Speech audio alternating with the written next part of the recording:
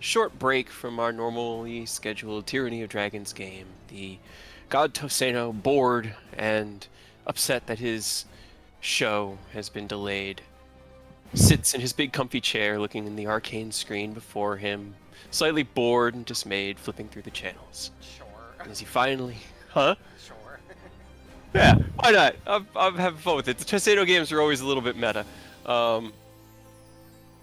As he finally finds a channel that looks interesting, we see 5 new faces, all gathered around a large fire pit within the center of a bustling camp. Deep within, actually not deep within, set within a wide open plain on this beautiful, beautiful late spring day. There's a massive windmill about 100 feet wide on each side of its base that just slowly spins behind you, setting the background tone of this kind of like. And as we look upon the adventurers for tonight, I'm going to roll a d6 and see who's going to introduce himself first, because everything is determined by the rolls. Okay. Sharpclaw. Please introduce yourself and describe what you look like, and maybe one interesting thing that the others here might know about you from having hunted alongside you occasionally within the past. I am Sharpclaw, Guild Knight Aspirant. He is a palico. He is slightly taller than your average palico, but still palico, so still very short. He has black fur for the most part, with little white spots. And you know, like the grumpy cat meme? He kind of looks like that. He kind of looks like he's pissed off. He's not. He's not pissed off. He just looks like it. And from your time that you know him, you know that he is extremely loyal. He will definitely like stay on the front line to protect you, but he's a fucking idiot when it comes to anything related to technology. Like, don't give him explosives; he will blow himself up. Oh no. Yeah. So give him explosives frame 1? Is that what I'm hearing? Yeah, I was about to say, don't you have a shit ton of explosives? No, you're lucky I bought plate because I couldn't afford it. Not afford explosive, but do not give him anything explosive or anything like somewhat advanced, because he will either break it or he'll hurt himself. TJ hands him a large barrel bomb. Go, do a crime. 2 caves diverge in a woods. One deals with a crab, one deals with explosives. I don't know which has the worst. Alright. So, Sharpclaw. As we then kind of pan over Rosvar, or Rosvar. Please introduce yourself. Rosvar is a Wyverian, wearing these green robes with like ice floral designs. You'll also see in his eyes shifting colors as well as wisdom, because he is very, very old, but he doesn't look like it. And he has a staff, very proficient with nature magic. It's one interesting thing that the others might know about you from hunting alongside you in the past. Something that they'd remember. More of a support. I would be in the back line providing support, maybe some attacks as well, but usually just stay in the back and make sure everybody is staying alive. Okay. Alrighty. Then, as Rosvar looks down at the grumpy Sharpclaw, that isn't grumpy, but just kind of looks that way, especially with the shadowing from the windmill causing this constant shifting of light across his face, we'll look over and see Outback Steve. G'day. I'm Outback Steve, the Laggy Cross Hunter. Outback Steve is just a dampmere. I fucking hate you so much. He looks like Steve Irwin. Vampire dampmere Steve Irwin. same outfit, same everything, and everybody would know from hunting with him. He's very all about like conservation Steve of the strikes monsters. back. Yep. Don't add to the fire, Ken. All right. As Outback Steve looks over the group, gives everyone a nod and a good day. Volcanus. Hey, you actually fucking damn it! I just clicked off my character sheet. It just saw he just has. It's just Why it's do you just think Steve I'm Irwin. cringing? Now, is this like an alternate reality version of the Outback Steve from that one we did with Yes. Daniel? Yes, absolutely. Hell yeah, dude. Okay. It's And like they're seeing all- the same actor in multiple different shows. But they're Nope, all it's alternate the same reality character. versions. They're all alternate reality versions of Steve Irwin. We need a campaign where all the Steve Irwins meet up. Oh no! Oh, It's like the Three Doctors. oh my Yep. god. Oh, my God. goodness! All right, Volcanus. All right. Let's see. Volcanus Steelmane. He is pretty young. He's 22. 5'10", 190. Brown skin, light brown hair, ruby red eyes, which is kind of rare, for the most part for humans. Might have something extra added in his bloodline. Special thing about him, he was originally just a regular blacksmith, just doing work off of coastal, like a coastal territory of the Kingdom of Elgado. One day they were doing a celebration where they had like a float of like a large herbivore, and it caught the attention of a Valstrax, who then attacked the village. And so now he got trained up as a hunter to go find, hopefully that specific Valstrax, but if he finds a Valstrax, it's on sight. He doesn't like Valstraxes.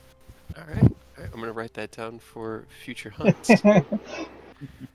All right. Thijeafa Gigo.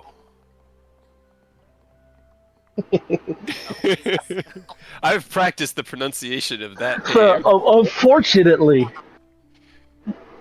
it's Theofa. Theofa. Gotcha. That's even better. I like that. But you guys can just, you can just call him TJ. People trip over his name a lot. He's used to it. He is very much built like a brick shithouse because he is a very physically inclined hunter. He was a gladiator. It just kind of fell into the work. He will definitely be on the front lines, and hunting with him, he uses a very weird, super heavy weapon, but he swings it like it's weightless. As you look around at the somewhat familiar faces around you, having joined on previous hunts, we bring ourselves here to our base camp within the Grim Isles. As I'm going to change our map. I like it.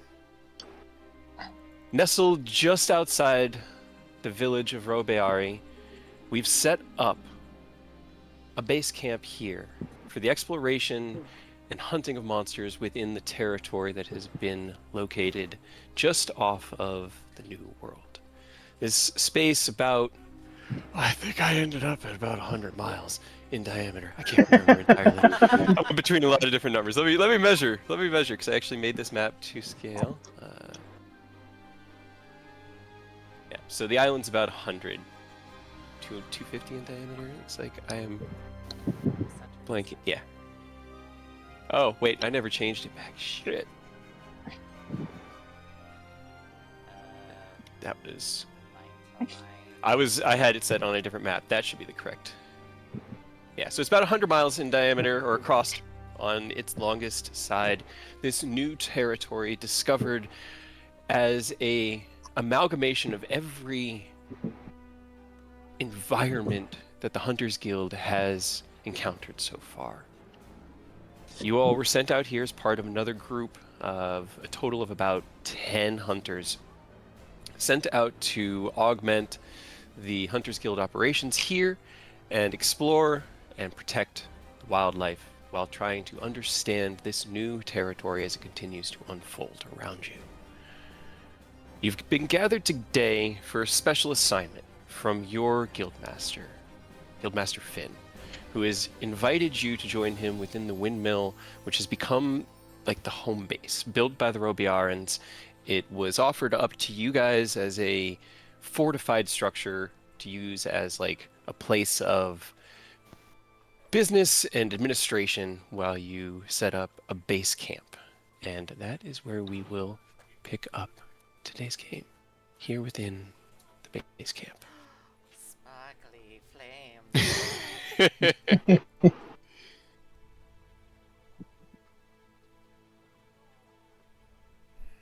What are those other tokens like this? There. So that is a Palico. Okay. Oh. That is Palico art's hard to find, guys. I had trouble. Yeah, I was yeah. like, that's either Palico or like a gnome. No, it's a Palico eating No. oh, The dango, right? Oh, From... the dango, yeah. Yeah. No. So you've been augmented with a group of Palicos to help in your hunts in case the hunters are not in sufficient quantity for any specific hunts. That means if you're going out on solo, you can bring Palicos with you to help. There are a few Palamutes that have been also sent out to assist and offer aid. You have a blacksmith that you would know as Ilra. The stable master is known as Sete, and your guildmaster is Finn. Aside from that, this has been home for the last 6 months or so, and these faces your allies, companions, rivals, and whatever else you may deem. So, as we pick up here, what you guys doing?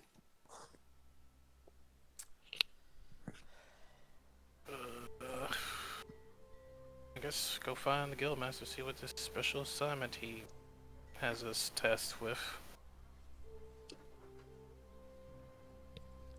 It's my vote. I agree. You fall in line, kind of heading into the windmill, and as you step in, you see Guildmaster Finn sitting behind his desk, just within the door. And as you look up, the towering inside of this windmill, once used to grind and store grain, now been opened up entirely for your administrative use, goes up with the kind of stairs corkscrewing up along the backhand side to a platform about 40 feet up. And beyond that, you can see the disconnected but spinning wheel of the windmill still turning in the gentle breeze of the day. As you step in, Guildmaster Finn looks up from his desk and gives you all a broad smile and stands up. Ah, hunters! Welcome. Please, join me. And he motions to the table before him.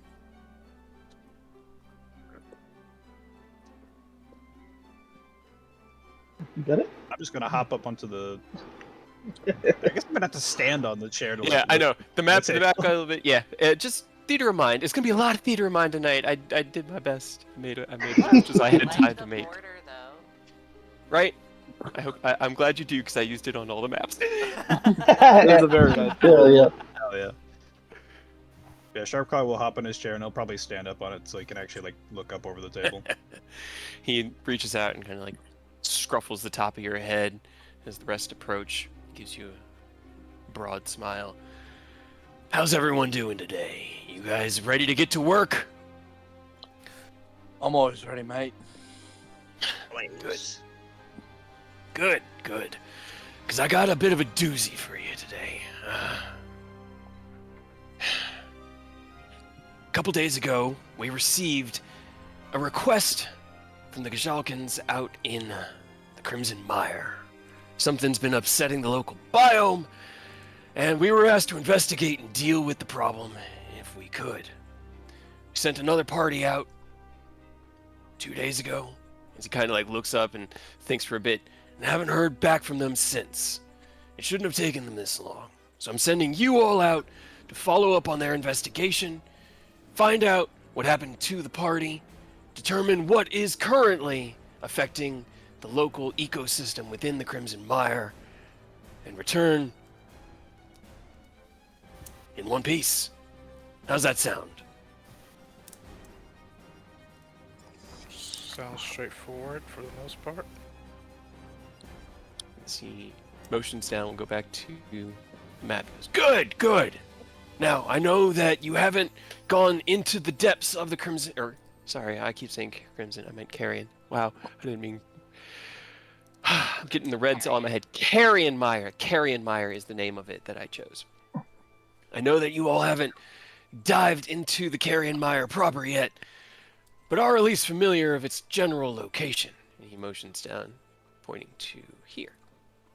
It's a little bit further away than a single day's journey, so we're going to offer you use of one of the Palico dirigibles to get you there quicker. As soon as you're ready to go, you let me know. If you have any questions, I'm your guy. Yeah, what do we know so far? Good, good. Not much. Apparently, it's big enough that it's upset the young Otogaron in the region and has caused them to invade the Gajalkin's territories, interrupting their late spring rituals and upsetting their normal way of life. Aside from that, that was what the first team was set out to investigate. We believe it's a different Otogaron moving into the territory and trying to push out another pack. So I'd be prepared for something along those lines.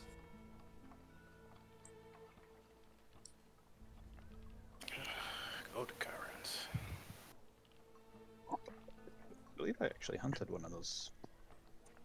A lot of them rolled, and you guys rolled after things were picked, so good job. Wait, But- what was the name again?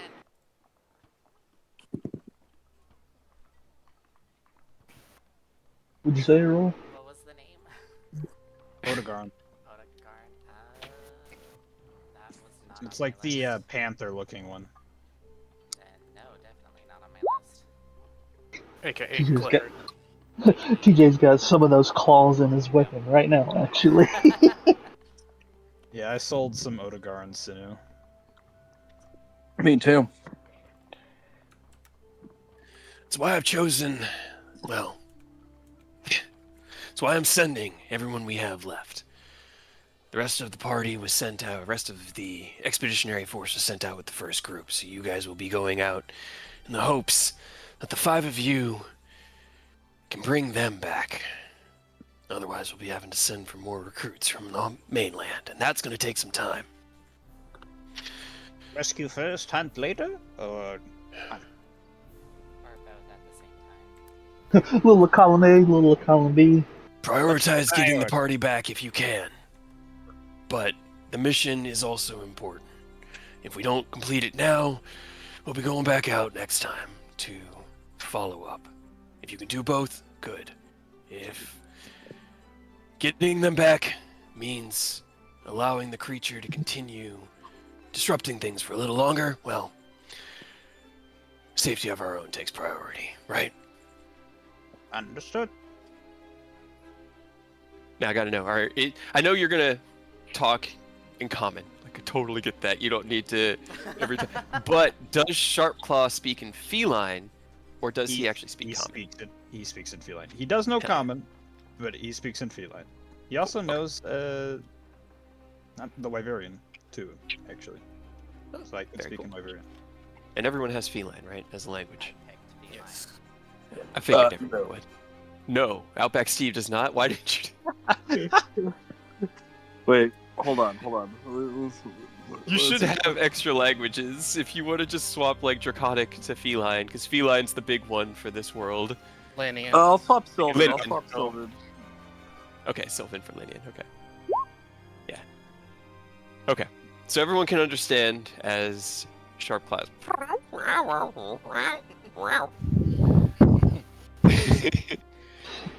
Good. Then, as soon as y'all are ready, head on up the stairs to the dock. The dirigible's been made aware of where they're supposed to drop you off. Should only take you a couple hours by airship to get there, You'll be on foot from the edge of the carrion mire, so be prepared for whatever may lay within. Very well. I guess let's get set up. Gear up.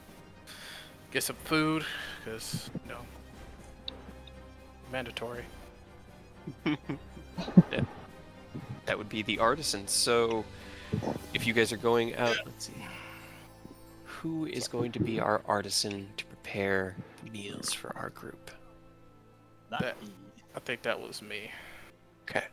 So actually, it is something that happens out in the field, as I'm reading through the rules again now. So it isn't something that happens before you leave camp. You actually do it out there. But if you wanted to buy any supplies like meat, fish, vegetables, that kind of stuff, you could do from the one of the tents here in your base camp. It'd actually be within Robiari, but Yeah, I should do that. Actually, I only have 40 gold / zenny left, so if anyone would be willing to help a brother out, I got a fat 0. I just in have case. 20. I have 170 if you need it. Well, let's see how much the supplies will cost, and yeah, I'm looking it up now. go from there.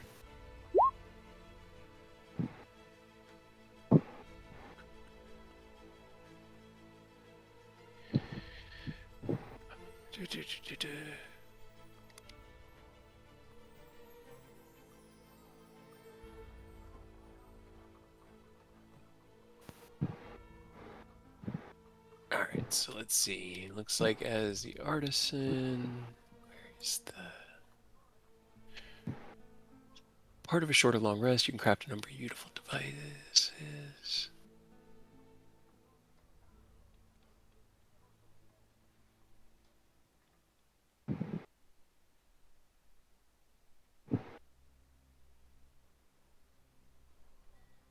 There's so many, like... Okay.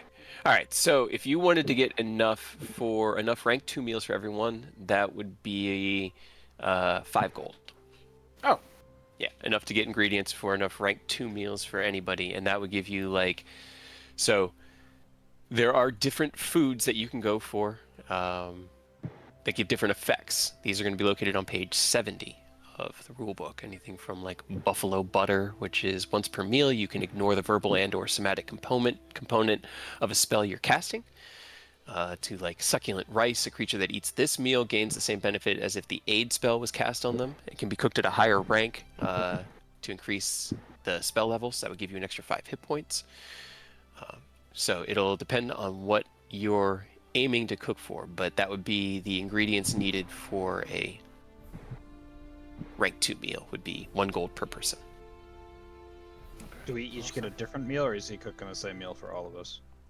I think it's going to be the same meal for everybody, just to make it a little bit Simple, more yeah. narratively Yeah. yeah. If it was individual, I would like the one where I have to I'd say if you had 2 artisans, they could each make a different meal. Do I need a specific Because- kit for that? Uh, What's the rule cooking for artisans? supplies. So are we able to double up on any of them? Because I was looking at the rolls and it said Scout was the only one you could double up on after all of them are filled. Are we able I to? didn't read that. Yeah. I didn't know that there were rules for that. Yeah, it said, and if there's 2 scouts, one of them's got like one has to be designated as the primary one. Okay. I mean, if someone wants to be, because I can be Trailblazer or a Scout. If someone wants to be the main Trailblazer, I can switch to Scout I can because I be make the a fairly good trailblazer, Scout. I have survival. Okay. So let me write this down because this is going to be important. This is how the adventure is actually run, is depending on who is what role. And having 2 scouts is good. Like, it's definitely beneficial. The scout. I've got no investigation, so whichever one of those used that, I don't want to. Please don't make me do that one, or we will have problems. So the artisan can really. The way the artisan works is you can really do anything. When you go to cook a meal, you choose 3 different things that you have to do. and you choose 3 different stats to use for those skill checks.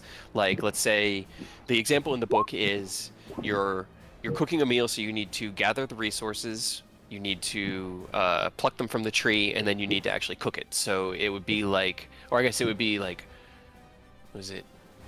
They did spotting it with a perception check, climbing the tree with an athletics check, and then I think it was like a dexterity check to drop them without like damaging them, so that you could then cook them. And then you use those 3 rolls to determine how good the food is.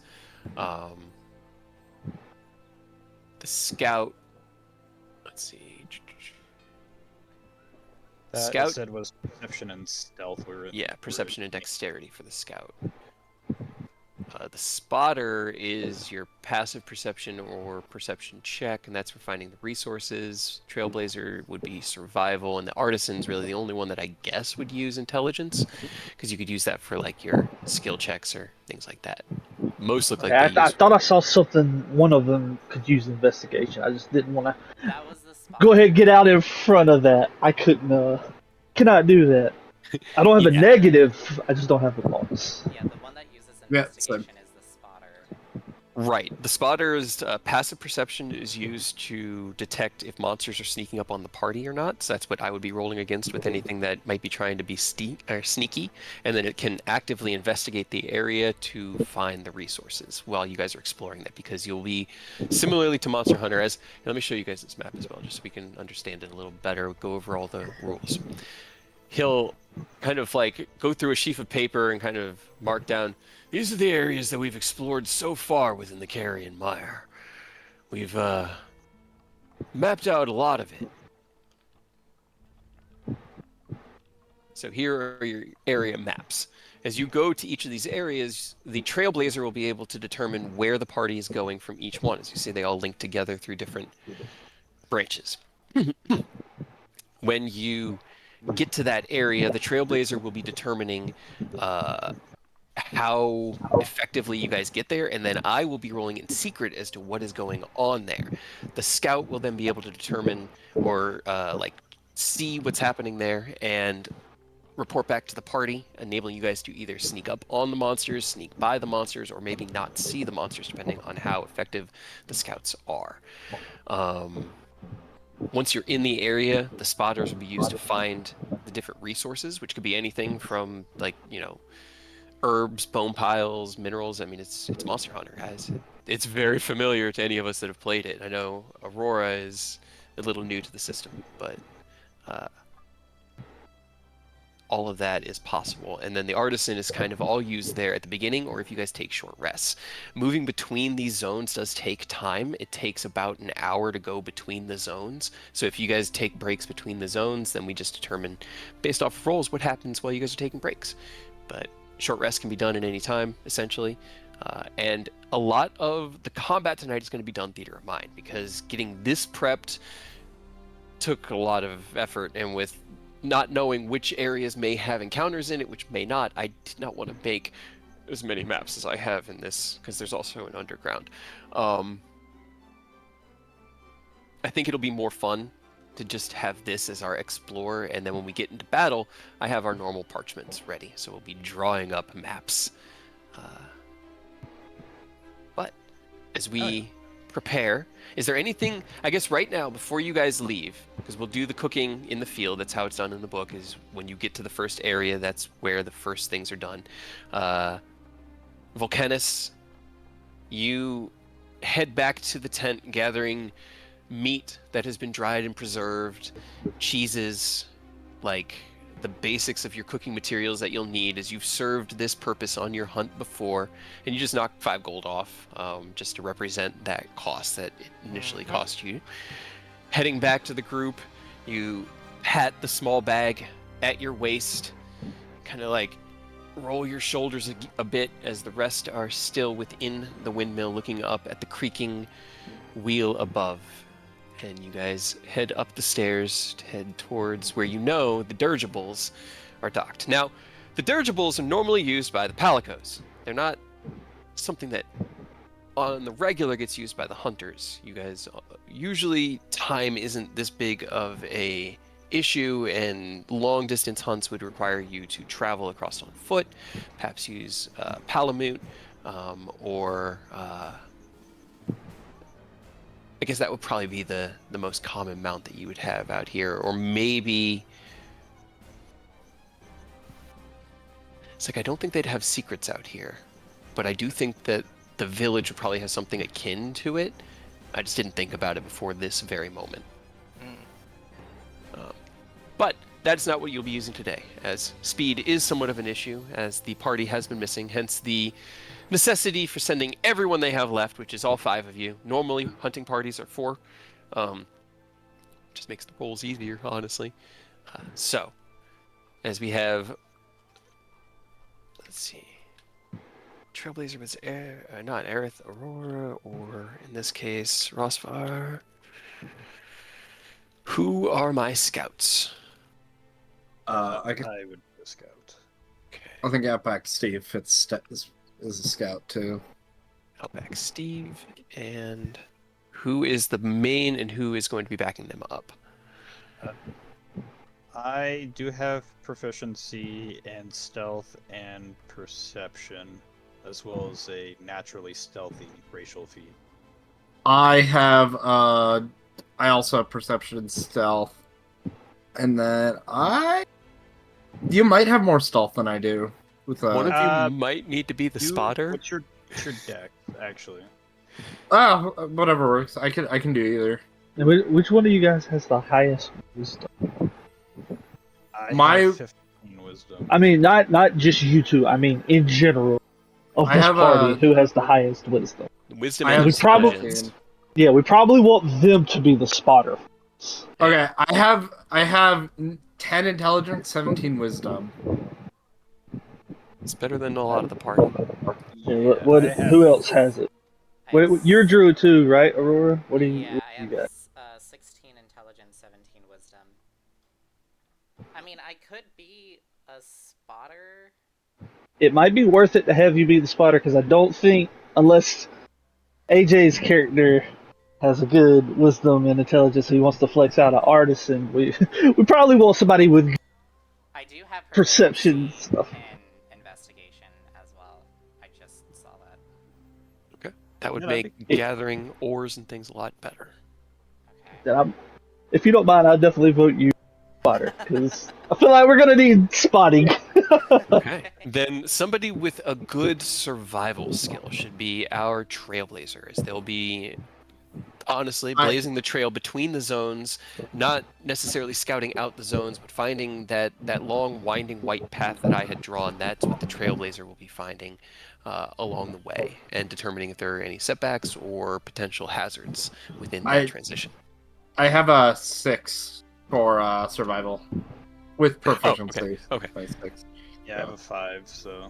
Yeah, I've also only got a 5, so Outback Steve, Trailblaze for us, dog. We got TJ. Crikey, mate. You know me. I'll trailblaze the shit out of that. That leaves Kenneth as our artisan. Okay, perfect.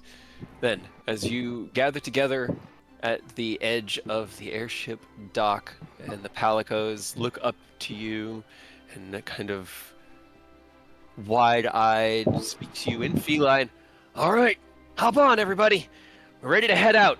You're gonna have to kind of tuck in tight. It's not a big ship. And he hops on to the ship that's about the size of a rowboat.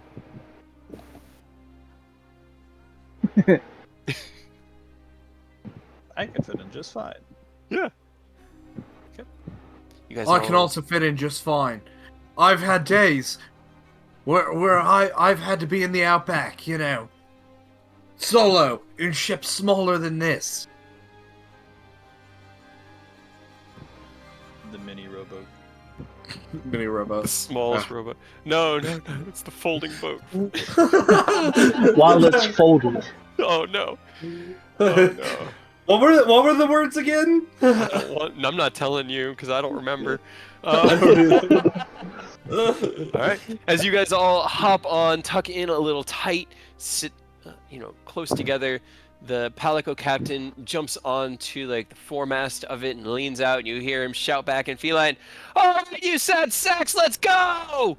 And you hear this kind of rhythmic chanting in feline start singing below you as the four little kitties in the little under deck that sits beneath this top deck begin to pedal, and the wings start flapping, and you take off from the side of this building and begin flying out over the wide expanse of the Grim Isles. Please tell me it's got like the little inflatable Rathalos head like they use in Wilds whenever he gets the floating ship. It is a dirigible, so you'd better damn well believe that this thing is being suspended above by a giant Rathalos head balloon, and only being propelled by the Palicos beneath. So, as you spend the next couple hours aloft in the air, looking out over the lands below, as the flowing green plains alive with the creatures that you've come to know from your times in the New World and the Old World and wherever you may have been before coming here. You know a lot about the various monsters that inhabit this world. And while their origins and the true mysteries of their existence are still enshrouded, this place seems to offer a piece of that puzzle. As looking out, you can see the tall, glistening snow-capped mountains surrounded by slate-gray hills, devolving into this wide, wide forest. Deserts stretch off to the north with badlands and grasslands and highlands and swamps. There's an island entirely engulfed in lava and fire, and one unreachable by even the strongest balloon. This place holds many mysteries. I've only created the answers, or maybe even the opening, the one here, as the party looks out over this entire landscape. Is there anything you guys want to do while you're flying? Anything you want to talk about, discuss, anything along those lines? All right, Are we catching or killing if we find the thing before we get the if people it's- out? If it's destroying the habitat, we might have to be putting it out. We could send it to my monster farm up north. Rehome it. Conservation. The Outback Steve way. Do we have traps, sleep bombs? That's too easy, mate. That's too easy. Basic supplies have been provided, and he kind of thumbs over to a large, bundled up, like satchel, probably about the size of a backpack. It'll be sent down with you.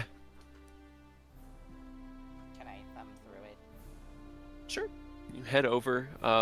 You look. It seems to roll me an investigation check. Ah, there.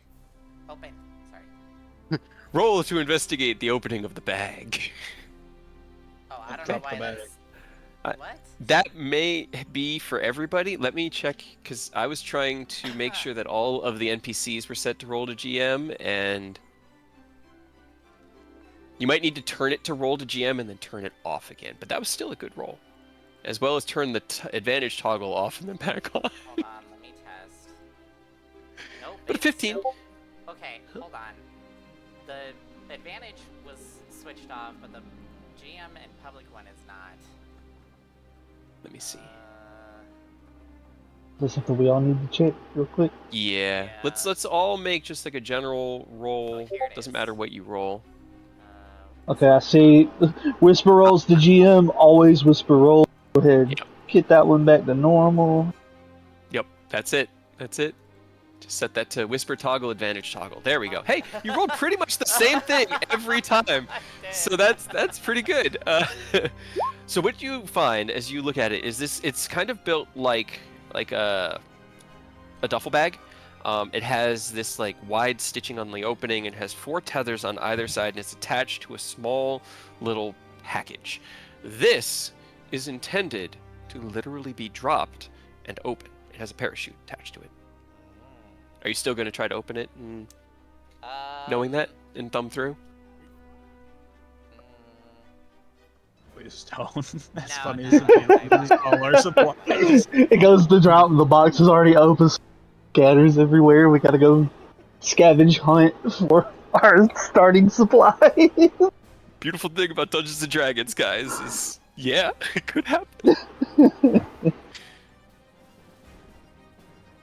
We could wait. Let's wait. But general question is: are we all melee based except for Aerith? Rosvar. And yes. I have a ranged option. I have a ranged option, but like, I fight better in melee. Okay, I'm just checking. Yeah, if I'm melee. Gotta make sure I understand how I need to position myself.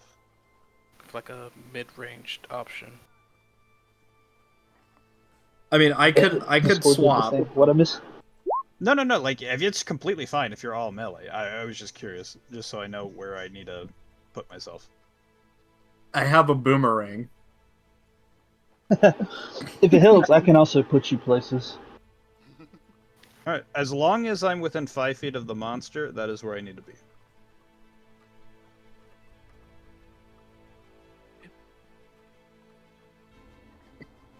As you guys discuss logistics and going over the plan of capture or kill, not Aerith, Rosfar. We're all doing it. Rosfar, do you thumb through it or do you leave the? I leave it. You kind of look down and looking at it, you realize though, this has a parachute. You look around, roll me a perception check.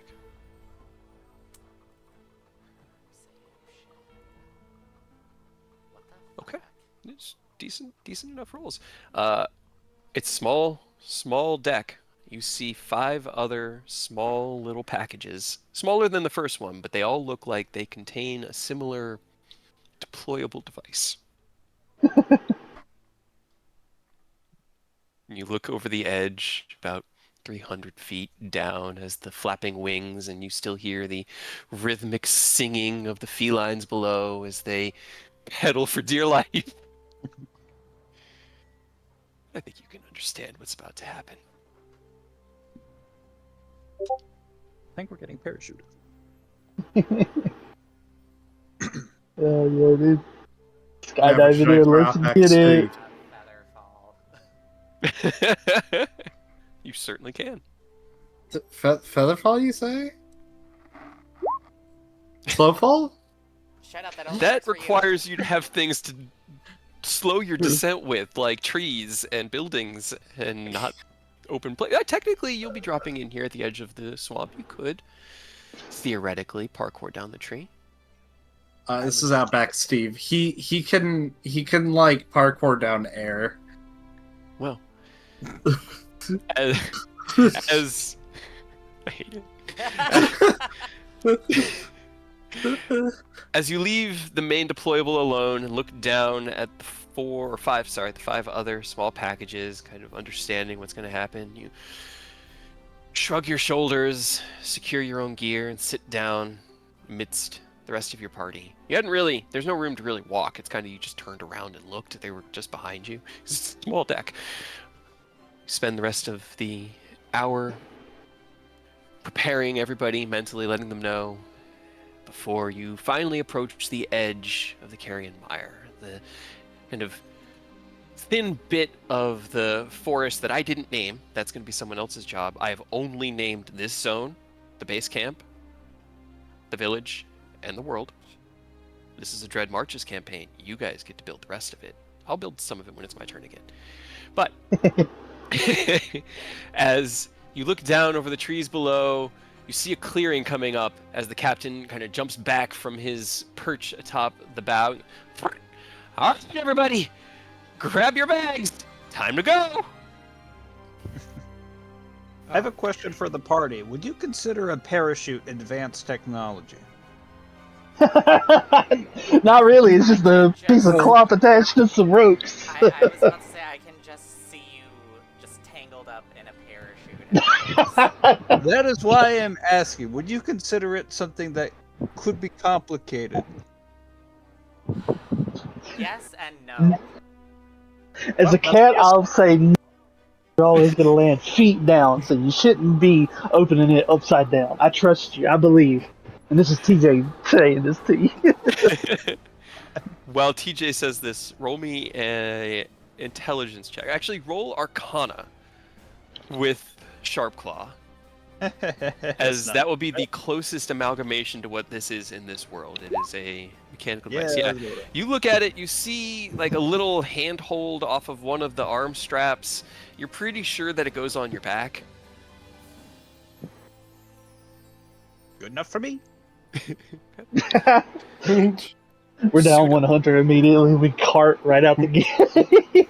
This will be useful for a lot of things going forward. What's everyone's passive perceptions? 16. 15. 15. Gosh, where do I see that? It's like right under your skills. Oh, 16, okay. Yeah. you guys That's are good. all- We're all, pretty all- level on that. Perception. We're very perceivable. We see things. All right. Okay then. Let's see. Who has an intelligence over 12? I do. I think it's just Rosfar, right? Okay. Hey, what about? Oh I no! was about to No! say No! No! No! Ken. Volcanus, yes. I'm sorry. I'm sorry. You are right. You are right. As an artificer, you probably do as well, right? Yeah, 15. 15. I have an 11. Close. I have a 10. Who needs to be smart? Actually. Okay. You all, I think a 10 would actually probably notice this. As you all suit up, you put the bags on, you kind of like pull the tassels through themselves with little D-rings, you tighten the leather straps across your chest, you ensure that both your weapons are, actually, both for some of you, one for most of you, is firmly attached to your back and your bag. You kind of like, I don't know, do that like jostling motion to rebalance everything.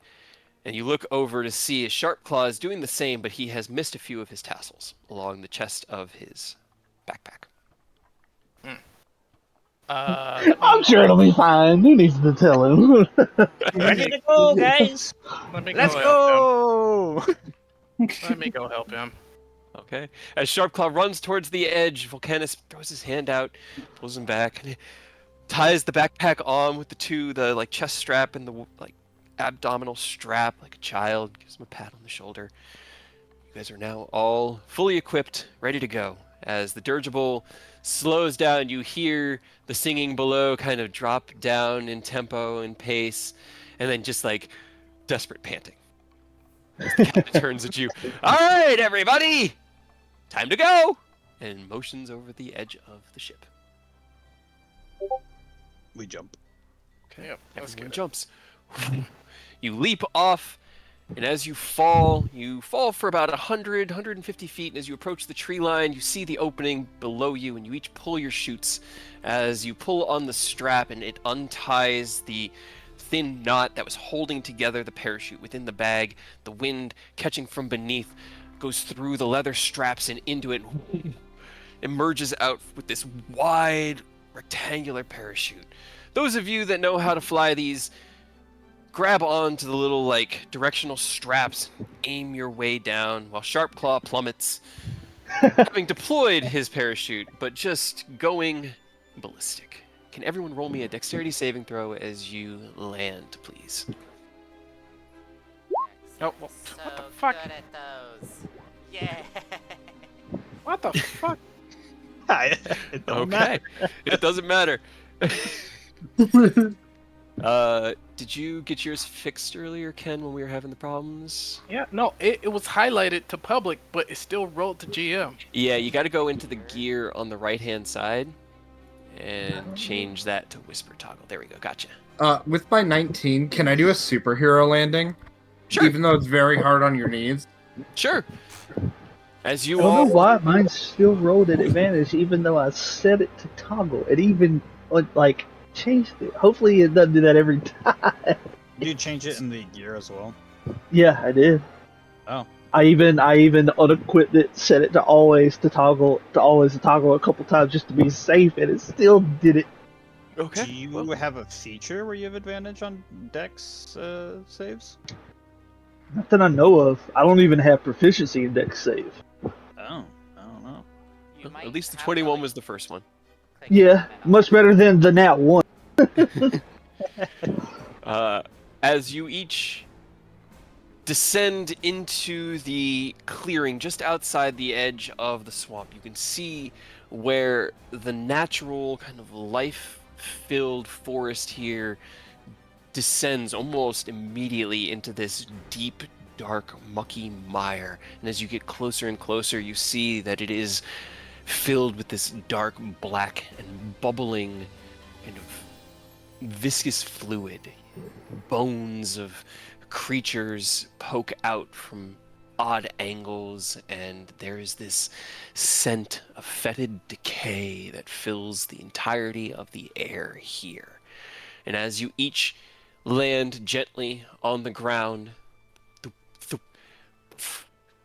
Outback Steve with his superhero landing, Sharp Claw landing on all fours perfectly as the parachute just tumbles down.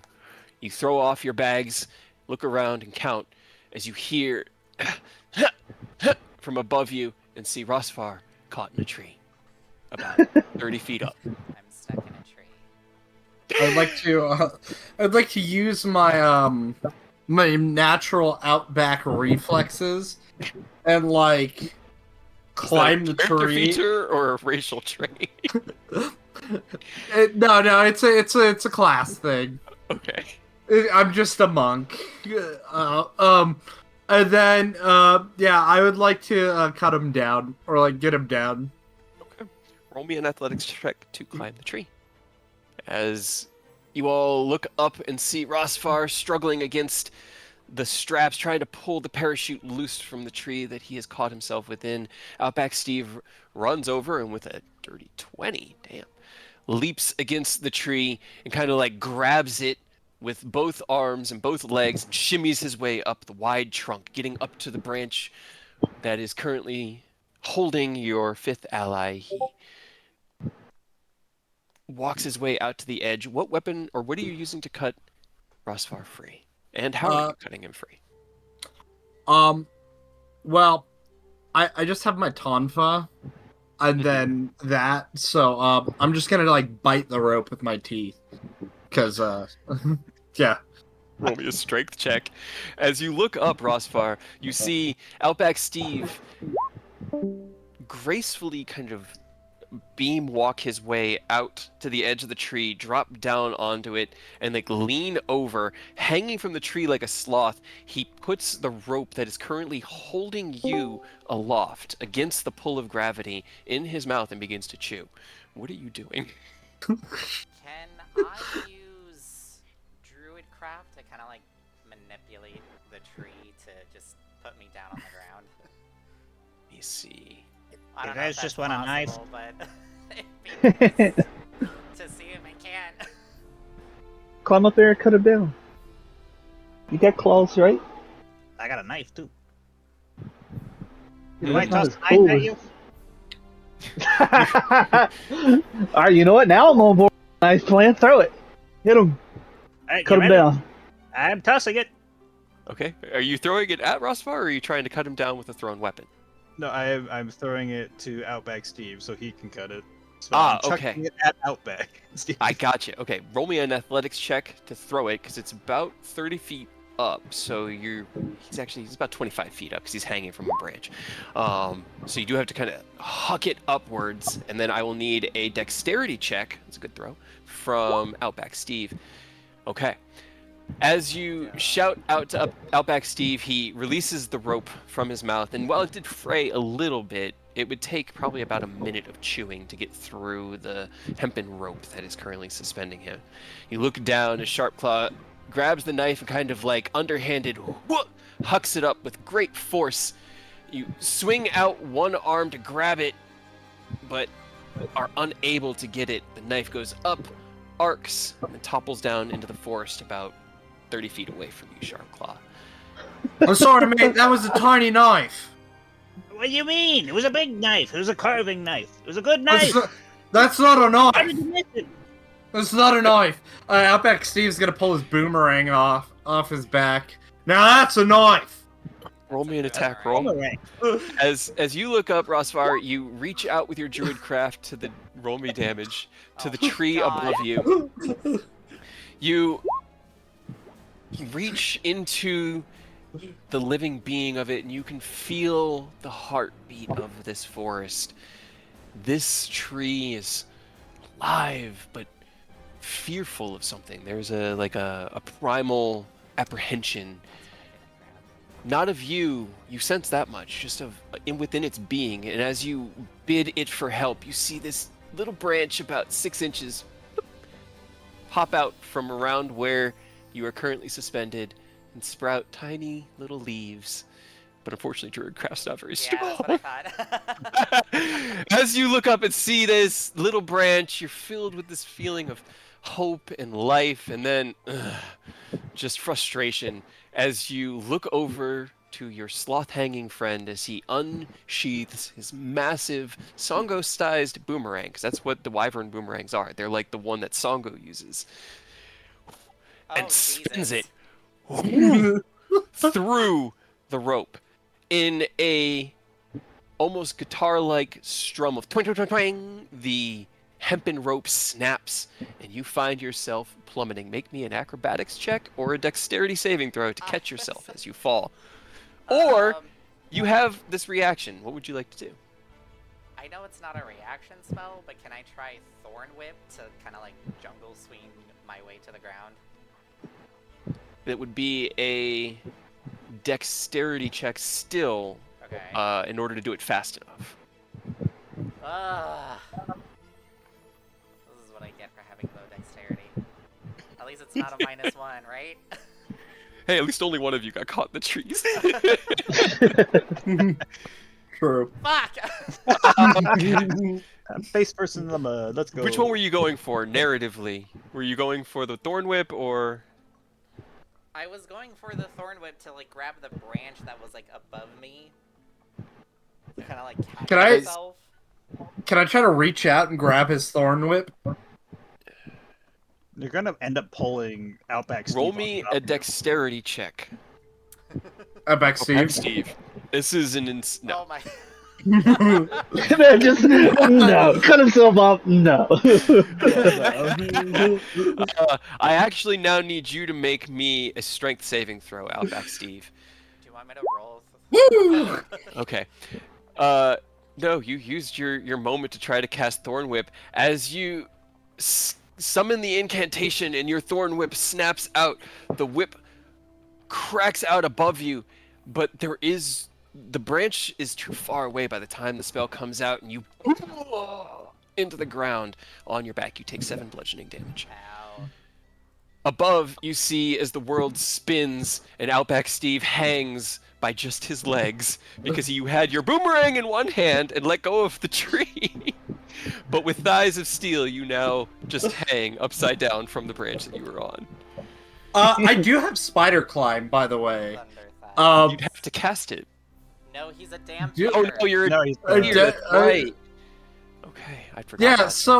so I'm just gonna like spider climb down with my boomerang in my one hand. Okay. You reach out with your hand and touch the trunk of the tree, and you see this obscene kind of shift of gravity as he lets go of the branch with his legs and shifts around to like a superhero landing against the side of the tree and stands up and then just walks down. I had forgotten you could do that. He's gonna like face like an empty spot where like nobody is and go, and you see that? The Carrion Maya is a very, very deadly place. One should not be there alone. Dangerous things can happen like that at every turn. It's smart. It's smart. Yeah. All right. Then, as you set off towards the beginning of the Carrion Mire, can my Trailblazer please roll me Which a is survival me. check? Can I do something first to maybe increase my survival check? Yes, So- actually, at this point, the artisan. I need the artisan. As you stand here at the edge of this forest, alive with just all sorts of actually useful fruits and things like that. What are you doing to craft everyone their meal, and what meal are we going for today? Is this going to be considered a short rest? Technically, you could take short rest to do this, yeah. Okay, could we do a short rest so I can, one, swap my weapon back to my Tonfa, two, I would like to ritually cast Find Familiar. Okay. Would this area look like difficult terrain? No, not really. The mire that you saw from above is, but you're still about. You probably dropped about a mile out, and the Trailblazer will be finding your way into Area 1 as the first roll. But right now, you guys, you know how like when you start, there's that campsite where it's like the single camp and then the blue box. Speaking of which, as Rusfar slams into the ground, another small package you see descending, just gracefully floating down, lands about 6 feet from your head as the parachute with the supplies has also been sent down. I That's just essentially where you guys are right now. begrudgingly get up and just start dusting myself off. Okay. Okay, yeah, do the meals. I'm trying to figure we out If we're which taking one. a short Sounds good. rest, I also have this Hearth of Moonlight and Shadow.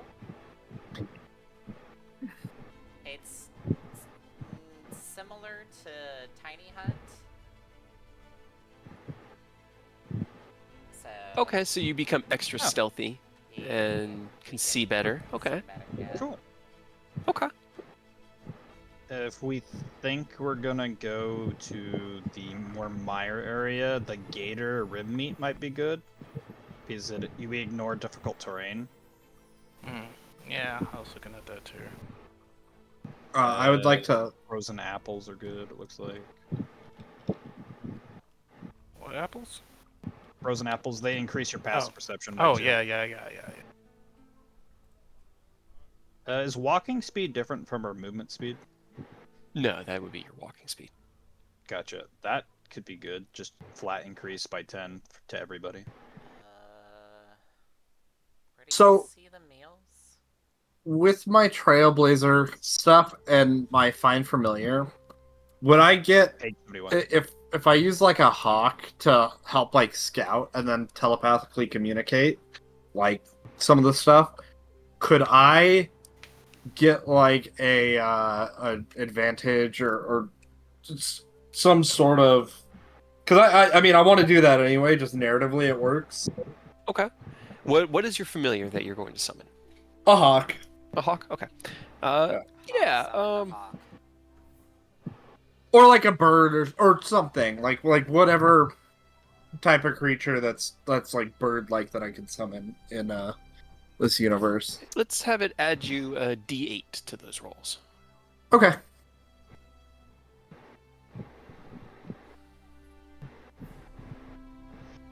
And then Food option. There.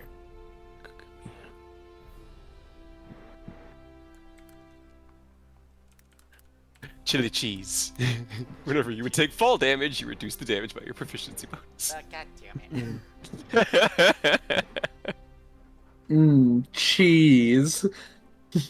Damn, those frozen. I would not. Nothing would be able to sneak up on you guys with those frozen apples. With all of your fucking passive perception so high, holy crap! I see everything. Right? I mean, I guess our mission here is to save the people and then possibly hunt or capture whatever the monster is. Here it is. So finding the people might be a good priority. So frozen with the apples. passive yes, I'm trying to see if anything else would like have similar effects that would help us help other people find them. Ooh, spicy herbs are cool too, because they just give you a rank 1 effect, but twice. Aged cheese. I'm really surprised base 5e didn't do anything with food buffs. 5e was Gonna built as crafting was kind of eh.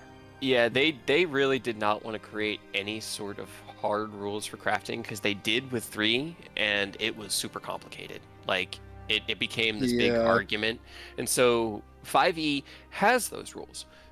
They are whatever the DM says. Neat. Right? It's kind of janky, but that's like what I was, a lot of like what these monster parts are is just building custom magic weapons, which is really fucking cool. But that's really all it is, because all of these magical effects are things that happen on normal items. Technically, we could have both. We could increase our passive perception by 1 and get +5 to our move speed with the what was it? Spicy herbs? No, never mind. I was choose 1 ranked meal. Never mind. Never mind. Ignore what I said. I misread. A Vel Klondike bar. I mean, that one's not bad. It lets you With reroll on the Klondike. loot table if you're looking for something in particular. I'd take that in Monster Hunter any day. Fucking desire sensor. I get it, because you just gotta want it.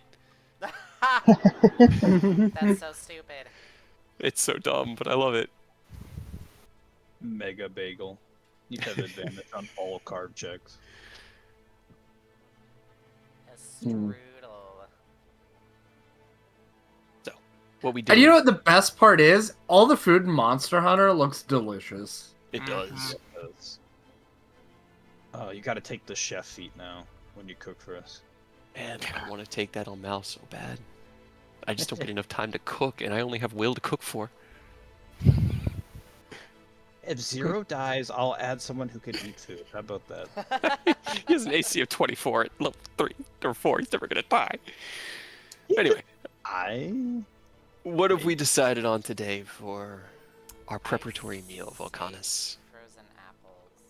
Yeah, That's I also think my frozen vote. apples is the way to go. Okay, then we're going to make this similar to how the example goes in the book.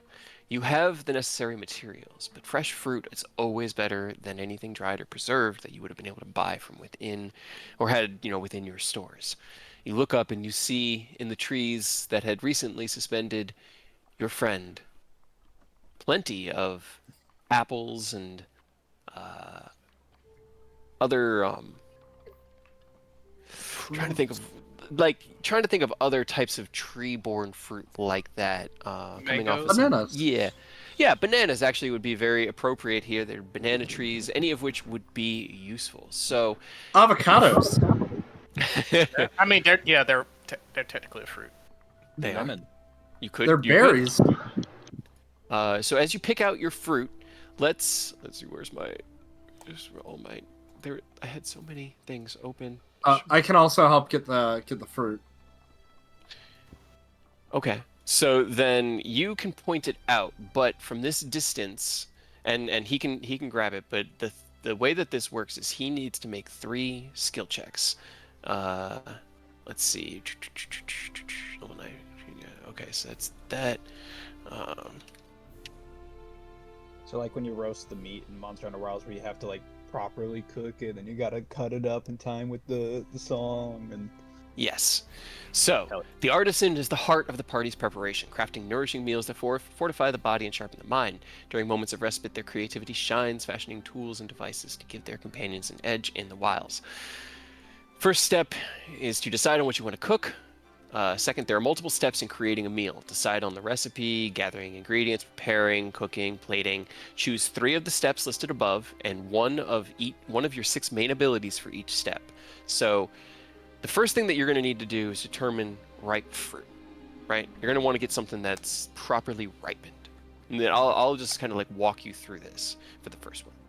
For your first check, you can either use perception or intelligence, I guess wisdom or intelligence, to determine whether or not the fruit that Outback Steve is easily gathering for you is of proper ripeness.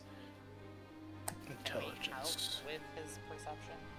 Not in this one, because this is part of the roll checks. These are all done kind of separately. This is while you guys are making your own preparations. I shall pick intelligence. Okay. What you see?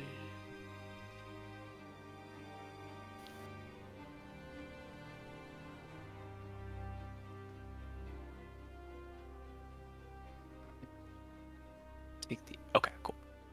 All right, then roll me an intelligence check from Volcanus. Okay, Oh 9. god. It's fine. That's why it's 3 checks, is because they didn't want anything to be restricted down to one single fail, because this is something that you'll probably only get to do once, maybe twice during the adventure.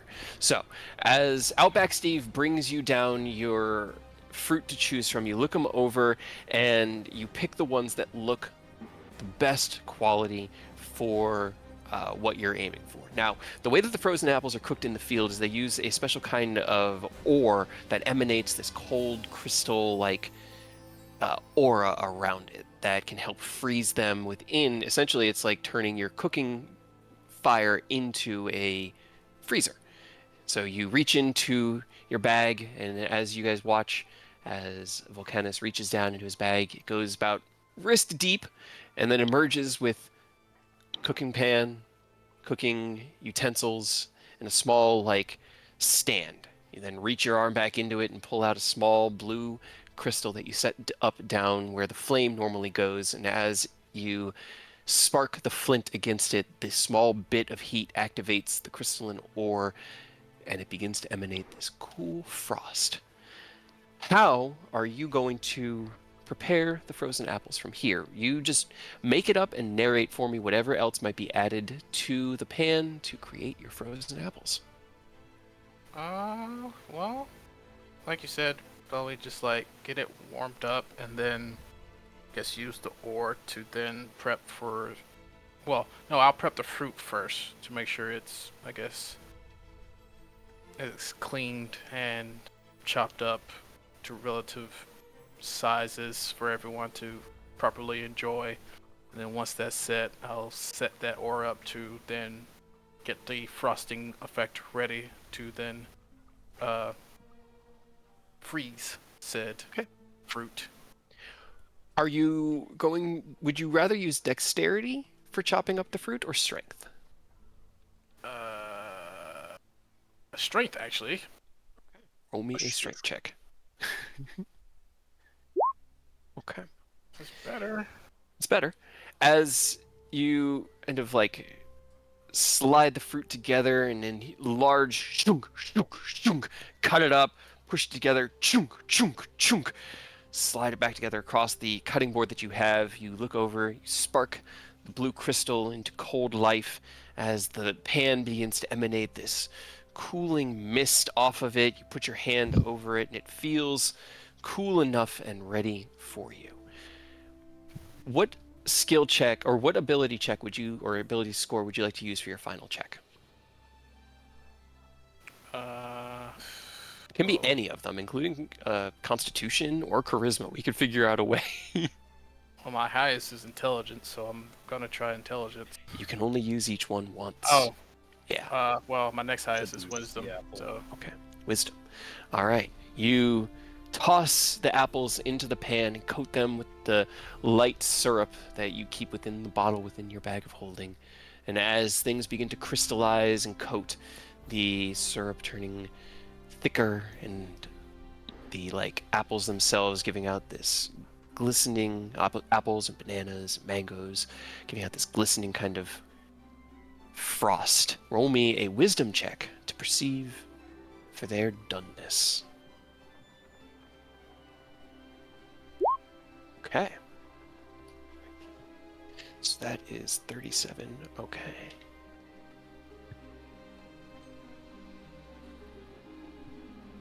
Let's see. Where is... You were going with the frozen apples, so that is rank 2.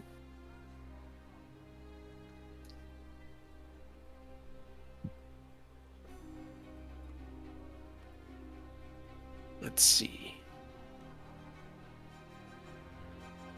I'm just making sure I'm not missing anything here. Are you proficient with cooking utensils? Is that one of your proficiencies? yes. Okay. Which one of the 3 ability scores would you like to add your proficiency bonus to?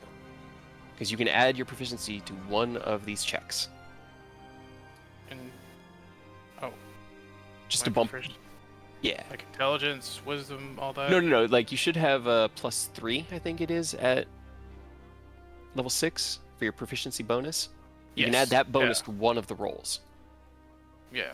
So yeah, cooking utensils. Alright, so that would be 12, 22. Okay.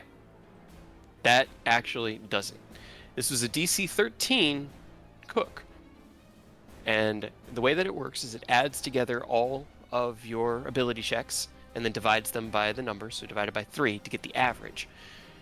And if you hit that DC, then you gain the benefit. If you miss it, then it just counts as your day's rations, and you at least don't need to use rations for that day. But as you hit 13, you look down, and it's not the best you've ever prepared, but it is satisfactory, and they are, I'll call it just frozen fruit, as Volcanus lifts up the pan with a oven mitt on his hand to keep the cold frost from freezer burning his own hand, as the entire pan now glistens with this glowing white kind of frost and mist billowing out of it. He takes a handful of skewers and in quick motion, shoo, shoo, shoo, shoo, skewers each one up and hands you each a skewer of frozen fruit. You nosh it down, probably 3 or 4 skewers each, knowing Monster Hunter. And as you each look over, you feel rested, ready, and your passive perceptions are each increased by 2.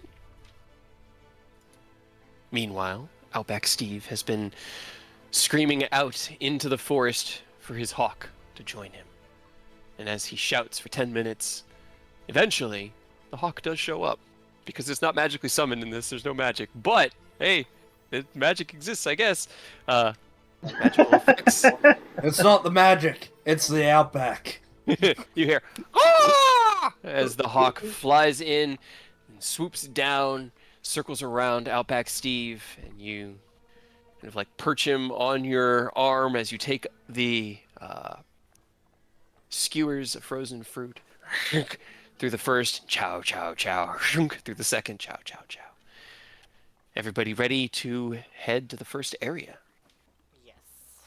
Okay. Then Trailblazer, roll me a survival check and add a d8. Blaze that trail, Hawk. Blaze it. Okay. It's 18. I think that's good. Which way are you taking us? Where are we going? To Area 1. Area 1 first. We're not quite there yet. As you head to Area 1, navigation DC. Gotcha. Okay. Good, good. I now need to roll this. Okay.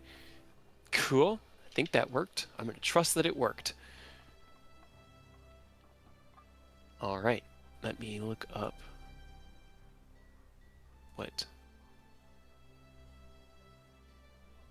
Trailblazer. Okay, so I'm thinking frozen fruit should be pretty sweet, which got me thinking of the cheesecake I bought earlier. So I'm gonna grab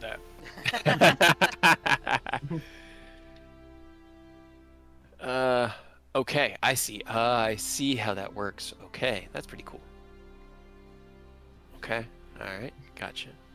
Okay, all right. As you approach into Area 1, the first thing that you notice... roll me a perception check, Outback Steve.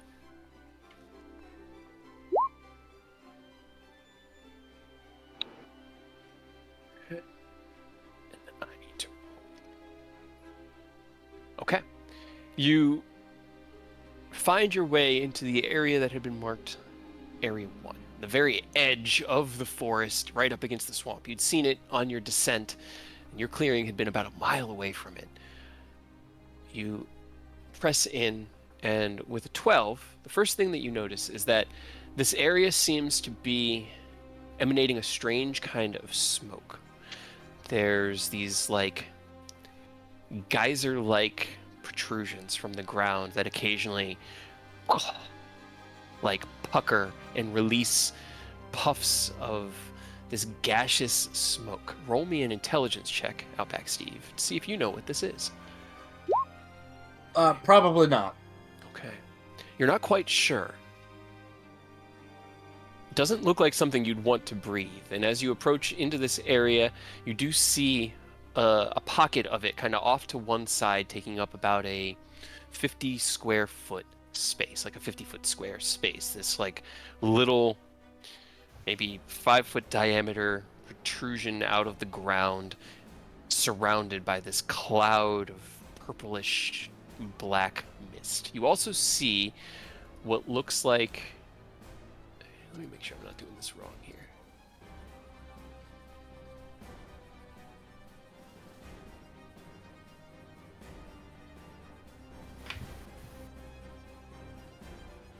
Ah, okay, gotcha.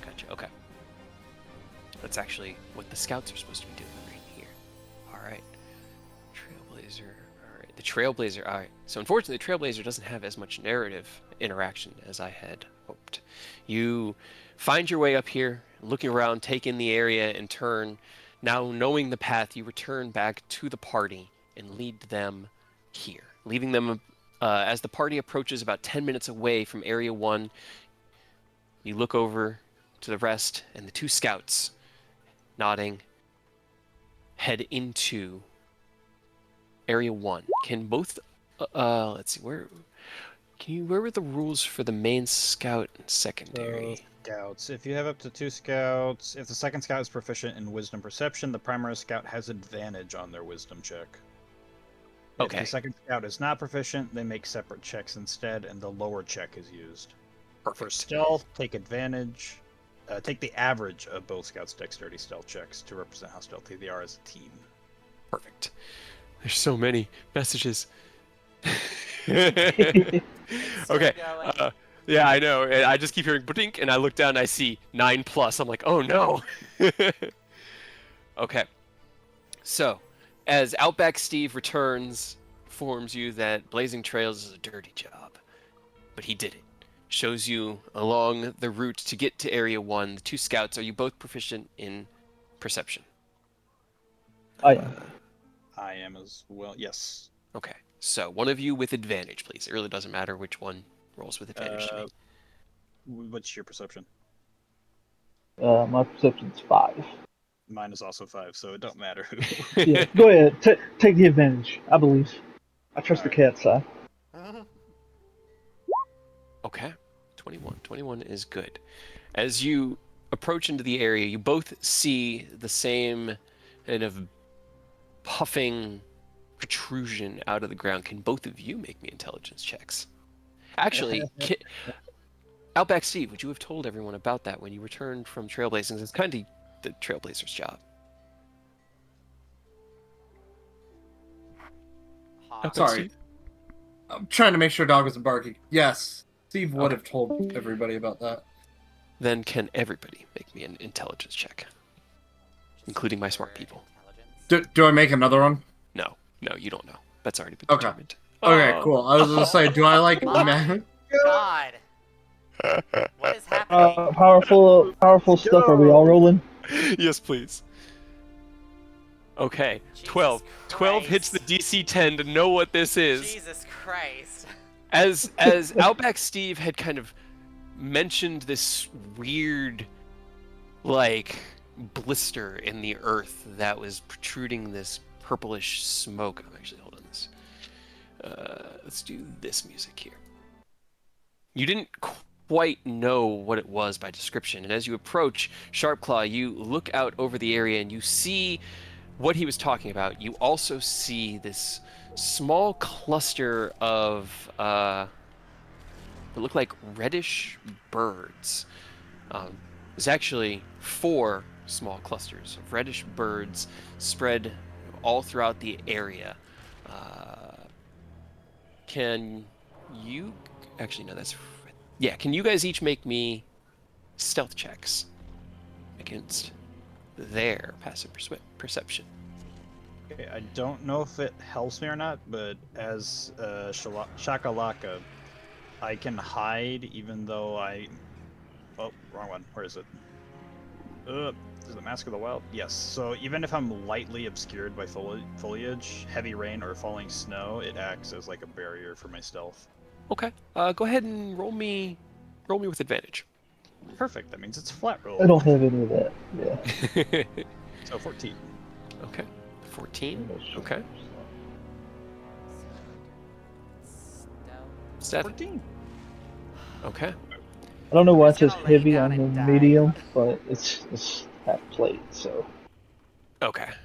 Half plate. It still says heavy armor because it still has the heavy armor debuff that goes against your dexterity, just like Oh. scale mail. Also, Ken, if it helps, I have the Wanderer perk from my background too, so I can find food Oh, for up to neat. 5 people. Okay. Okay. We're all, That's actually for future. Okay, gotcha. yeah, rolling. Everyone wants to roll stealth. No. That actually will be used in the future. But for now, you look out over, you see the 10 to 15 reddish birds, each swarming around each other in a cluster of mad frenzy. You see the puff of weirdish purple smoke, and you know this as effluvium. That this is a effluvium-rich area, and that with a 12, you typically don't want to let that stuff get near you, as it will affect your ability to recover, your ability to think, and can be deadly if not treated. Love to hear it. Love that for us. Don't Okay. breathe it in. So, as you scout ahead, head back the 10 minutes, returning to Volcanus, Rosfar, and Outback Steve. How are the 5 of you proceeding into Area 1? Are you going to... You know that there are creatures in that area. Are you going to try to sneak by them? Do you want to engage them? What do you want to do? While I quickly draw a map.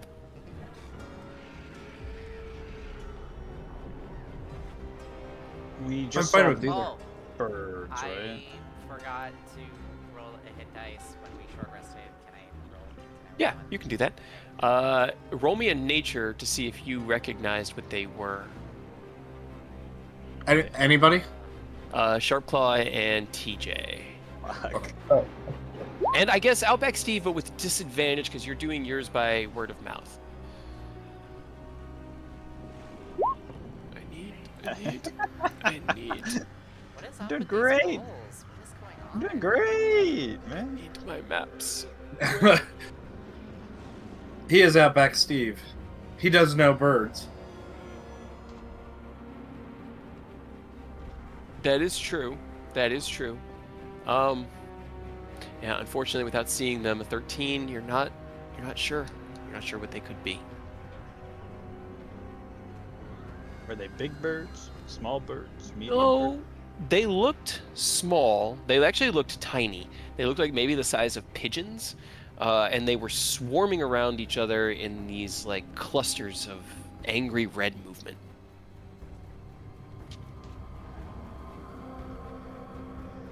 I think we could just sneak by.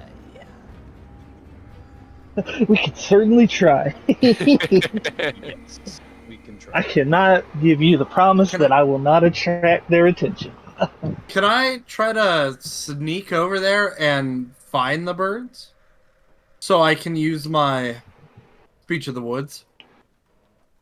Are you going to separate yourself from the party to attempt to do this alone? They can come with me. Okay, so then I will ask, what are you all, how do you want to proceed? Are you guys going to go together or not? Because that would be just a how we move forward. Well, I, rather not split the party. Yeah. Yeah, our goal is to. What? You don't want each of us to take an area alone so that we can do this efficiently and find them immediately? Die? You don't want to send us out each one by one? We start the next game. Hunters, welcome to the Grim Isles.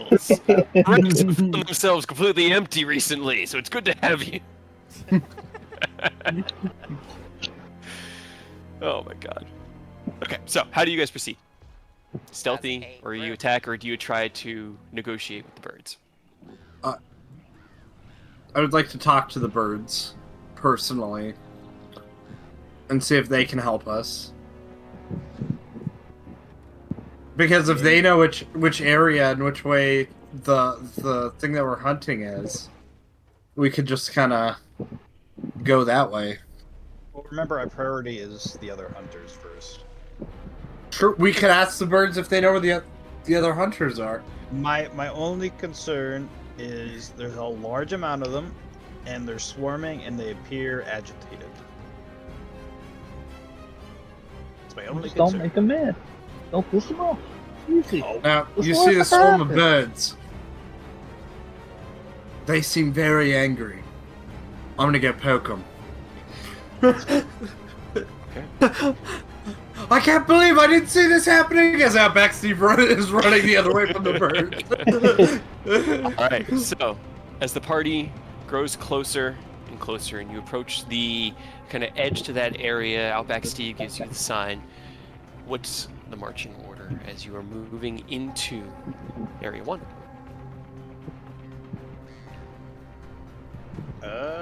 I mean, if you're gonna talk with them, you probably want to be front, but I need to be like at least second. So I Fair need to enough. be up here. And I'll follow in line behind him.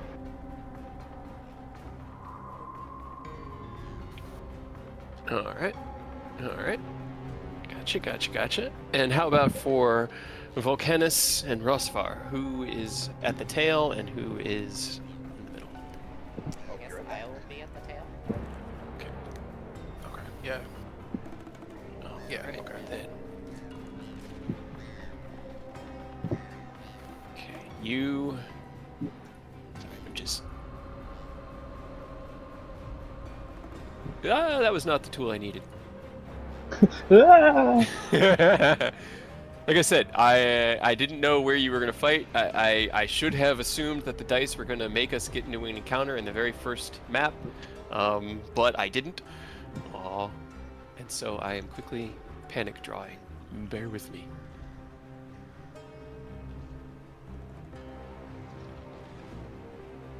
Just know wherever you think we're gonna go, you're not. And where you think we won't be, we will. I know. It's so hard. Alright. Get the tokens here. So Outback Steve leads the way in, followed by Sharpclaw, and then TJ, and then Volcanus, or Rosvar, then Volcanus. Our fate's all up to you, OBS. I was like, how does a recording software save you Yeah, guys? right. Oh, we're dumb. Well, it records what happens. Yeah. For posterity. I keep moving things between the wrong layers, guys. Okay. And these are still on that wrong layer. Yep, that's what I thought. Okay. Change layers. Tokens. Now, I'm going to do something that I haven't actually tested yet. I'm going to summon the party. Ah! New tool. Place party here. Hey! Did you guys get moved to the page? Yeah. Yeah. Hey, that's pretty cool. That's Was pretty it cool. the new Okay. thing I sent you? Yeah, I just did a right click and then I clicked place party here and it moved you all here onto the page with your tokens right where I clicked. Awesome. So, as you approach, you see the swarms of birds twirling around each other in this mass of red. And as you get Oh, closer no. out back, Steve, you do recognize them as Curio. Oh no. Sorry. No, you're good. That's what I was hoping for. Let's see. Let me get their description. I remember enough of Sunbreak to know where this is going. What's the worst thing? We got an Empire on our team. Maybe he can talk him down a little bit. Those aren't the right. This is the right one. No. Monster Hunter. Do I have it? I have it in a different tab. I didn't mean to do that. I need the monster manual. Oh no. It's fine. It's just don't worry about it.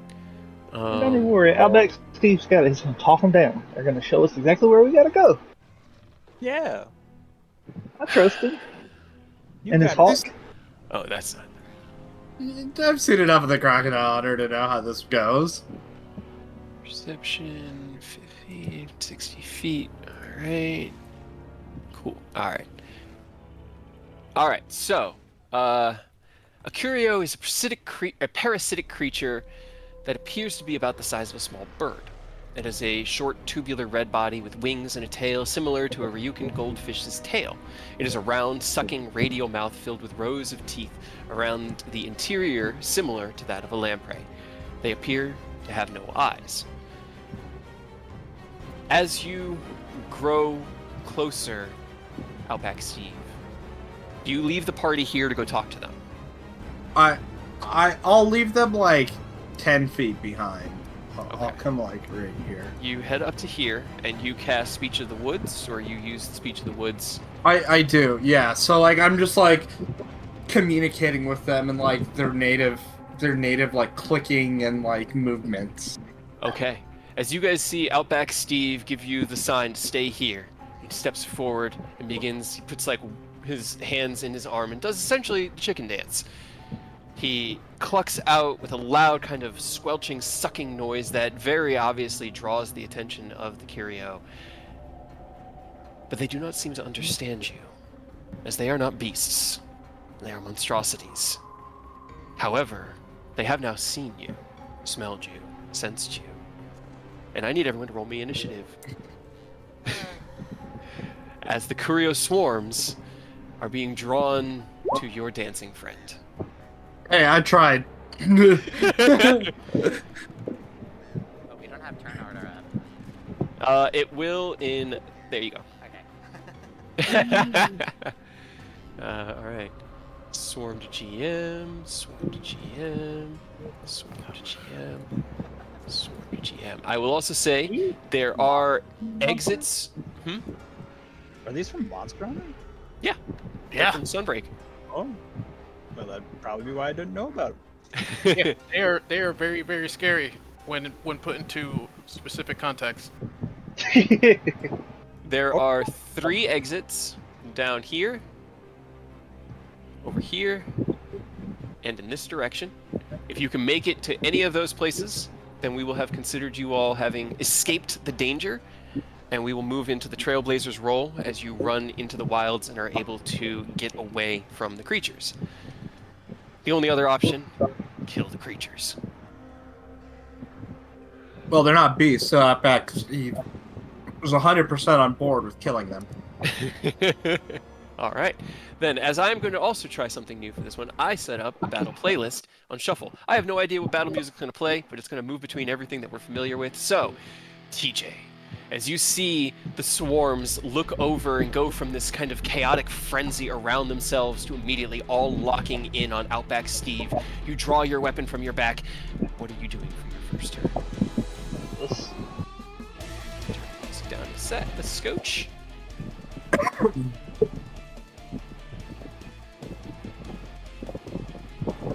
Let's see. How far it is. Not center where I was trapped. Okay, yeah, I can reach.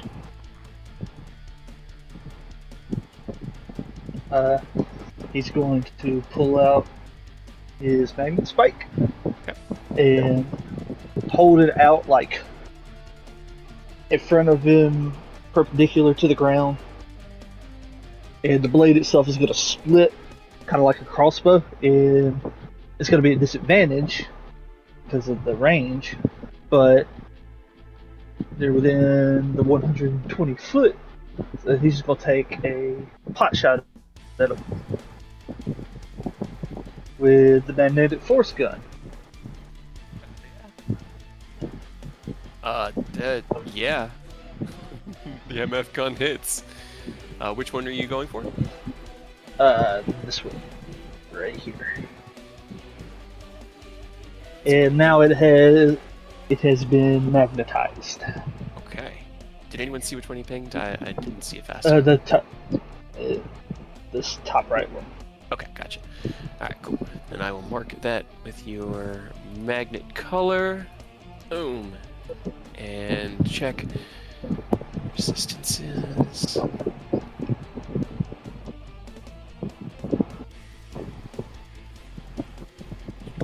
copy something wrong. Okay. All right. Okay, got it. All right. You release the first shot as the blast of energy courses across this swampy land. It slams into the swarm. They kind of like diverge like a school of fish, but you can see this warbling energy around them as they are magnetized. Rosvar.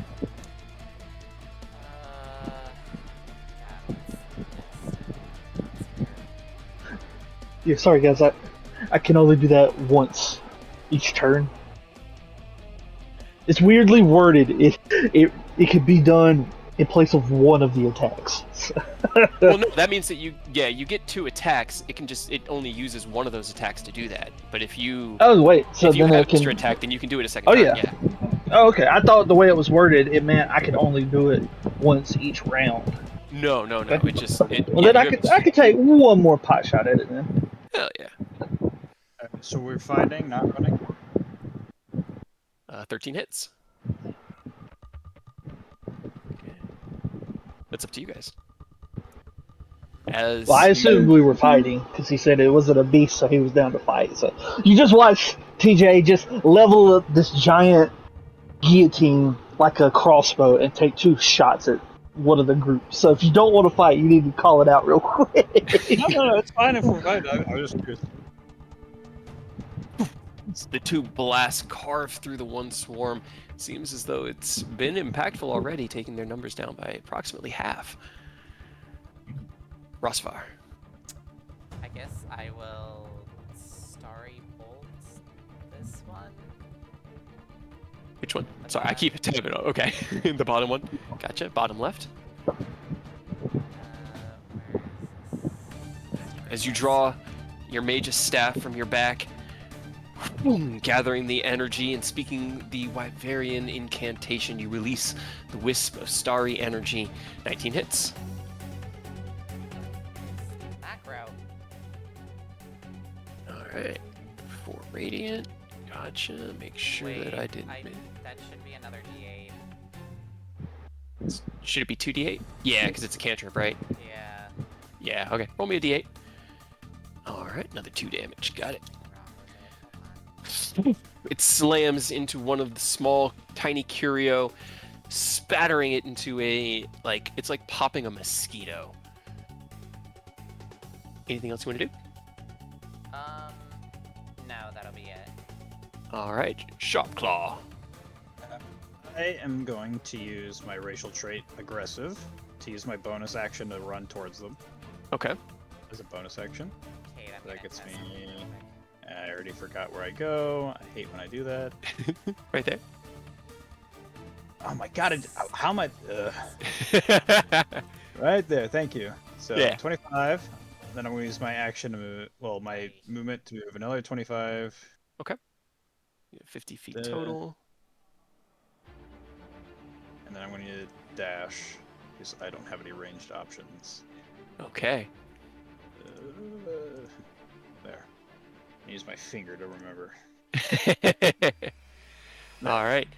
As you see the guillotine shots across the battlefield, the starry wisp cast, Sharp Claw drops down onto all fours and tears through the rough, swampy ground here towards the enemy. As the Choreo swarms get their first turn, they have so much movement. I love so much. They fly towards Sharp Claw and swarm around him in this massive cluster of red. Get him off me! Get him off me! Look out!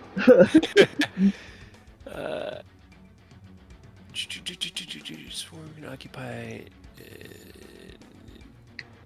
Okay, cool. I just wanted to make sure they didn't get advantage while they were occupying your space, but no, they just can actually attack you while they occupy your space. 16 and a 17. Oh. You hear ting ting ting as the tiny curio attempt to find the soft kitten flesh beneath the armor, but the crab's shell is too strong. Outback Steve, it is your turn. I think I would like to come. I think that's It's right. taking everything in my power to not say who wouldn't. I think that's right. There. Okay.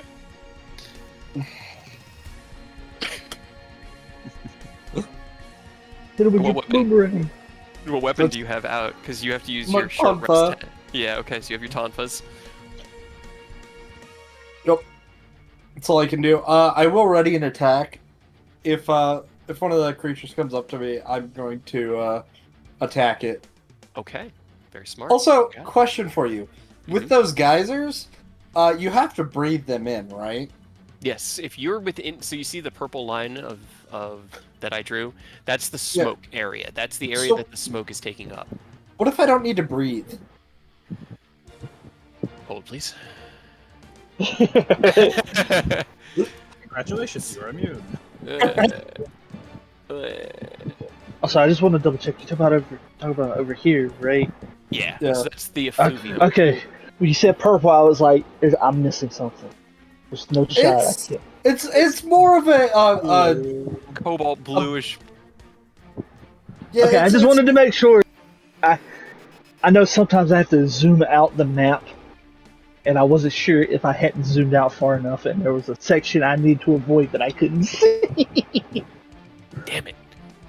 Damn it. Damn it, you're immune. I mean, so it's kind of a. Are you a humanoid or are you undead? I guess technically, because it's I'm Damphir. He's the weird in between thing. Yep. God damn it, they're generally considered both humanoid and undead, which means yes, you're technically immune. I mean, if you don't have to breathe, it makes sense that yes, you would be immune to its effects. Having Outback Steve only has one weakness, and that's stingrays. apparently. Okay. Volcanus, it is your turn. Alright, I guess he'll whip out the gun lance and start shuffling his ass over to get closer to the fight. Okay. Do you get like a charge or anything with the lance? Can you No, like skedaddle in? I don't have a blast dash. I want one though. That sounds cool. Ah, No, that would've no been cool. blast dash. 1, 2, 4, 5, 6. And I guess I will hold an action. Okay. The other swarms activate. Outback Steve, please take your attack action. Okay, 18 hits. Go ahead, roll me damage. As And the those- swarm. Those would not work with my Draconic Strike passive, right? I can change the damage type to acid, cold, fire, lightning, or poison. Just want to make sure. No, you can. It's just in. Because Technically it speaking, says since you're a unarmed monk, strike. I know, but these are unarmed weapons, and if you want to do that, if you're not allowed to do that, then that entire class feature gets wasted. Yeah. Yeah, I'm gonna do that, but I'm gonna do it with fire. Okay. As the swarm of Curio approach, filling your area, you twist with the tonfa, and as you do, you tap into that bit of your own heritage, your own training, and this small flame licks out along the tonfa, whoof, as it flares out through the swarm. It seems like it dealt more damage than you had seen previous attacks into this swarm do, as they weren't able to as deftly avoid the strike. But they are still in your area. 10, 15, 10, 15, 10, 15. That one gets to there.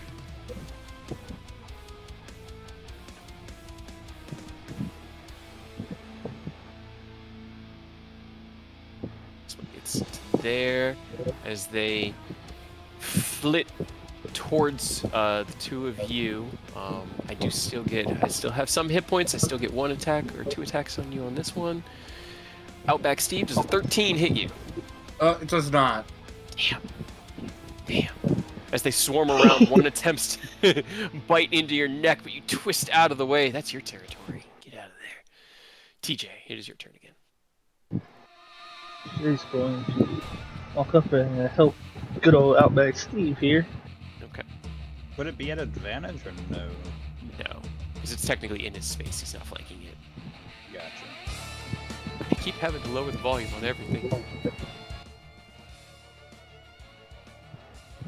Outback Steve is used to this. Down in the outback, we get bugs like this all the time. He's a wyvern disciple.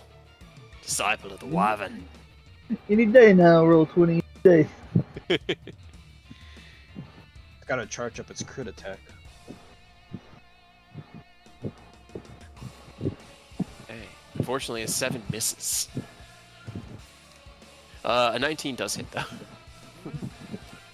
As you run forward towards Outback Steve, flipping the magnet spike into its melee configuration, you shout out to him to duck. He drops down, you swing it wide, catching the last of the Curio and sending the swarm spattering down into the ground, dead. And I will be marking them so that you know where they are to carve them. Alright, then that again.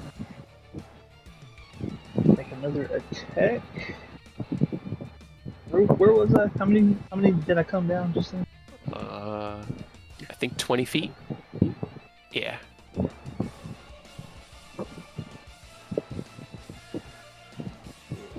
I guess I actually won't move. Just take another shot. Lord, that damage.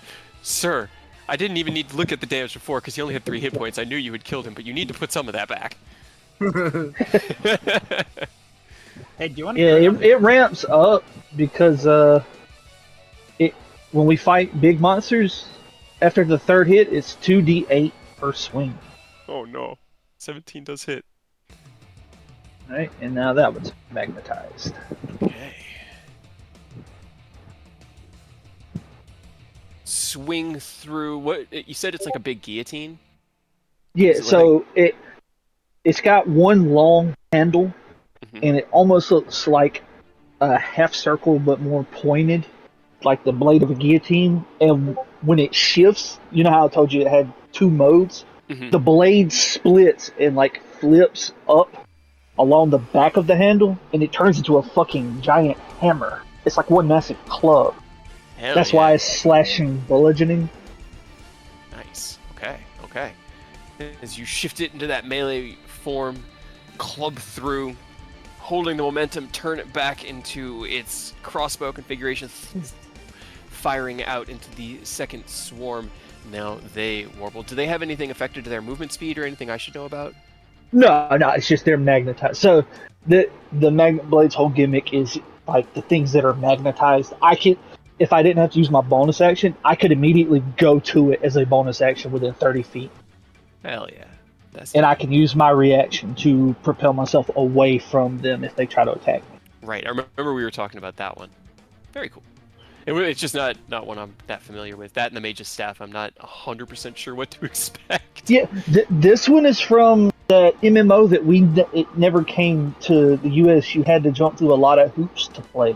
I was about to, I never remember Tonfa- there being an MMO. Probably the dual repeaters too, right? Yeah, so there was a lot of stuff we missed out on that just went crazy. Those Tonfa are the strongest things in the game. Hell yeah. Hell yeah. Well, now we can fully explore it because everything that's in that book is available on this island. So, including all the monsters. Rosfar, it is your turn. Oh, sorry. No, you're good. Let's see.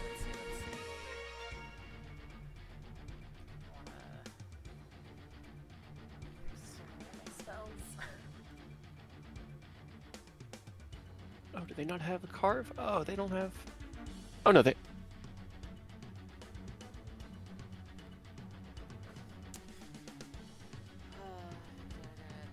I guess not. That's unfortunate. These guys can't be carved. Oh no. I wanted to explore that. Damn. They're too small. They popped like like mosquitoes. Little blood-filled balloons. Yep. All right, what you got, Rosvar?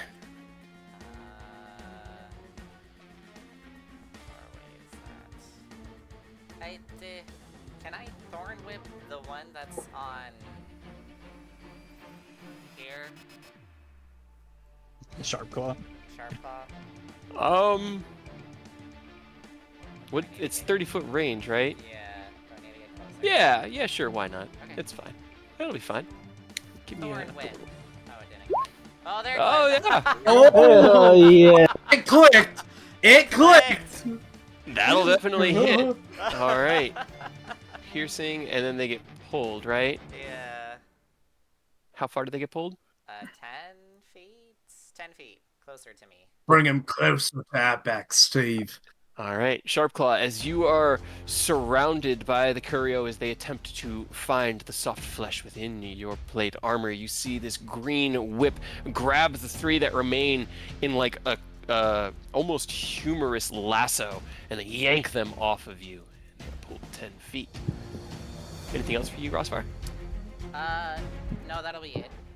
Oh. All right, that brings us to Sharpclaw. It is your turn now. Okay, I really want to activate this. Actually, I don't know. Is there a reach 0 feet then? There might be. You Okay, don't know. cool. Well, if that's the case, I'm going to move here, then activate my bonus action to use aggressive to go towards this guy, so I can activate my charge attack. Yeah, they have a reach of 0 feet with their bite attack. Means I move Neat. 20 feet in a straight line. My attacks now deal additional 1d4 damage. Okay. Make me your attack rolls. 17. Oh, one and, away. Crit. and a 25. Well, that was a 17 on the die. Oh yeah, yeah. Gotcha. Hold there. Both those hit. And you add a... Does it get added to both or just the first? It says as long as I don't get hit, your attacks now deal an additional 1d4. Okay, so it's both. So that is 11. Plus Okay. the flat 1 getting added. It is getting added. Perfect. All right.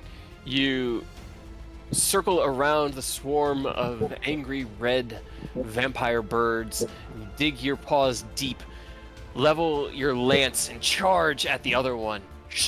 You skewer through 2 of them, reducing their swarm substantially.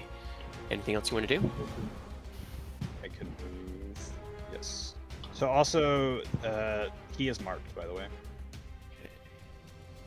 And now I'm going to use the last of my movement to move right here. Okay.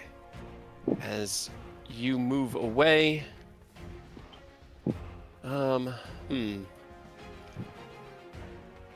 what is there? They're not terrible. This one's gonna go here and make his 16 against you, Outback Steve. That doesn't hit. But can I? Would that thing flying at my face be considered a missile? No, it's a creature trying to penetrate your space. This man just wants to grab it and throw it at another one. Yeah, exactly. That's what I want to do. Oh, it's such dog shit. Oh, it's so unfortunate. Outback Steve, it is your turn. Well, if they're on me, I'm going to Tonfa it once with my first attack.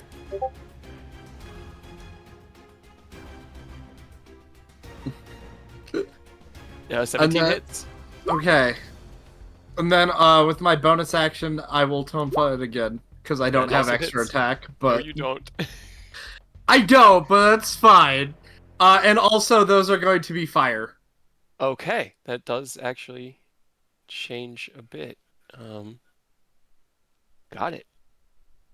As you look up around you, kind of like pull your form in, spin around in a flurry, there's this flame that licks out from you and washes over the swarm of Curio, greatly reducing their number. There's only one of them in there now.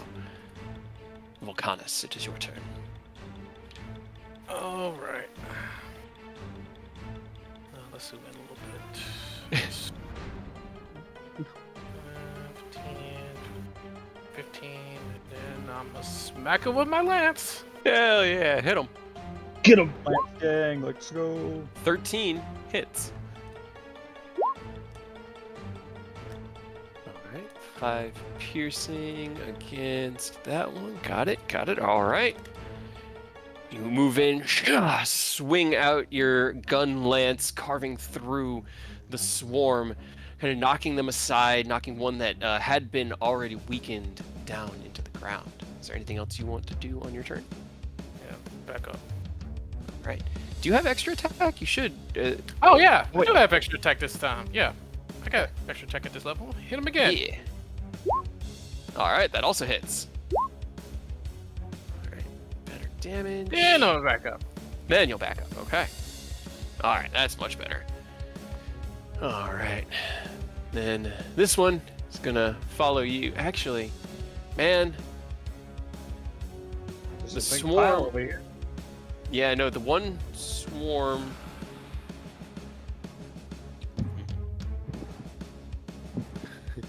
The one that's left. Oh, okay. He's just gonna go after Volcanus because he is the closest. Dirty 20 to hit you. Fuck. Okay. You take 6 necrotic damage as one of the curio digs its way through your armor and attaches itself to your bicep. Ah. Okay, cool. Alright. You are now... It is now attached to you. Oh dear. And now this one is going to swarm over. Seeing... Actually, no. No, that's right. You're already in a swarm. I can't do that. Then he's gonna go... Actually... I can't Yeah. be double swarmed. TJ, does a 20 hit you? Yes. Alright, you take 8 necrotic damage, and you are similarly now attached to the lamprey, the Kyrio. But it is your turn. Ready? I'm just gonna swing at this one that's on me. Okay. Now, unfortunately, it's not the one I've marked, so it's not gonna ramp it up, but it is 2d6 at this point.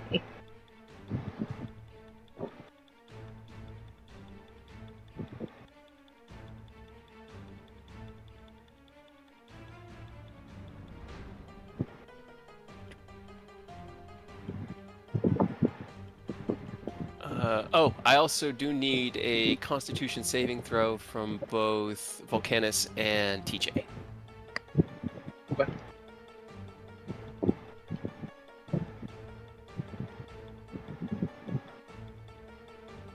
It might be a second because it says connection to the servers interrupted. No worries. We'll wait for you to get back on the grid.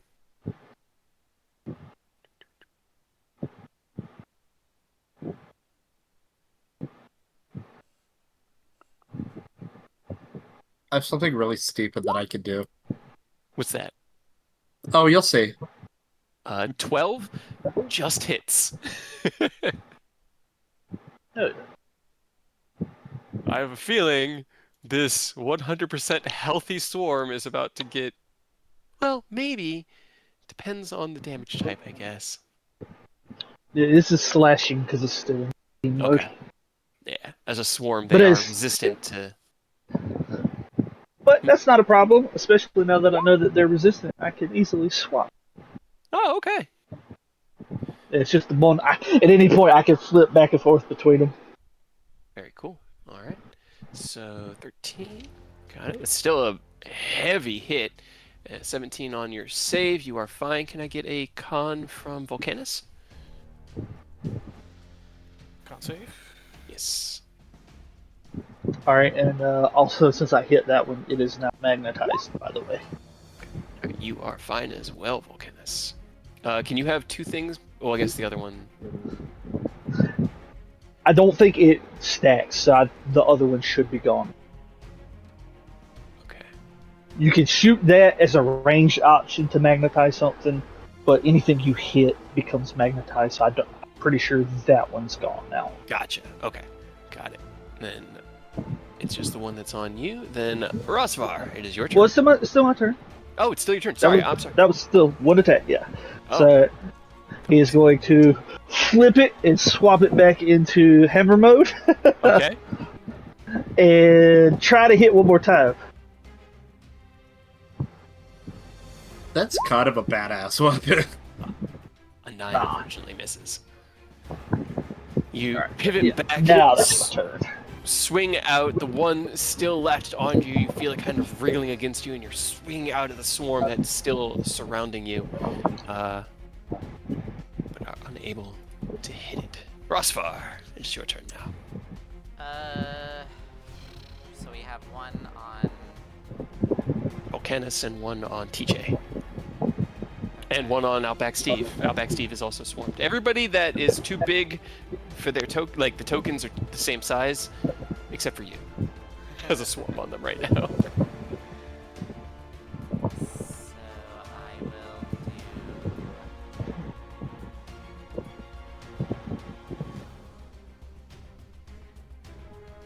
Oh, my list doubled again. Anyway.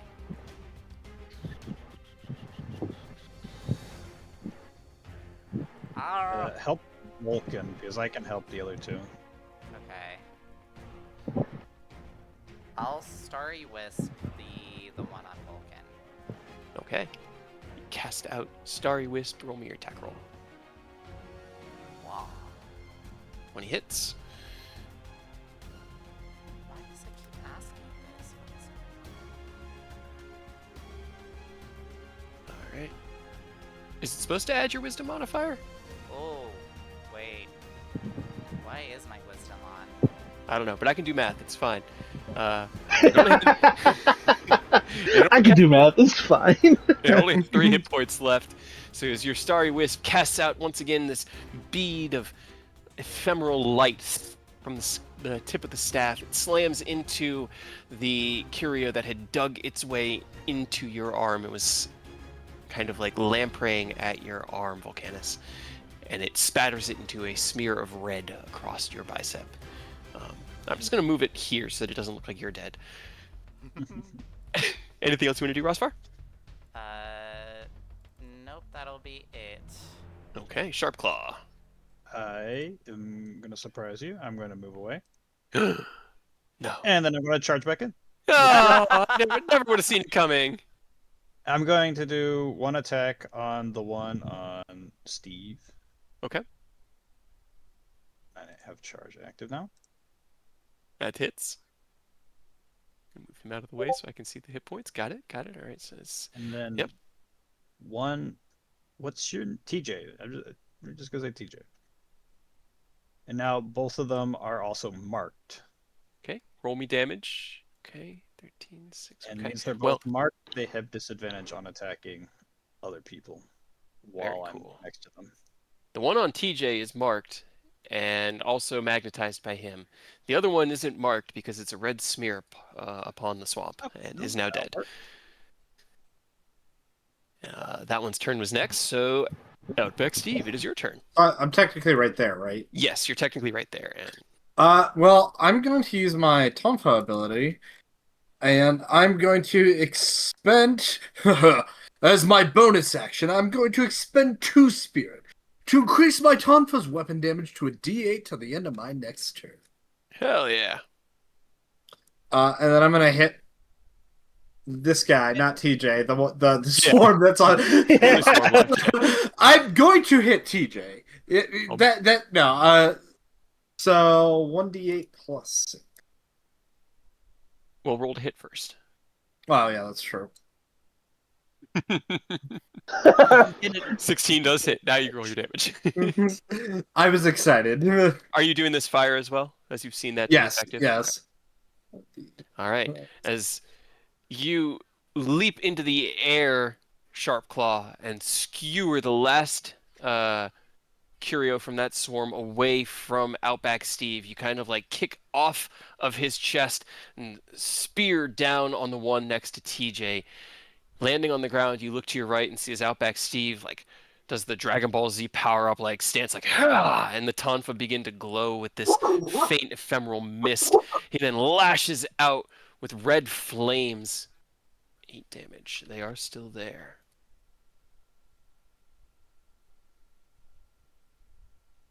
So But it was okay, 8 so take fire shit off. damage. Yes, it was fire damage. They had 12 hit points left. You got a bonus action attack? That was my bonus action. Gotcha. Okay. I wasn't sure. Yeah. All right. You swing out, and as the flame catches one of the remaining Curio, only one remains now, still swarming around TJ. And I'll move him back there just so Volcanus can get an idea. Volcanus, it is your turn. Well, I had an idea, but can't do it now since they're swarming him, and I don't want to accidentally hit him. I mean, no one else seemed to care. I'm not playing that game unless you're gonna do an AOE. Hold up. We're rolling Let me read natural something. 1. I mean, how often do you roll a natural 1? Aurora, you better not attack Swarm, goddammit. Okay, yeah, you know what? Doesn't say anything about AoE, so. Of course! Ah, unfortunate. You know what? Alright. I'm gonna use the shelling to boost my walk up to smack the Curio with my other Okay. attack. You shell. Strike out with the gun lance. Go ahead, roll me damage on it. I'm sure it's going to be enough. Oh, it's so close. It's so close. I had to say something, then you roll. Oh, I'm sorry. I'm sorry. You jinxed it. You jinxed the boy. I didn't mean to. I'm sorry. All right. As you shell your way up to them and strike out, you hit the one that's still latched in, because, yeah, it did latch into you. Yeah, latched into TJ. It is now its turn. It doesn't need to roll to attack. It just deals damage now. I even gave it disadvantage. I know, but it doesn't need to make an attack roll. I Oh! know. You take 8 necrotic damage, and I need you to give me a Constitution saving throw. Okay. Nice. You are affected with Blood Blight, and your maximum hit points is now reduced by the number of necrotic damage you took, which was 8.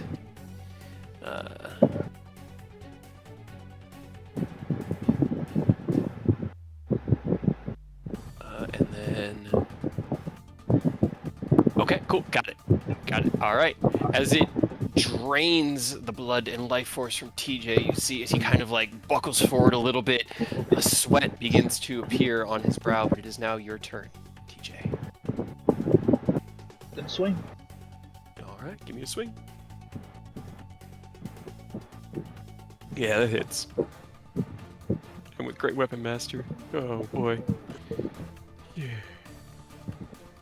Yeah, even with resistance, you kind of like. Well, it's only 2 of that is necrotic.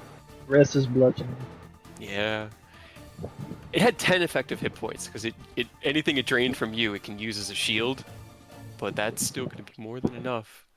As you like feel that infection in your blood, you grit your teeth and kind of swear to yourself a little bit and hut away at the last Curio, sending it spattering to the ground. Nothing but a corpse. And you guys are now out of initiative. Can I No, those were not birds. use one of my my spell slots to healing word? I know there's no magic, but I just like whisper in his ear. I'm like, "You're okay, my friend." Sure, absolutely. That's exactly how it works. Yeah. You healing. I'm healing TJ. This is only at level 1. So, do you have a... Let's see. What's your charisma modifier? I can 2 have or wisdom. 5 more HP. Oh, my wisdom is 3. So it should be 3 plus 3. And what were you saying, TJ? I was saying I can only have, on top of that 5 more because Well, it's A. roll me another Constitution saving throw, because you do get follow-up saves. As he casts out his healing word. Okay. Then I will My healing word is wake the fuck up, samurai. Yeah. You kind of look We've got down a at the world creature, to you put your hand up to your neck and rub where it had latched itself in. You look down at the blood on your hand and shake your head. Take a few deep breaths, and it feels like the blood blight has passed through your system. It's really something that they have to keep applying to you. Oh, okay. I thought that Yeah. was gonna be. That's why I was trying to let you know in case you were gonna try to heal a lot. I really only took 16 points of damage, and I was okay. I was Yeah. more worried about max reduction.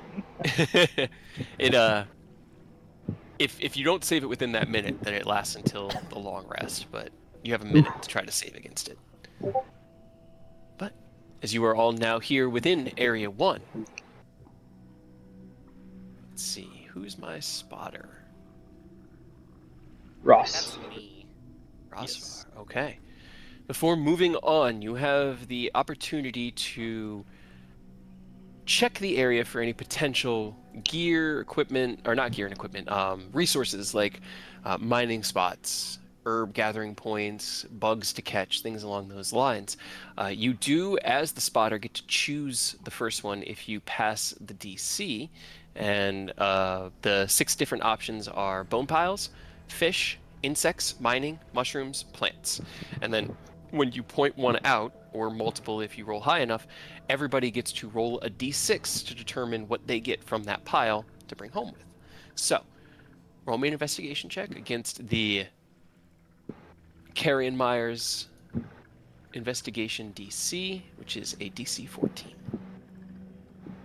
Haha. 22 is really good. I need to choose one, right?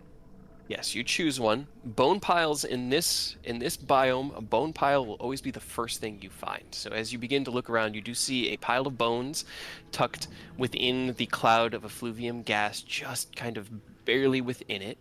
I'm just going to go ahead and put a B for bones. I was going to draw bones, but that takes too long. You can then choose one, and then there are 2 others that I will be randomly deciding. I will choose plants. Okay. I'll There choose is plants. a pile of plants off to, or a bushel of herbs that can be gathered from off to one side. In addition, there is a swarm of insects that has emerged following the battle with the Curio, and a small rocky outcropping. And with a 22 on your investigation, you guys can each gather from each of those. So we have bone pile, plants, insects, mining. Hell yeah. Let's all go in order, I say. Okay. Rosvar, why don't you roll first? Roll me 4d6s as you head around. I will say, okay, the one thing that we did, I kept narrating it and then we keep getting distracted. So, the bag of supplies that was dropped has within it 10 potions, 5 rations, a mining pick, a butterfly net, a fishing pole. I think that covers like the basic materials. Man, No, I didn't. two I just assumed we got the default versions of them. I didn't even think because I saw they had like the upgraded versions in the shop. I could have I had a didn't fishing realize. pole. I mean, you guys can take that because I already have a bug net and a miner's pickaxe. I back Steve Mons with his Hans. Does he though? Does he No, though? he does not. He doesn't Actually, there would mind. have also been 3. I think they're probably in here. I haven't actually looked them up in the game, but I bet you there are. 1. Just because I can, and to annoy Cade, I bet Steve's gonna come over here for a second, like poke his head in, and then walk out. You poke your head in. It smells like butt. That was what was in Yeah. the supply bag. And so As we just get 2 potions. Yep, yes, 2 potions and 1 ration.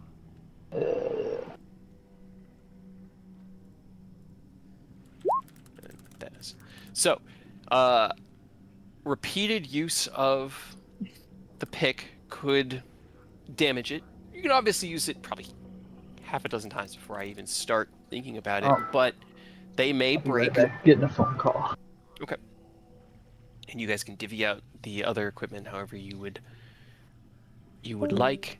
Um, in order to gather at a relative place, like the bone piles, the plants, they can be gathered from with just your hands. You don't need anything special for that. But the insects do need a bug net. The mining does need a pick. Anything fishing would need a fishing pole. And then I think the other one is Can I use my mushrooms. Can I use my like wanderer kind of feat, and also because I'm Outback Steve, to gather bugs with my bare hands, but like friendly, not like catching them, but like grabbing them and like having them on my hands. You'll have to make me a dexterity check to see if you're even capable of that. You roll well on the ridiculous things. It's so dumb. Yes. You, Outback Steve, may forego a bug net for the insect Yes. gathering. Uh, Mining and insects will be down here. you said I need to roll a 46? So, as you go to each one, so as you start with the bone pile, roll me a d6 for the bone pile. As you dig through that, okay, 4, you find 2 large monster bones. Actually, Okay, is that? what? Can you repeat what you're saying about repeated use of those items? Yeah, like just sorry, it's 2 brood bones. But just like as a narrative, I, I guess you guys could just like shift them around because they don't really break anymore in the game. The higher, yeah, you'll just have to share. Honestly, I'm not even going to worry about. I'm not even going to worry about trying to break your stuff. You guys will just have to take the narrative time to share the pick and the net and everything, except for Sharpclaw who has his own. But that was why I wanted to include that in the care package so that you guys had those. Gotcha. All right, so you got 2 brute bones with your bone pile. Go ahead, roll me another d6. I guess, yeah, just roll me 3d6. I'll tell you what you got, and then we'll go through. Everybody roll me a set of 4d6. And we'll determine what you get while gathering here within Area 1.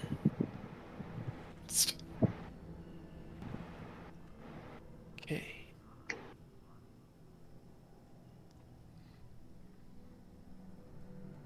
All right. Rosvar, you get 2 herbs from the plants. You caught a bitter bug with your hand or with the net from the swarm of bugs, and you managed to get what's that? An earth crystal while mining. Sharpclaw. Sharpclaw got 2 brute bones. He got a dragon seed. He got honey and a hard armor sphere. Hey, nice. Hell yeah. EJ got 2 brute bones, a dragon seed, a bitter bug, and macalite ore. Oh. Outback Steve got 2 monster bone pluses, a scatternut, flashbug, and hard armor sphere. And then Volcanus got 2 monster bone pluses, Fellvine, honey, and a macalite ore. Okay, I'm gonna need to put this somewhere. What does the Monster Bone Pluses do? I have no idea. Okay. That's high rank stuff. Alright, so hold up. I need to shit. I should have wrote it down. I was just hoping to up my AC quickly, because that'd be fun.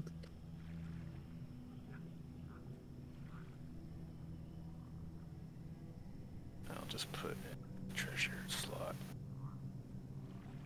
combine that honey with our potions of healing, we get a greater potion of healing. Yep, I was just thinking that. You guys want to? Secure. Okay, so what did I get again? I'm sorry. Hold on. Resetting my view so that I can see again. 2 monster bone pluses, which are used to upgrade weapons to rare quality. 2 felvine, or no, sorry, just 1 felvine. 1 felvine. 1 honey, and 1 macalite ore. Hell yeah, dude, we It's need macalite ores. pronounced Malachite. No, Uh, it's pronounced macalite, Oh, it's because pronounced that's actually how it's in Monster Hunter. This is how it's actually spelled. Oh. Yeah. Alright, Sylvan. Tricking me. I don't No, like it. Monster Hunter tricks all of us because I'm calling Malachite too.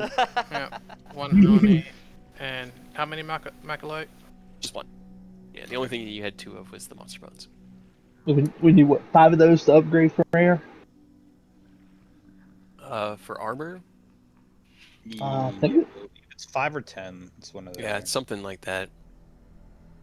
And then the gold, but yeah, as you can see, these things could definitely be useful for selling, to augmenting, to affording the upgrades and stuff that you'll need. But all right, I'm as definitely we move, gonna use that honey to make a greater potion. Or mega potion. Gonna make a mega potion. okay, you're making a mega potion. Then there is a check made. Oh wait, no, I needed that. Okay, cool. I still.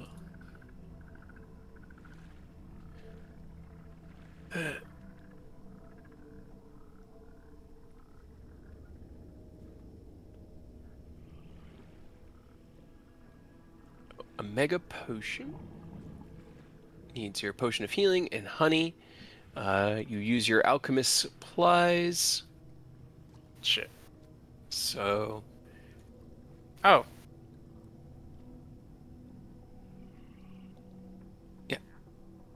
roll me.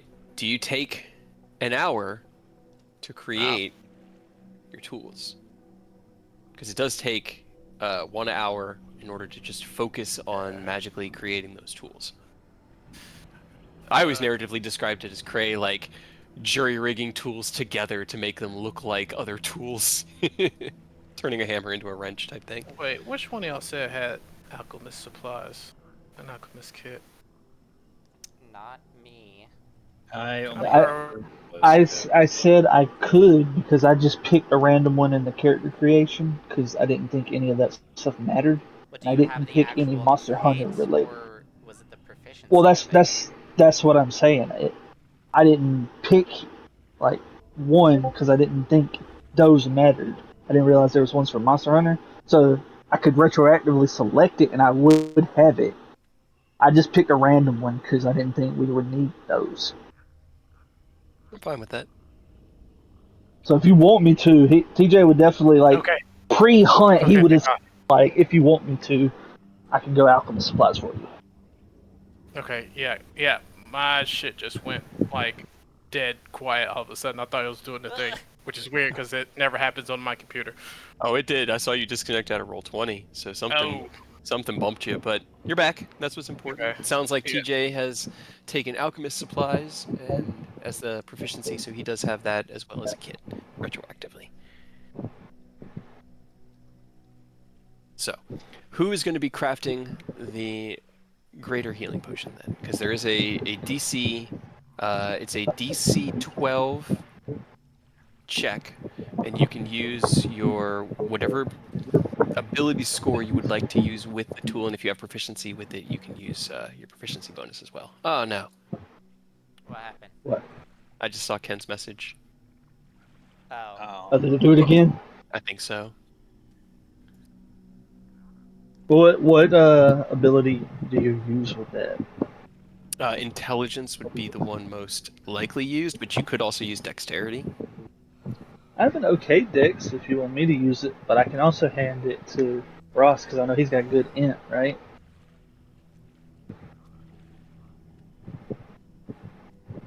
It's all up to you guys. I feel like it's best if it. Well, no, this is. I'm not giving it to him. Like I'm just letting you make the thing because he's not. I don't think he's proficient in it. Oh. I'm not either. No. Oh, I thought my bad. Okay, I thought you. I'll just do No, it I just because have a high enough intelligence. I'm not proficient. I'm only proficient in herbalism and poisoner's tool kits. okay. Well, yeah. I mean, I've got a 16 dex, so I Okay. can. There he goes. Yeah, everything just went down. Roll me a dexterity check and then add your proficiency bonus, which should be a +3. This should do Oh. it, right? Ooh. Powerful, dude. I rolled a hot 3 on that. Yeah, let's see. Does he have Flash of Genius at this point? I don't think so. As you begin to mix with the alchemist's supplies, you don't use all of your honey, but you do, unfortunately, destroy one of the potions. Oh, You can attempt it a second time, as you still do have the honey, but you did lose one of the materials in the attempt. I mean, I'll do it again, and I used my potion, not his, for that because Okay, I am a fighter. I have second wind, so I kind of have a built-in potion if I need it. sounds good. All right. Let's try this again.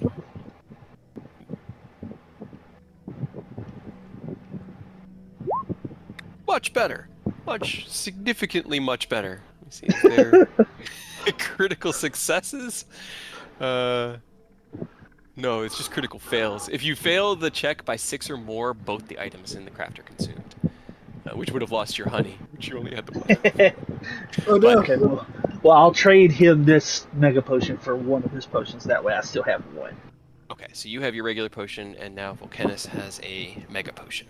Got it. Yep, and one regular. Because I used both of mine for that. That way, I didn't cuck him.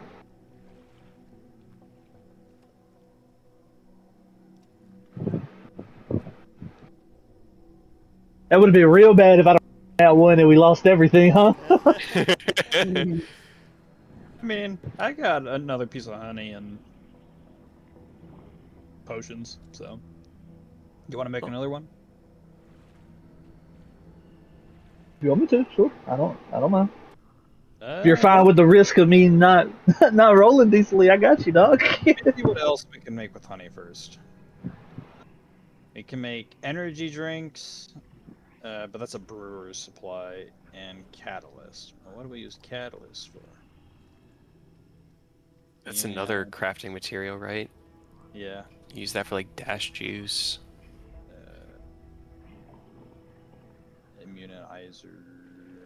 You also Power. really, the only other thing you'd have would be like raw meat, raw fish right now, because that's what. Mega nutrients. Yeah, if you want to make a greater healing potion for me, that'd be great actually. I got you. TJ will take the honey from him and a potion, and we'll give the old third college try. Let's go gambling. Hey! Alright. Without any issue at all, another mega potion crafted. Hey. Hell yeah.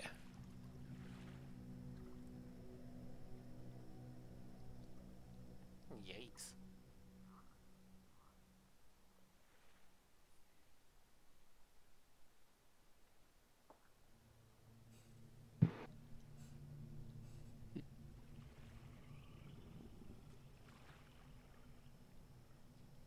Well, I thought that fight went pretty well.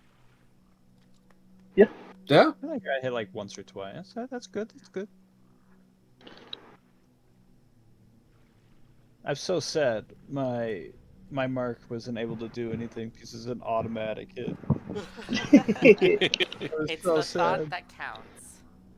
Right. Alright, so. If one of those things latched onto me, I would have just vampire bit it back. Try to get my health points. Like you steal my health points, I steal them back.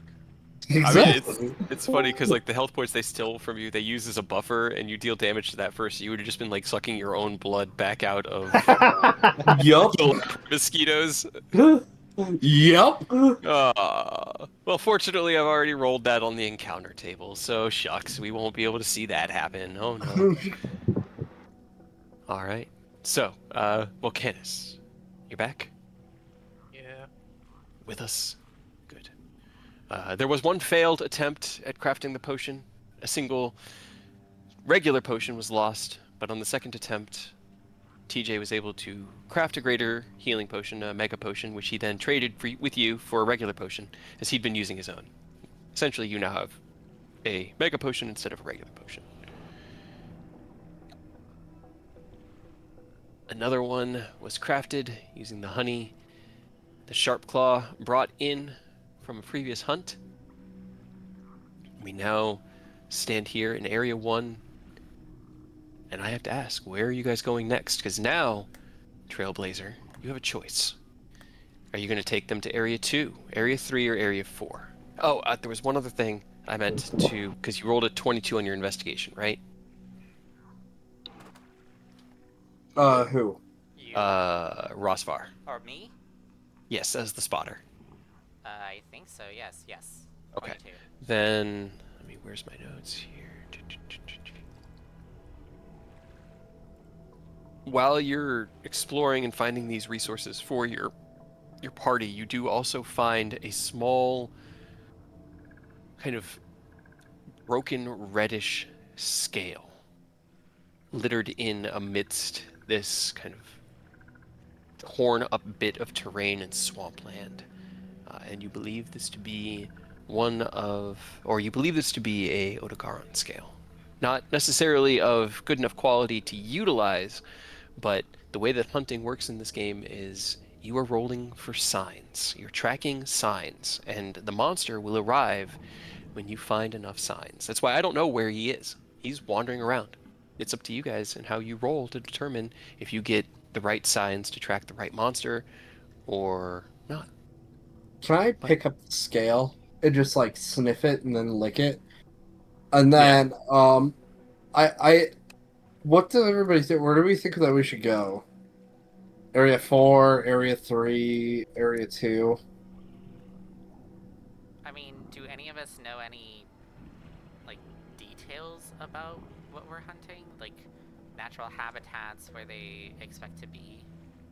We technically don't even know what we're hunting. Yeah, he just said they think it's another type of Odogaron, but that might not be the case. Uh-oh. I mean, honestly, it might be best to go to Area 2, because then we could take Area 2 to Area 5, and then up to Area 3, 4, and then we kind of have like Area 8 and then down. Explore the whole map. Yeah, hey, I trust Outback Steve to get us where we need to go, dude. I'm with it. Back Do we Steve is going to take wanna- us to Area 2 Rather, unless somebody says otherwise. well, rather than looking for signs of the Odogaron, because our priority is the people, do we want to look for signs of the hunters? I think we're supposed to look for signs of the hunters. Yep. Yep. Let's prioritize getting them located first. As you set out on a course of action, securing the gotten goods from Area 1 to help bolster the resources back at base camp to help in all future hunts. Outback Steve turns to the south and, walking straight through the effluvium, begins to blaze a trail for you all to follow. Can you roll me a survival check, Outback Steve? Okay, 11. You pull up. I still have my familiar out too. Yes, so roll me a d8 with that.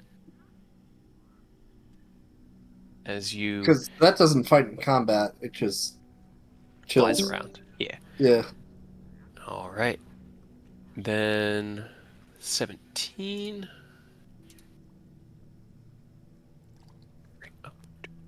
Okay, that is a success, which means I roll Okay. That's actually very good. Good for us or good for you? Yes. Because those Thank might you. be two very different things. I'm glad Earth understands. Let's see. GM rolls that instead. Gotcha. Okay, and now.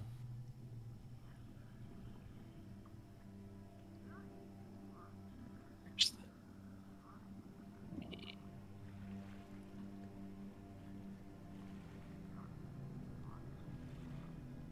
Alright, I need that one there. I need this one here. There's so many. I'm trying to keep open.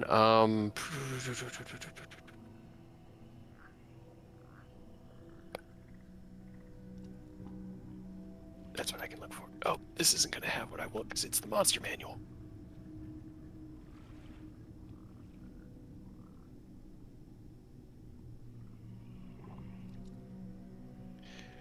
Because I don't think my table is working the way I wanted it to.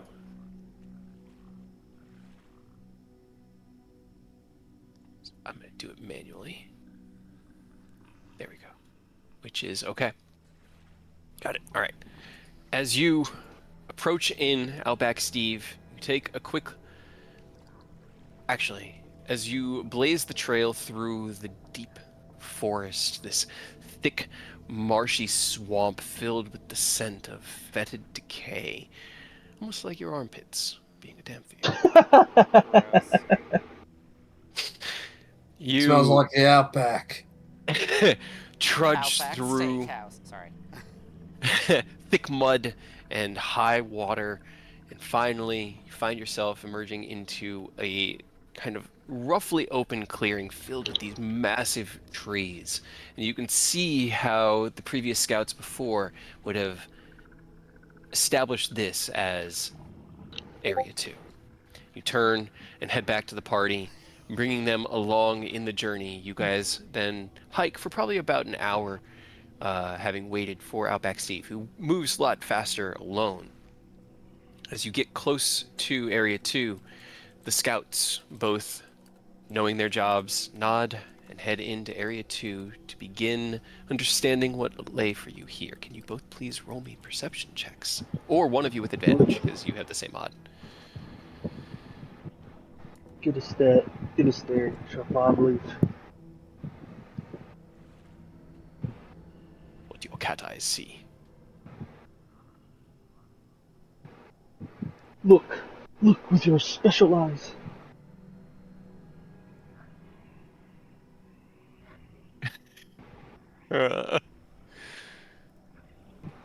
Dude, that fucking that brown bread that they have at Outback is so good. Ugh. It's so good. Almost every So- time my family Sharp and I claw. my brother always gets like an extra Yes. set of Perception check, breads please. and butters to take home. Dude, we just keep having them bring it. Like when I was a kid, we'd be like, "Can we get more of that bread?" And we'd eat it before they were gone and be like, "Can we get more of that bread?" 21. All right. Let me see. 21.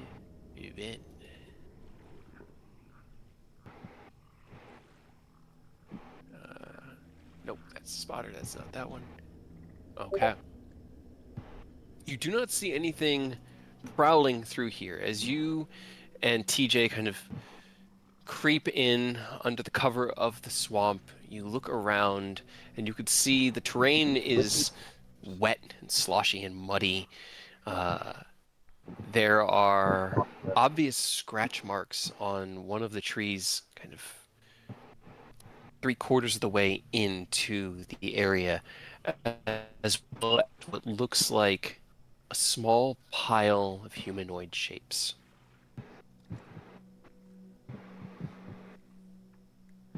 That's not good.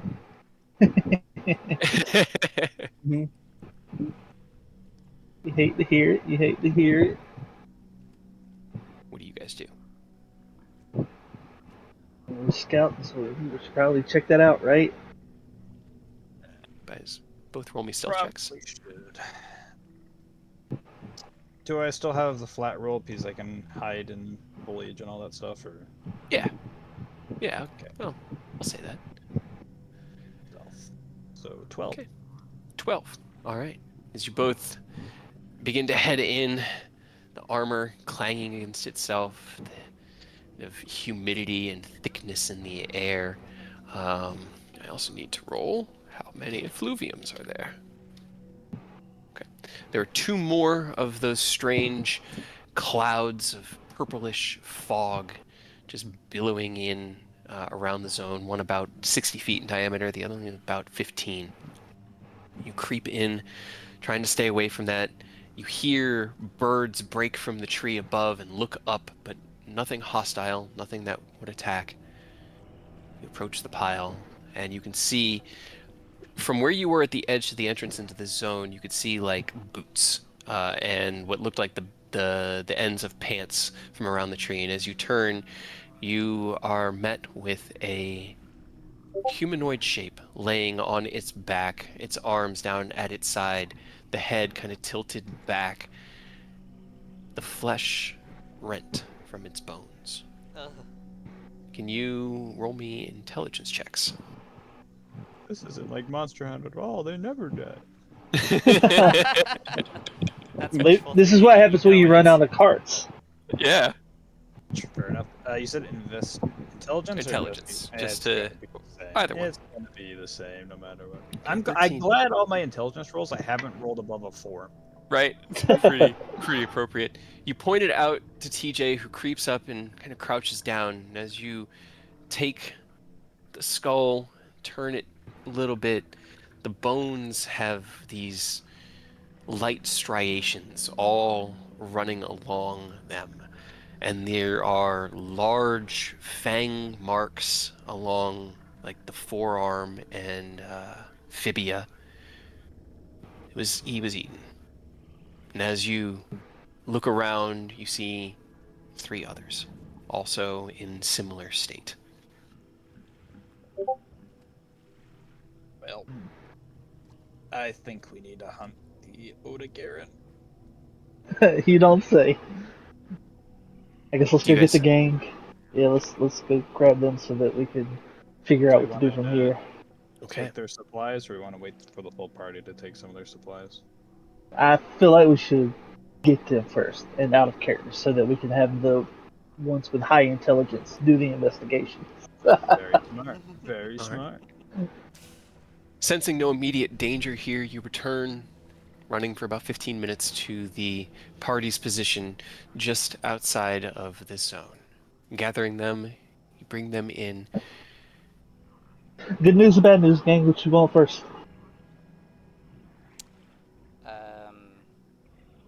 Good news?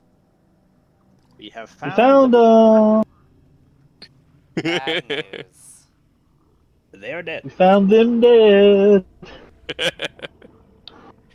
should have gone with the bad news first. You always go with the bad news first. That way, the good news, makes it not sound so bad. Yeah, but I think it'd still be bad if they just straight up said that they're dead. Or just dead Yeah. humans. So Bad news, they're dead. Good news, we found them.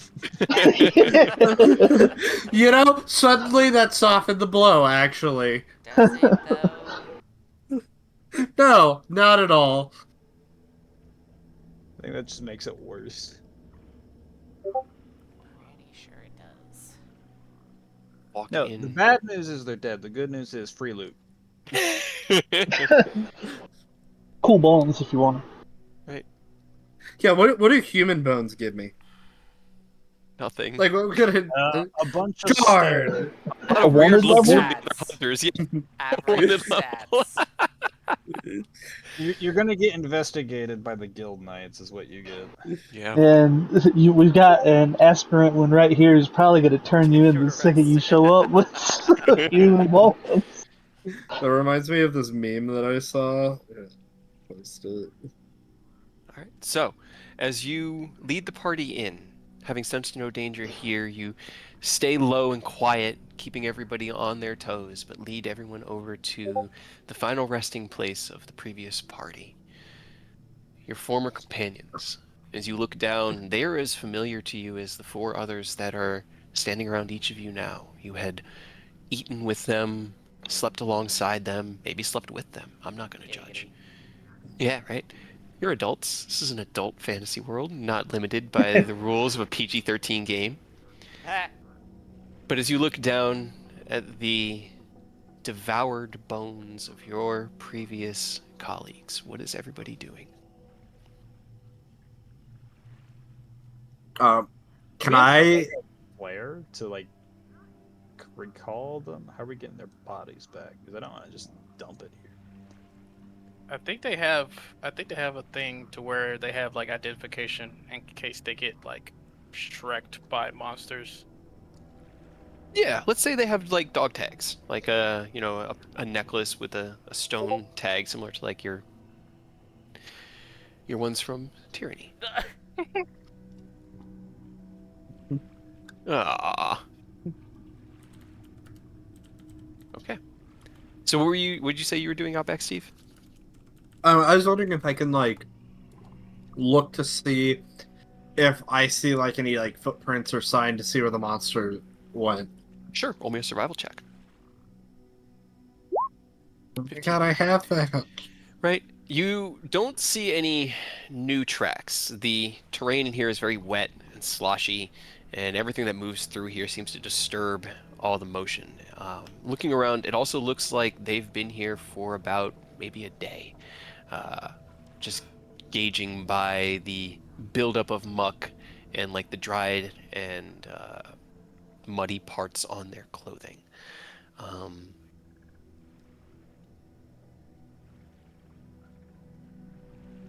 15. Let me see. Let me ask the dice. Okay. What you do see is a single kind of like carve mark against the tree that is that they're kind of like rested up against. Like it looks as if something large had put a massive paw with multiple rows of claws on it against the tree and then pushed off against it. But there's something odd about it. There's something that seems to have like this, I don't know, fetid necrotic sense to the claw mark.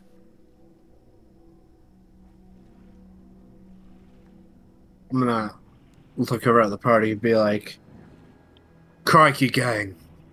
I think there's something weird with this claw mark, like necrosis." You said the scale we found was red? Mm-hmm. You did find a red scale, yes. Odegarn are normally red, correct? It's been a while since I've Yes. actually felt. Yes. Okay.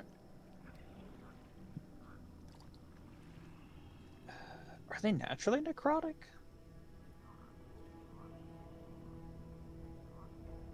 In this world, I believe so because I put an Odegaran claw into my weapon. That's what deals the necrotic. So I believe so.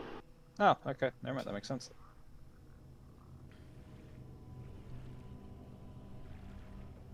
Making sure that I've got everything correct.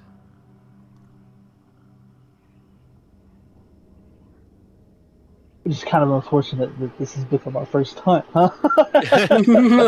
Let's see, because I will say you guys have hunted Odegaron before.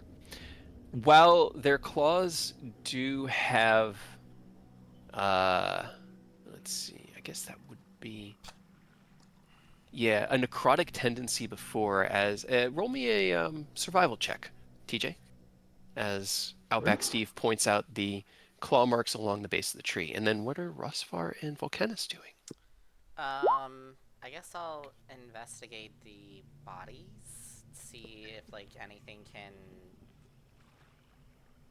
like point out as to what exactly like killed them.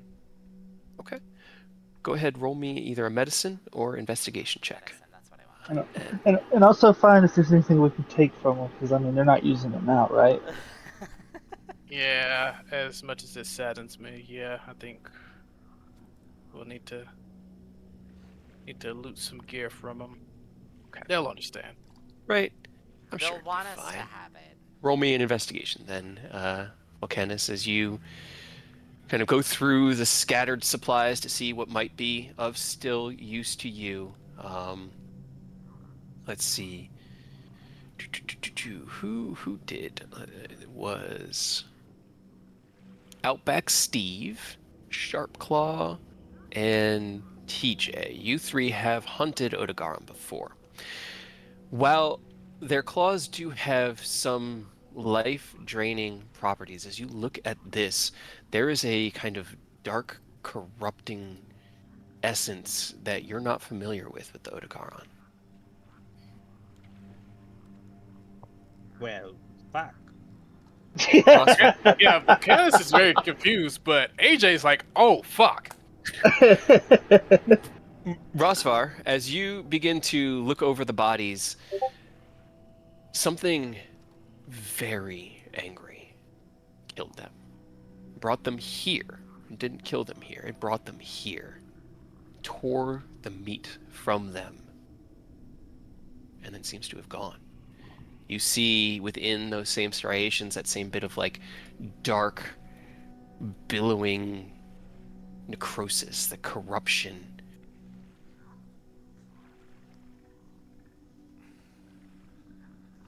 Roll me an Arcana check. Oh, jeez. Yeah. Keep rolling dice. You rolled really well. But surprisingly. This reminds you of something that you haven't interacted with hands-on, but something that you've read about in all of your preparations to become the hunter that you're trying to become. There are senses of dragon blight within this. Little bits of that corruption still within their bones.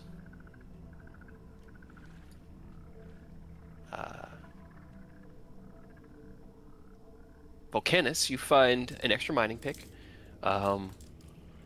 You find another pitfall trap, as well as 3 tranquilizers.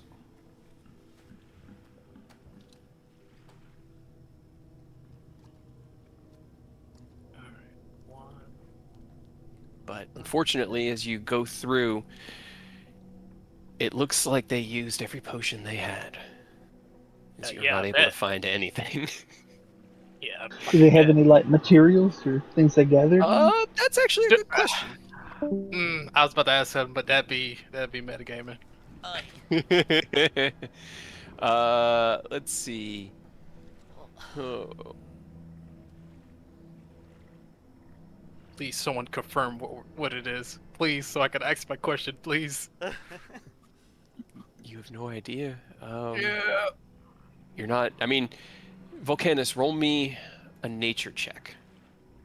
Oh, See if you know what this might be. It's pretty high DC. Yeah. Nature. I mean, Can I roll a nature? Oh well, or Yeah. survival check. Well, you could roll nature. I would like to not know what it is actually. I came back to nature and then immediately I would like to not know. You're not sure.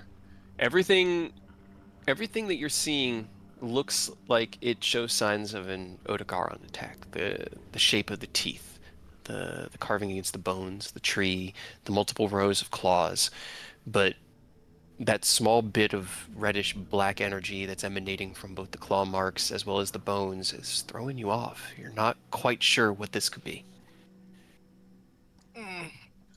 That's concerning. It's fine. Don't worry about it. So, I guess that brings us to the spotter. Do you want to attempt to search this area for any available resources before you all move on? Yes. Okay, roll me Whatever's up here. another investigation while the rest of you kind of arrange your former comrades in a more respectful way. Spotter 19, huh? By the way, I vote to kill the Odogaron and not capture. Yep. Agreed. Oh, I see. There are actually... okay. That first round, first zone, that was a freebie. From here on out, you roll skill checks. Uh-oh. I know. I think it's just a D20. Oh, we have to like roll for each of the things that I spot. Yeah. Mm-hmm. To gather them. I thought that was a given. I guess I was wrong. Right, I thought so too.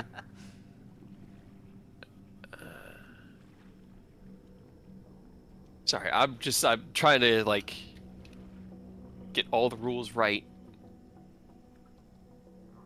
It's a first for I'll everyone. take another freebie. It's fine. I'll take another freebie. Right? Okay, cool. All right. Yeah, they actually recommend it. So you actually have a bit of a choice when searching each one. But for now, 19 against investigation is going to be another. So you get to choose one. One is a bone pile, and then I make a random choice on one.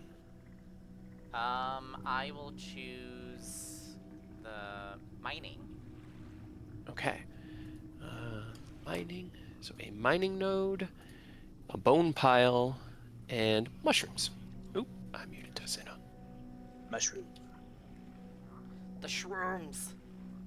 Okay, so let's do the mining all as one.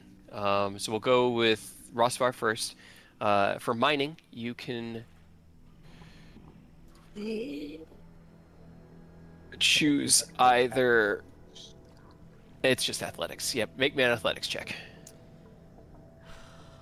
To You know what's Wang. surprising to everybody? I don't have a -2. Oh my god, I thought you were gonna say you don't have athletics. Okay. All right. Roll me a There's not d6. much athletics, but Trace. Okay. All right. I see.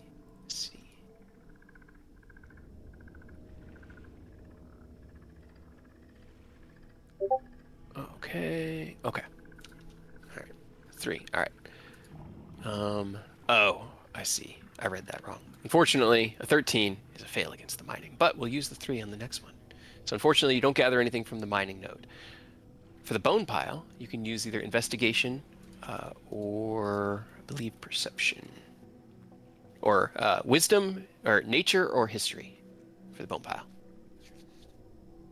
For me? Yes. Okay. Sorry. We were going to do this all as one. My bad. God. New system. Who dis? Okay. Everyone's That was my learning, fault. Cade. Can everyone just roll me an athletics check to mine, and then I can get that out. Cool. Sharp Claw. Roll me a d6 Sharp Claw. All right. Unfortunately, Steve's is a fail. Same with Volcanus, and a d6 from TJ. Can you also, like, type out what we get? Yeah. Sharp Claw got an Earth Crystal. TJ got a Hard Armor Sphere. And that is the mining node, leading us Crystal's to different than Earth shards. Earth Crystal. My bad. Wait, what did I get? No, you said Earth crystal. I'm asking if they're different because I have Earth shards. Oh, you're right. Are they the same When thing? I put Earth Shard into the little thing like to find, it showed nothing. I assumed you meant Earth Crystal. I Yeah, probably it's meant supposed Earth to be crystals. Earth Crystal, not Earth Shards. Okay. Okay, so I can just stack them up. Okay, good to know. Good to know. That was my fault. You're good. So for the bone pile, that is either history or nature, and we'll start. Just everybody roll me either history or nature, and then I can do it all at once. Both of those suck for me. Ooh, okay. Do I want a -2 or a -2? -2. I'll take the -2. Okay. Outback Steve, roll me a d6. Rosvar, roll me 2d6, and Volcanus, roll me a d6. Okay. What was it that I got from the mining? I have. You didn't. You didn't. Oh, I did. Yeah. That one failed. I just looked at the table wrong. It's a DC 15 for mining here. Got it. You gotta hit Okay. harder next time. And then the bone pile. And I gotta athletics harder. You get so Outback Steve gets 2 monster bone pluses. Yes.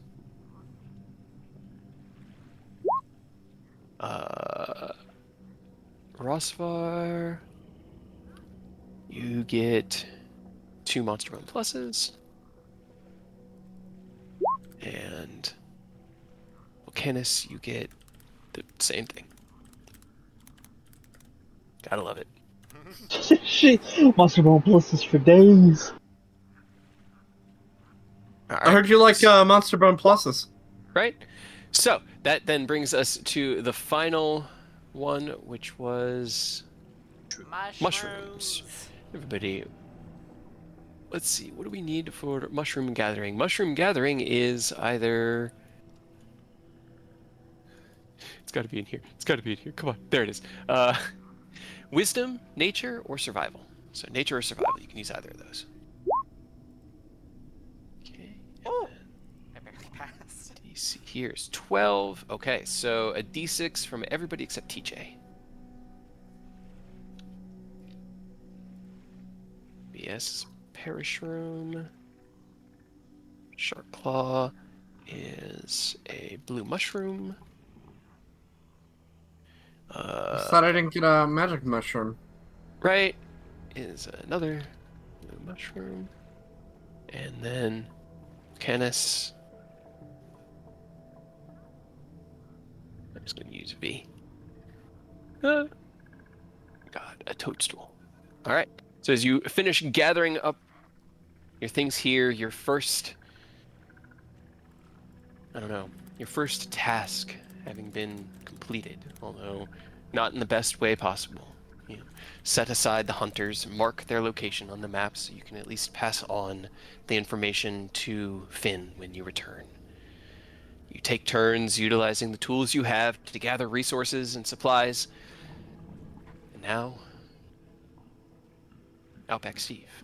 Where are you Which heading way? next? Which way was the monster sign towards? 5 or 3? It didn't really lead in any one direction because it's not how it works. You found signs of the monster you're hunting. It could be in either of them, literally. Like, until you roll, I don't Okay. know. So it's up to you which one you choose. Let's go 5. Okay. So you begin to blaze the trail out of Area 2 towards Area 5. This, like... Survival.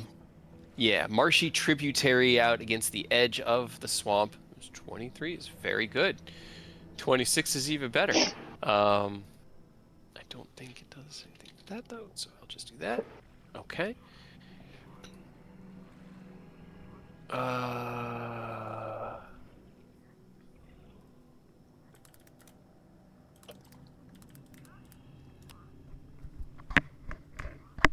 Yeah, okay. All right. I then need to look at my page again. Okay. You find your way out of the deep forest of the swamp. This tributary is kind of exposed a little bit more, the trees becoming less and less crowded, although there are still thick trees that rise up from within the wide creek bed tributaries. Nothing here is very deep. It's only about knee deep at its deepest part of the water, so it's just difficult terrain to cross through. But as you approach into this area, you have trailblazed successfully and found your way to Area 5. I would like to crawl on all 4 under the water to the point where like only my eyes are above the water. Okay. Like a Lagiarchus, I get it. Makes Yeah. sense. Yeah. Okay. I guess just roll me a perception check. Really quick. Shh. Steve is in hunting mode. Okay. He falls into the water right next to a monster that's also doing the same thing he's doing. Poke your head up, but you don't see anything. It's just this kind of like wide, flat, tributary-like area. Anything else you want to do before heading back to the party? Nope. Okay. About an hour passes. Outback Steve returns and leads you down the path that he had found. trail that he has blazed. The trail that he blazed through the woods, informing you that the tributary did not appear to have anything lurking within, and sending the scouts ahead as you get within about 10 minutes and send your 2 scouts, TJ and Sharpclaw, ahead once again. Who would like to be the one to doodle, or not doodle, I'm doodling. Who would like to be the one to do? Sharp Roll Claw, me a do it up. perception. With advantage. Don't forget you have advantage, so you could potentially crit. All right. This is just perception. Yes, Yeah. perception, please. 22. 22, not bad. All right. As you approach, you don't see anything. I'm just drawing things out really quick. Yeah. Okay. With the 22, you don't see anything. It looks open, quiet. There are these kind of like willow trees that sway almost like disrespectfully in this dark and damp, dismal place, but you don't see any signs of movement, any signs of creatures, anything along those lines. Seems clear to me.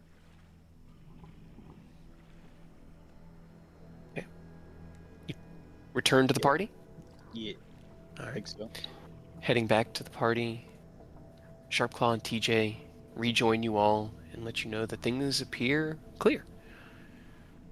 You all fall in the line, making that last 10-minute journey of about 500-600 feet through the deep swamps to this next area. And as you enter it, you hear rustling in the distance, this kind of like breaking and yipping roaring. What are the rest of you doing as our scouts are hearing something approaching this area from the opposite side of it? I would like to hide under the water like I previously did. Again. Again. Can everyone roll me a stealth check if hiding is what you're going to do as a party? Yeah, let's give it a try. I'm so good at them. Yeah. Okay. And okay. Yeah, All right. So that's 20, about right. 38, 47, 52, 54 divided. Okay. How is everybody hiding? I know Outback Steve said he jumped into the water and is currently hiding under the water. There are some like low banyan trees and deep muck here littered around. Just hiding behind a tree as best I can. DJ might try to climb up into one of those low branches just to stay a little slightly out of eyesight. Any thick foliage, I'm just gonna hop right into it. Okay, so we have. Oop, that looks too much like waves, but that's fine. Sharp claw in the thick grass. What about you, Rosvar? What you doing? I guess I'll just try and hide within the trees. Okay, you are also hiding within the trees. I do this to myself every time. How do I draw things on the token layer, guys? It makes it so hard. If I just drew it on the map layer. Change layer map. I wouldn't have to go through and change everything to the map layer. Okay. As you all dive down into the water, hide behind the trees, you see as I have to still roll a d4. 2 young Odegaran pups spring into the area from the other side and begin running in your direction. As they get to the edge of the water, they stop and their heads kind of snap up and their teeth bare and they growl, staring at the tree where Volcanus and TJ are currently hiding, having seemingly spotted you all from the opposite side. In the distance, you see as a larger Odegaron strides into the area and kind of like sidles up behind the two younger pups. They look towards each other and there's like and they look back at the other one and it roars across the river, the tributaries, at you all. What are you doing? I am still hidden in the water. Everyone just stays still. Do these Odegarin have like the weird necrotic effects that we saw earlier? Roll me a perception check. Just pop my head out of the grass. Yeah. Very consistent with my perception at rolling a Right? 22. I'm liking it. It makes the story easier to tell. You don't On brand see with it. a cat, you know? You don't see it coming off of them, but what you do see is on the back, like left hind quarter of the large one, a deep gash emanating with a kind of reddish black necrotic energy. And as it moves, you see it trying not to use that leg. Would I know that these are monsters or beasts? These are technically they're just wyverns, which I guess in this case would be like beasts. Yeah, like I'm- all the monsters are called wyverns. They're just like Yeah. subcategories Yeah. of wyvern. Yeah, I just want to know so I can use one of my skills. You want to try to talk to it? I want to try to talk to it. Okay. You can't go worse than, the mosquito, lamprey, bat, right? As you poke your head up out of the water, the kind of deep black muck of the tributary washing off of you, you feel little nibbles at your feet and hands from the fish that are currently swimming in this river, but you speak out in grunts and growls. What do you say? I'm basically gonna say like, calm down. We're not here to hurt you. In fact, we kind of want to help you because it looks like you're in pain, and pain is not the Outback Steve way. It's all about conserving nature, and like he's gonna like try to like calm the big one down, Okay. and Roll. just roll. What do I Yeah. roll? No. And just sorry, I didn't mean to. No. Roll me a persuasion check.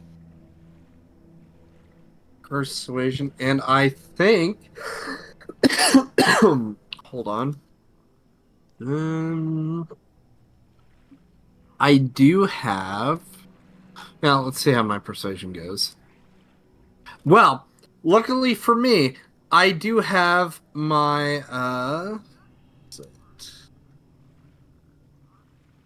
I'm gonna use my reaction. Ah, I see. Okay. To re-roll the check. Okay. All right. 18 is much better. 18 is Yes. much, much better. All right. As you kind of half crouch up out of the water and shout out, the rest of you look over and watch as Outback Steve, standing knee deep in the tributary, growls and snaps across the way. The large Odegaron kind of like sidles back a little bit and turns its head towards you with a look of confusion. It roars out a few times, which you understand to mean invader, pain, in the way. Outback Steve is then gonna be like, in of course his snapping and hissing and growling. That's why we're here. We're here to take that away, so we can start to cure the natural order, or to put back the natural order of things. And then Okay. he's gonna be like, "Can I look at your wound?" Roll me a persuasion check. 12. Alright, it's a bit of a higher on his side. Okay. He bares his teeth. No, no, come in way. And snaps his jaws at you, and then kind of turns towards the trees and snaps at them. The two young ones are like agitatingly moving back and forth at the edge of the water while this conversation has been happening. I'm gonna turn back to it. So it said no because of It those said no. guys. Well, it said no, basically don't come close to it, and then it keeps repeating in way. I'm gonna look at it and be like, okay, those guys are with me. I'll tell them to like come towards me, and then you can move away. I'm gonna like look at all of them and be like, all right, we can come out. Just come towards me, and everything will be okay. That was to the group. I'm wondering what they're doing. Okay. Razvar will slowly come out of the closet. will No, also- sorry. Also, slowly step out. Yeah, it's so convenient having someone talk to them. I didn't expect that, DJ will honestly. move down here. Definitely got his weapon out in case he's south. Okay. Can everybody roll me a charisma check? Oh boy. Oh boy. Yeah, move yourself to wherever you want to be, and then roll me a charisma check. Yep, Okay. I'm going to get over here. So Be oh, right just there. Charisma. of course. Oh fucking course. Okay. Oh no. Doesn't yeah, matter the the power universe. code. I roll shit on charisma. Charisma is my kryptonite. Maybe we should play Oh. like a warlock, sorcerer, or bard next time. Like that might be the only way, and even then, I might just continuously fucking crit fail charisma. As The The group- Odegaard is not our enemy. moves across the bank, But it Your could be instincts, boots, right? gloves, exactly, anything. Man. to hunt the monster are palpable. It smells its brethren on your armor, and as you emerge from the tree, it begins to snarl. You kind of gather up near Outback Steve, and it growls heavily at you. Let me see, how long does your thing last? What thing? The beast talk thing? Is it just a... Oh, it's just something I can do. Of course it is. I'm It's always just something you can do. Speech of the woods. Yep. Okay. All right.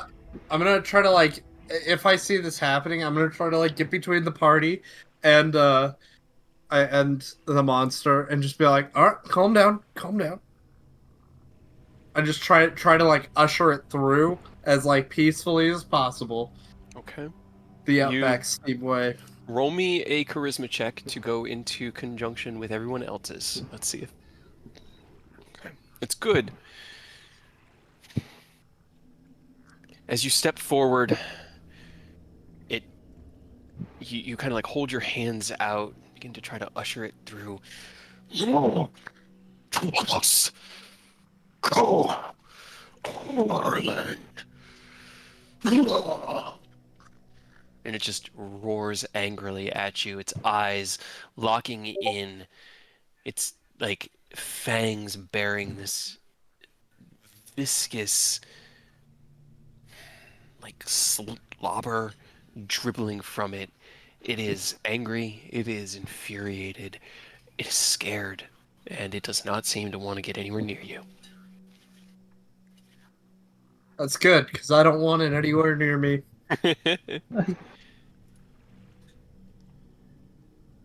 I'm just gonna try to like usher it past us. I mean, As I feel like it'd just peace- be better to just leave the area and like give it a lot of room. That's kind of what I'm trying to do. I said, like, we leave the area. Yeah, we leave. Yeah, well, I guess we could go upstream. Yeah, let's just leave. Give them a wide berth so they can do what they were trying to do. I'm gonna just stay in the water like that, and then try to like stay between us. So the party is going to try to head out the northern path. Yeah, Yeah, up to the I think it was area 5, 4. yeah, Sounds roughly correct. yeah. Yeah. Okay. As you still holding your hands out, keeping no signs of threat towards the Odogaron on the opposite side of the river, you creep up creek and leave the zone. As you begin to make your way up the river, you find a place to set up camp, and here in the distance, splashing as the Odogaron make their way across the tributary. And I need my Trailblazer to find me the trail to Area 3. Plus a D8. Listen, I'm trying to get all the extra points I can Hey, there. you know, you can't argue with it. I respect the hustle. Okay. All right, let me check my thing. Okay. Listen, I brought Outback Steve to be the guy to like solve the issues like that. It works out. Outback Steve, as you blaze the trail ahead of the party, leaving everyone kind of behind to discuss the implications of what had happened, the potential rewards you could have gotten from those Odogaron. That was a full Odogaron. That has got stuff on him. You move on ahead, continuing with your hunt. And as you approach Area 3, roll me a perception check. See, I just kind of figured that like, ooh, Okay. I just kind of figured that if we get too hurt or hurt badly enough in that fight, that could screw up the next fight. You know? It's always difficult. It's always a judgment call. Do we fight or do we try to negotiate? Perception 26, natural 20. As you approach, you hear in the distance a kind of like tense meowing, but you know it to be Linian, and you know it to be Grimalkin, kind of sub-variant of their language. Help! Somebody help me! Help us! Help! Just kind of echoing out from upriver. Can I use my my hawk to like go scout for me? Sure. You send the hawk to scout ahead. It flies ahead into the area, looking around. Roll me a perception check with the hawk. What is its perception? I'd be wisdom, unless it has that actual stat in its block. Just roll me a d20. Okay, I was gonna say I don't know. Because I just realized you don't have a stat block for it. Because Doesn't matter. Hell yeah. Nat 20? Can we get a third? You see a young-looking Grimalkin, kind of.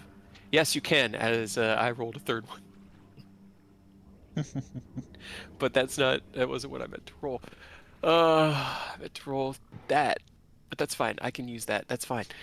You see a young Grimalkin standing at the edge of the woods, and behind him, a half dozen Shamos are gathered together looking very scared. From the hawk's perspective, you also see as another 4 are seemingly trapped in some sort of deep, thick mire and are unable to free themselves. They don't look like they're actively sinking quickly, but they are firmly stuck. And the shouting is coming from the Grimalkin herder, who is desperately hoping someone hears him. How far away can I send my familiar? As far I as mean, we it can. Yeah, right now it can fly the full like it can fly wherever you send it to. It just takes time. Okay. I'm gonna go try to help as stealthily as I can, and I'm gonna send my familiar to find them to bring them this way. Okay. So as you move forward into the area, you send your familiar back. Um, roll me a dexterity check as you enter into this area. Okay. The ground here, as you step out of the river and more onto the terrain, is wet and sloshy. The mud is thick, and there are these deep pockets that you can't quite tell whether they would be able to support your weight or not. With a or with a dexterity 13, you're able to avoid anything that looks questioning and kind of like dance along the solid ground up along the edge over towards where the Grimalkin is. And as it looks up you, it goes, help is here, help is here, help is here. And it kind of dances around and Outback on Steve is the gonna ground. try to like quiet it down. Okay, quiet, quiet, quiet. Okay. All right. And then, so how would I help it up? I don't know. How do Or you help help it? it out? It's currently, or I guess it's a. I keep saying. Oh no, no, I am saying the right one. That's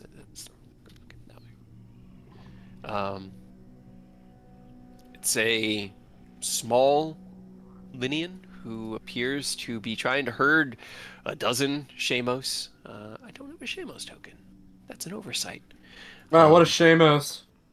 Well, four of which appear to be trapped as he looks like, help, help, you must help free my herd. They're stuck within the mire. Please help. I'm gonna try to like. So they're trapped in the mud, correct? They're not Yes. like grappled by vines.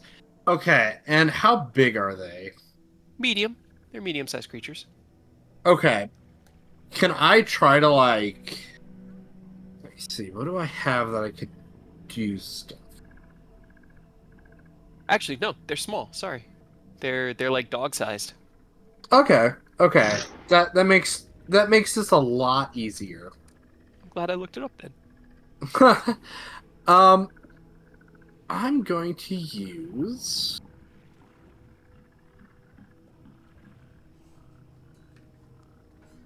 Um, Juggle them. yeah. I'm gonna try to like grab them, like grab one and like pull it out while like You're trying to hold on to the ground, spider climb style. okay. Okay. Roll me athletics as you kind of walk to the edge of what you deem to be the last bit of safe terrain, Nope. and you lean out and reach, but they are way too far away. And as you reach out, keep trying to lean further, you instinctively put your hand down, and the ground up around your arm, and you sink down to your elbow. Crocky, this isn't good. The Grimalkin behind you just, help! Help! We need help! Just returns to what it was saying before. I mean, technically, I don't know how this would work in this campaign or in this setting. I do have wild shape because See. I am a druid. I know that Druid was another one that's hard mode like Artificer. Yep. Was it? Yeah. It's not as complicated, but I know it does there was have, a feat where it allowed druids to wild shape into some of the monsters.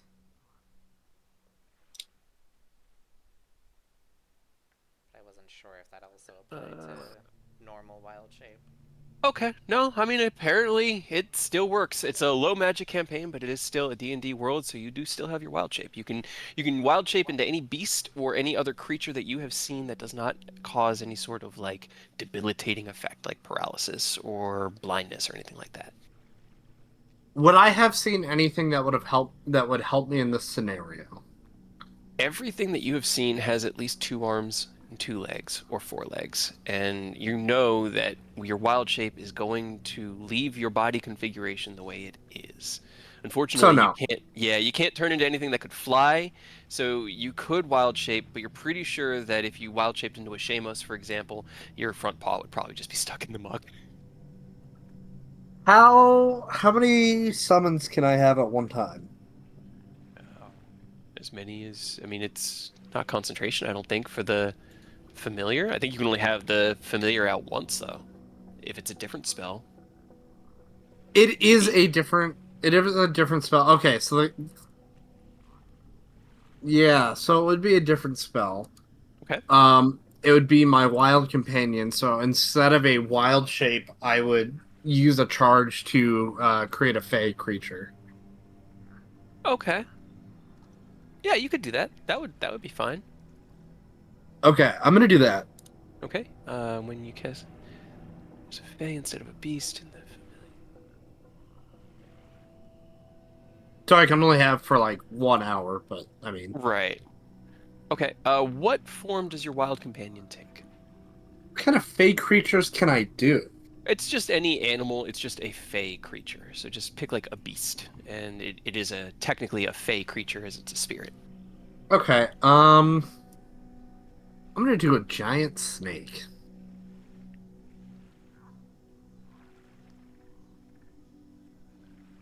Because I bet it's limited to. It is find familiar spell. Oh, it uses the so- find familiar spell. Okay, gotcha. Okay. All right, cool. Then it has that stat. Yeah. So I'm gonna.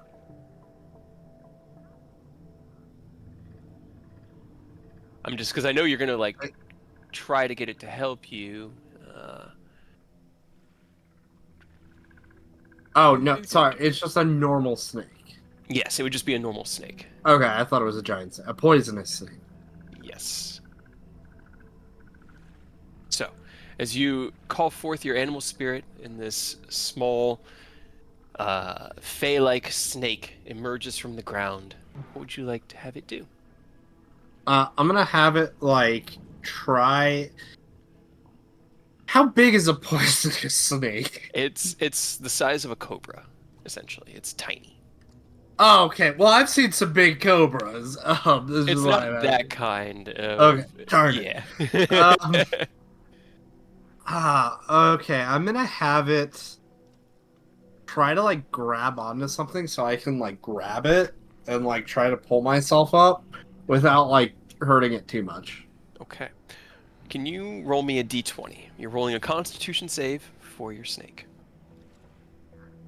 11. It wraps its tail end kind of around, around your boot, and because you're still anchored technically, it stretches its snaky body out towards you. You kind of like contort yourself, pulling against your arm, and you grab it. Roll me another athletics check. As you take the snake around the head and pull, there's this tension against your arm. You feel it kind of start to begin to move, but it doesn't budge. You don't sink further back in, but you are still stuck. And if you try to pull any harder, you probably risk pulling your snake in half. Okay, I'm not gonna do that then. Okay. It's like quicksand, right? Yeah, it's essentially it's like a thick mire. It's working like quicksand. The more you work against it, you could probably assume it's gonna suck you in more. Giggity. Sorry. Right? Actually, I don't need to breathe. I'm gonna just try to embrace it enough to see if I can find the bottom. Okay. As Steve releases his snake and gives it a longing look, he releases his spider climb boots and falls into the muck and disappears. It is dark and cold, and there's this kind of pressure and smell that's so constant and imposing that it. Ugh. Meanwhile,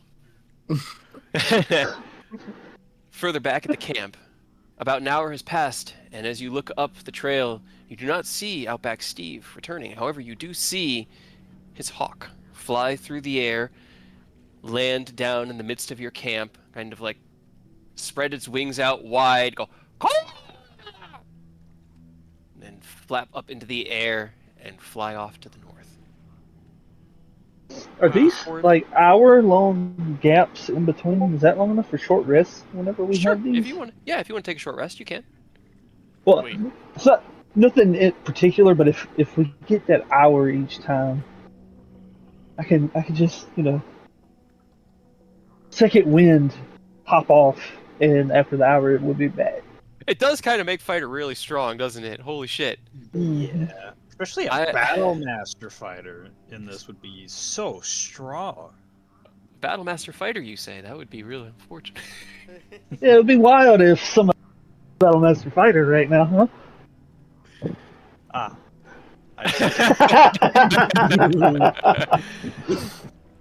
Let's see.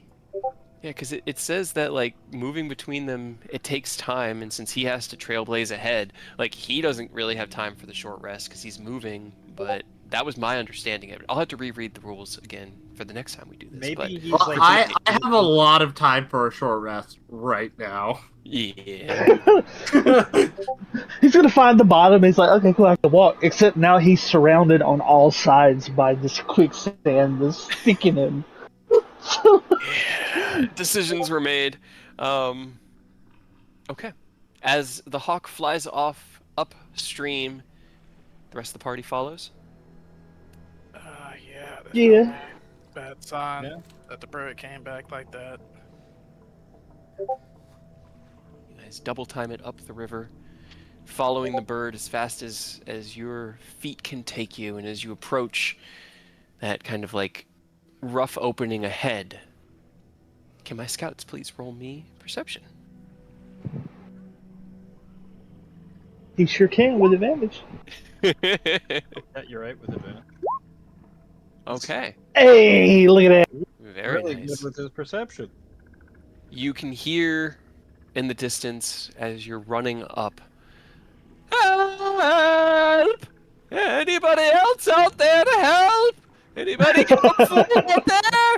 Being shouted out in Linian. And as you kind of break into this clearing, you see in the distance as the 6 Shamos that are safe have kind of curled up and have taken nap time.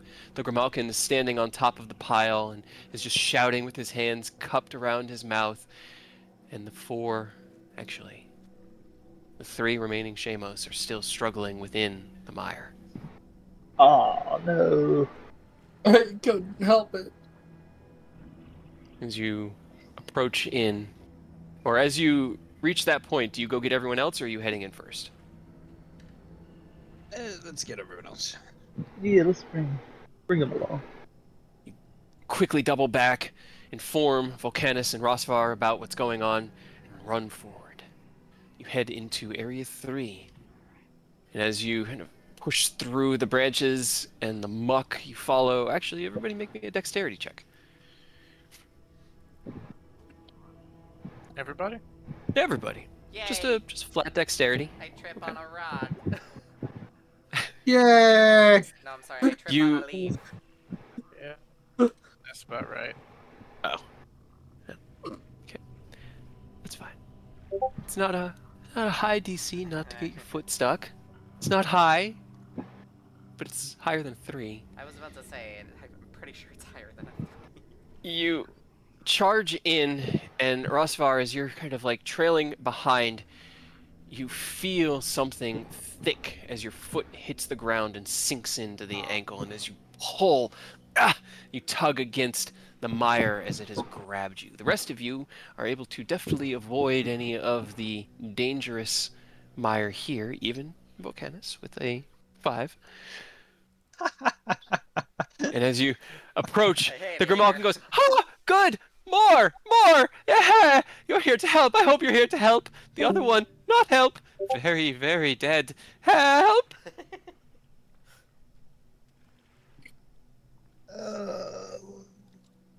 Do we know he's a Dampier, actually?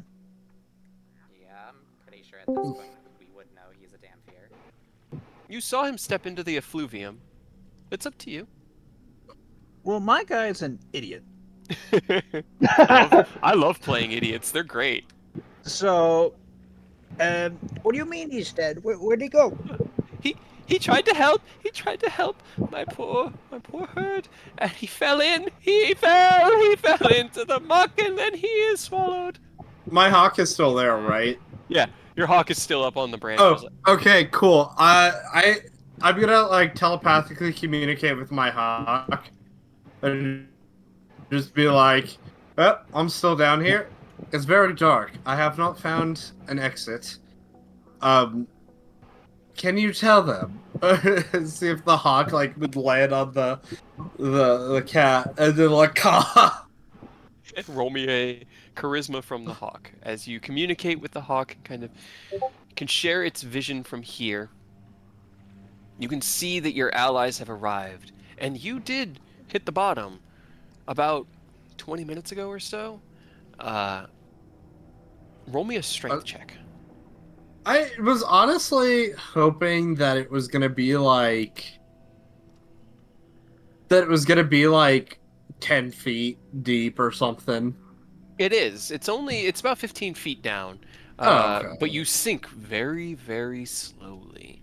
And as you hit the bottom, you kind of like shifted your body, but that took minutes to twist yourself to get your feet down underneath you. And then you press them down against what feels like limestone or maybe like basalt, some sort of hard, heavy rock beneath your boots.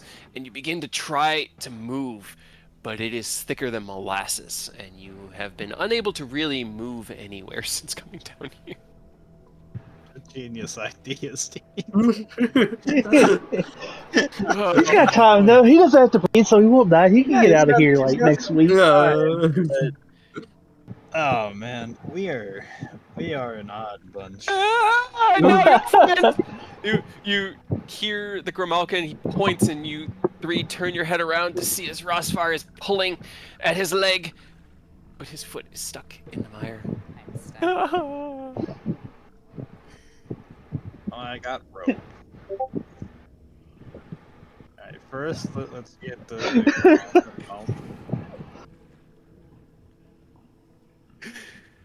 Oh boy. So I want to toss the rope to the Grimalkin. Okay. Okay. He's not in the mud. Oh, I thought Yeah. you said he was. No. Oh, No, so there are three of his shaman are out there right now that are stuck. Okay. Maybe four if it hasn't died underneath the mud. Unless it's a Dampier Grimalk, it's probably good. All right. I can tie a rope to myself, and then you guys can hang on to one end because I'm fairly light, and I can go and grab one of them. And you just yoink. Aren't you in full plate now, dog? I'm still probably lighter than most of you guys. Like, just without my armor, I weigh like less than 40 pounds. Can I try a very cartoon thing? I mean, those Shamos are tiny. Like, they're small. He said they were about dog size, and they've sank. I don't know if you want to risk running out there in full plate, even if you are light. Hold on. What if I put my shield down and I use it like a little rowboat? Well, now I want to see it for sure, so I'm in that plan. I have a really stupid idea. No stupid ideas. You're right. Can I so in martial arts there's a thing called like the 1-inch punch, which is basically like you do a punch from 1 inch. Can I start doing little 1-inch punches? But because of my 1-inch punch, the punch but from because an of inch. my yeah, right. But because of my draconic disciple, use fire and try to like melt or like heat up the mud so like it like loses its moisture, so I could like start climbing out. Like little mud brick steps in there. Yeah. Roll me a wisdom check. Okay. Fire. Powerful. Okay. As you guys begin to, like, well, I guess as Sharpclaw takes out his rope and begins to make these plans, you motion over to the Shamos that are still, like, they're not They're not really fighting that hard anymore. They're kind of just like they seem exhausted at this point, and they're just sort of like just almost sleeping, resting in the mire as it creaks up above their upper shoulders. You look out and can see in the middle. Actually, it's not even in the middle. It's kind of near, closer to one of the edges, like just about 5 feet in on the mire. These tiny little bubbles begin to pop up from underneath, releasing this caustic, black, acrid smoke. That's not my problem. can Yeah, I got other things to do. I got to row a boat. Okay, so you're going to we use. help Ross get his foot out before we go making all these other plans? Is he good? Roll me in athletics, Ross. Let's find out. Please fall in. That'd be hilarious.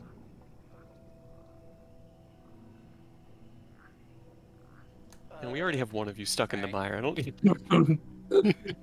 My other idea is swapping it to cold and trying to freeze my way up. Hey, anything's possible. What was it that I needed to roll? Athletics, your favorite thing. Just trying to torture me, aren't you? No, Can I? not try.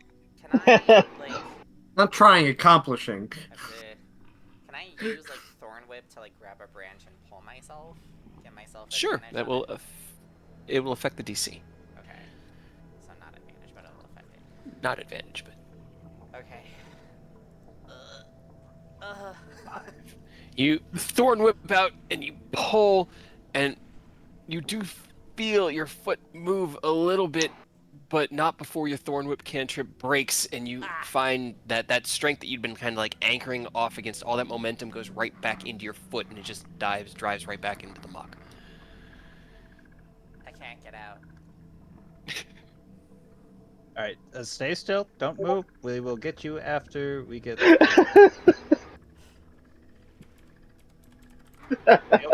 You'll be fine. What sorts of cat? So you're going to row along the surface. You know that it's not like water, right? It honestly, it looks like just like shoreline, like mud along the shore of a river. There's just this slight bit of like texturing detail that instinctually you know, don't step on that. I do know the bigger the surface area, the less likely I'm going to get sunk in. So I'm going Very to true. attempt to use it like a rowboat. It'll be very slow, but I'm going to try. Roll me an athletics check then. What are you using as the row, as the paddle? Might as well use my lance. Okay, that's kind of what I had in my mind. I was just curious because I had things I was going to do if you didn't roll a 26, but 26. You managed to, with the rope wrapped around your waist, use your lance and digging it down and shifting yourself forward just by inches each time. Begin to row out to where the three Shamos unfortunately stepped into the mire. From beneath, can you roll me an athletics check, Outback Steve? An athletics checks. Yes. Stab him. 14. As you 1-inch punch, releasing these little bursts of fire out from in front of you, you don't see it because all you can see is black muck like tar, but you can feel as the heat builds and builds. And everything kind of starts to loosen up. It gets a little bit easier. Where are you trying to head? You know roughly the direction that you were facing, but where are you trying to just like walk out? Are you trying to head to where the Shamos were? I'm trying to like get out, Okay. like at least to the surface. Roll me a wisdom check or survival, I guess. Survival would be better, wouldn't it? It totally would. That just gives me another 3. Okay. Yeah. Okay, perfect. So, as you size up your position, the ground behind you is of a upward slope. So you shift and turn and begin to walk up and out, but it is similarly slow. While Sharpclaw is paddling his way out to the Shamos, and Outback Steve is walking out from the mire. Rosvar, you are stuck. What are Volcanus and TJ doing?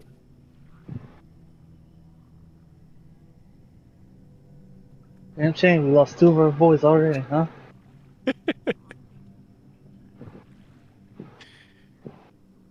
You there, Ken? Oh, sorry. All right, survival. What? No. I'm asking what you're doing. Oh, I'm just. Because right now, let me go ahead. I'll repaint the scene. Right now, we've got Sharpclaw kind of rowing out along the muck to where the Shamos are. Outback Steve is attempting to slowly dig his way out from within the mire. All you can see are these tiny little bubbles that occasionally pop out of the top of the mire, like I just said the word earlier, tar, like a tar pit, essentially. Mm. Rosvar is stuck up to his ankle in the mud, and you and TJ, I'm wondering what you guys are doing. Just keep my head on a swivel. Steve's still alive, so it's not, you know, particularly a red alert situation yet. So I'm gonna just keep my eyes open. I mean, one of you guys has the other end of the rope. That's true. Who's holding the other end of the rope? You gave that to the Grimalkin. What do you mean? That's true. You did. Well, no, because I thought it was he was the one stuck in the mud. But the moment you said he wasn't, I'm like, oh, I gave it the end to one of you guys. Okay, well, we got you then. All right. So, Ross, as you Yes. are stuck, what would you like to do?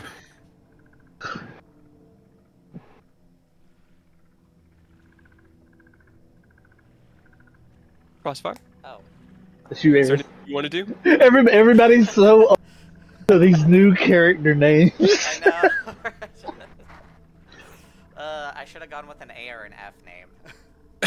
Is there anything you want to try to do to free yourself, or are you just gonna stand as still as possible right now? I will. Because I don't really have anything that can really help. I'll stand still for now. All right. About 15 minutes passes as you hear the constant, like,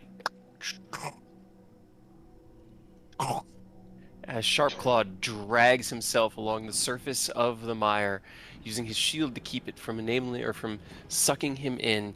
You approach the first of the three Shamos. You have arrived, Sharpclaw. What would you like to do? All right, you said they're the size of a dog. Yeah, they're the same size as you, essentially. How far could I toss one? If you can get it out of the muck, you'd have to roll an athletics check. You're not entirely sure. And at this point, that's going to be the first goal, is to undig it, because they're buried up to, like, their necks, because they have that long kind of like tube-shaped head that comes out of the thick neck, and they're like up to that, and the only thing you can really see are the tops of their shoulders. Like one claw is like poking up and just barely above the surface, and their heads that look up, and they look tired and exhausted. All right, can I grab one and not like yank him straight up, but like slowly like wiggle him and slowly pull him up? Okay. Roll me an athletics check as you stand atop your shield and try to spread your weight out. Reaching down, you grab, begin to wiggle. Slowly, carefully. It takes about another 10 minutes to free it. The entire time, the young Grimalkin in the distance is like, oh, be careful! It takes time. And as you finally pull this first one free and attempt to share your small raft with it, it flops down onto its belly, its body covered in that thick black muck, and just seems to fall asleep. At that moment, there's a popping sound behind you, and you see is Outback Steve. His hand, like the hand of death itself, from the mire up and onto the solid ground. Another hand dripping with black muck as he pulls himself out like the swamp thing from the Black Lagoon. Does he know the party's there? You pull yourself out, wipe the muck from your eyes. You've been in there for probably about an hour and a half now. You take that first unnecessary breath just out of reflex, open your eyes, and you look around to see Rosfar stuck up to his ankle.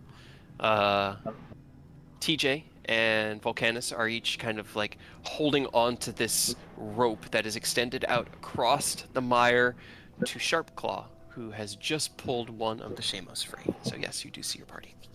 He turns to them. Good night, friends. I would not go down there. You're so lucky you chose Again? Right? You would not go down there again? Yeah. Never again. Ever. Well, let's not be too hasty. But never say never. In the foreseeable future, let's not go down there. All right. I am going to tie the rope that was around me around the Shamos.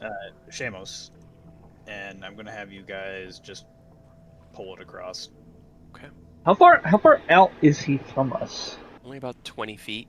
It's not really that far, but it just took forever. Do you have space to get the other two on your shield? I don't want to risk putting a lot of them on my shield. So I was gonna have you drag one across, grab the next one, and we just repeat the process. He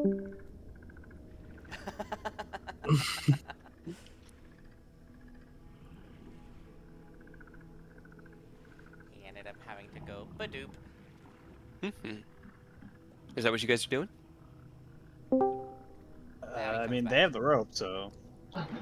Also, Discord, really cool of you to wait till I go to say something to do the thing. I was saying, well, I was just thinking because the reason I asked how far you are, you're within range. I can magnetize your shield and just skedaddle you back. Then I would have to robe all the way back out there. No, I was asking you could put them on there with you. You have to be there. I'm not magnetizing an object. I'm saying I'm worried that the more I put on my shield, we're all gonna sink. That's quitter talk, dude. You don't know that. You gotta have. Look at our boy Steve over here. He made it, right? Steve can also breathe. Nah, but if you just want us to pull the rope, we can. Yeah, I would just pull the rope on, get like one of them out at a time. I just hope they don't get stuck on the way. Everybody, I feel like give it one hard, really, really intense pull to try to cover as much space as possible. What if I toss him as you go and yank him in? Okay. Could work. So you're going to secure the rope to the Shamos and then kind of give it as much upward momentum as you can and then yank from the shore? Yes. Okay. Outback Steve, as you are currently just dripping with tar and muck, what are you doing? Are you doing anything to help with this? I could try to help. I do have a question about the viscosity of this mud. Mm-hmm. If it's as thick as I think it is, technically couldn't we use it as a non-Newtonian fluid? You just slam hard as we can, solid for 1 second. No, but hear me out. One of us could just like start running on it like fast enough and do like the little feet, so you just stand up top of it, and just kind of like running on it while trying to like keep them upwards. Certainly try if you would like. If you run fast enough, I'm gonna try. No, you're gonna get stuck in the mire. let us at least get one out first and toss about first before you try. If anything goes wrong, Steve is the perfect one to do it, at least, because if he does Wait. sink again, he won't die. True. Yeah, I let us do this. have another question. Oh no. Would these be considered unarmed strikes? Can I like kick the ground hard enough and then use my draconic stuff to freeze it or to freeze it? Sure, but you can take 2 steps a second, or 2 steps every 6 seconds. So a step every 3 seconds. Oh yeah, dude. The slowest strut. Steve's just aura farming to go save some shit. Actually, wait. I have 40 feet of movement per 6 seconds. I'm gonna use that to get to where I need to be, and then every couple seconds, slam down with a kick, a frozen kick, and still. Well, you're gonna slam every step, or you're just gonna get stuck again. It's not a 40-second. Yeah. It's gonna be like a step every 6 or 3 seconds, which means you're gonna be moving at 5 feet around. And you'll have to make both successful attacks, like not rolling a natural 1 to miss the ground. I think. I mean, that part's easy. You got that. I think I have to try. Let's do it. Yes. All right. Well, while he does that, yeah, throw it. Yeah, while he decides to try this. Okay. As Outback Steve looks back over the mire, looks down at his boots, and kicks out once with a frosty, icy, kind of a blast, a 1-foot diameter section of the muck lightly freezes. You put your weight onto it. It seems to bury you for a moment. You kick out with the second and step onto it. It seems to be working. You make it about 5 feet out onto the muck, while on the shield, you take the one Shamos as it's exhausted and tired. And can I have Volcanus, TJ, and Sharpclaw please make me athletics checks, please, to bring in the first of the Shamos pups. Okay. I'm rolling fire, dude. That's another 2 that I have rolled. Hey, listen on that one. Volcanus. That's how Outback Steve is running. Oh my god. Oh no. Oh no. I mean, at least Sharpclaw has been rolling absolute fire, because you've been, like, 18s and 19s. It's been crazy from you. I know. I wish I could get these on my attacks. Then I'd be critting. You there, Ken? Yes, I'm here. Sorry, I'm good. texting some work stuff. I hate work stuff. Yeah, no, I'm not going anywhere. We're just because I got a new guy that came in to train last week, and he's starting his first shift tomorrow. Gotcha. On some last minute stuff. Gotcha. Well, can you roll me an athletics check, as you've been roped into assisting pulling the Shamos from the muck? Yay. The sane way, honestly. Why? Okay. Why make life easier? Okay. All right. Tiny little cat just yeeting a fuck. You yeet, and honestly, the athletics that you did being the best makes the most sense, because for you have to make sure that your weight shifts correctly. You don't want this to drive you straight down, which it definitely could with kind of the angle that you're tossing this creature at. Fortunately, you managed to follow your own instincts and huck it at an angle. The shield slides a little bit along the surface from the impact. You see as the others tug with the rope, but as the rope had kind of coiled in as you had thrown it, they don't have that initial bit of force. They kind of had, they pull, and there's no resistance, so there's that, scrambling, as they hand over hand pull it in. The Shamos lands with its back feet in the muck as they drag and pull, and pull it free, and it kind of like walks free and weakly over to its brothers as they spring up from the dog pile and run over to like surround it and begin sniffing at it and licking at it. Ah, you're safe! You're safe! As the Grimalkin runs down and hugs. Thank you, thank you. Can we save the others? I'm going to try. Okay. You guys are gonna have to throw the rope back. Who's throwing the rope? I guess that would probably be TJ, because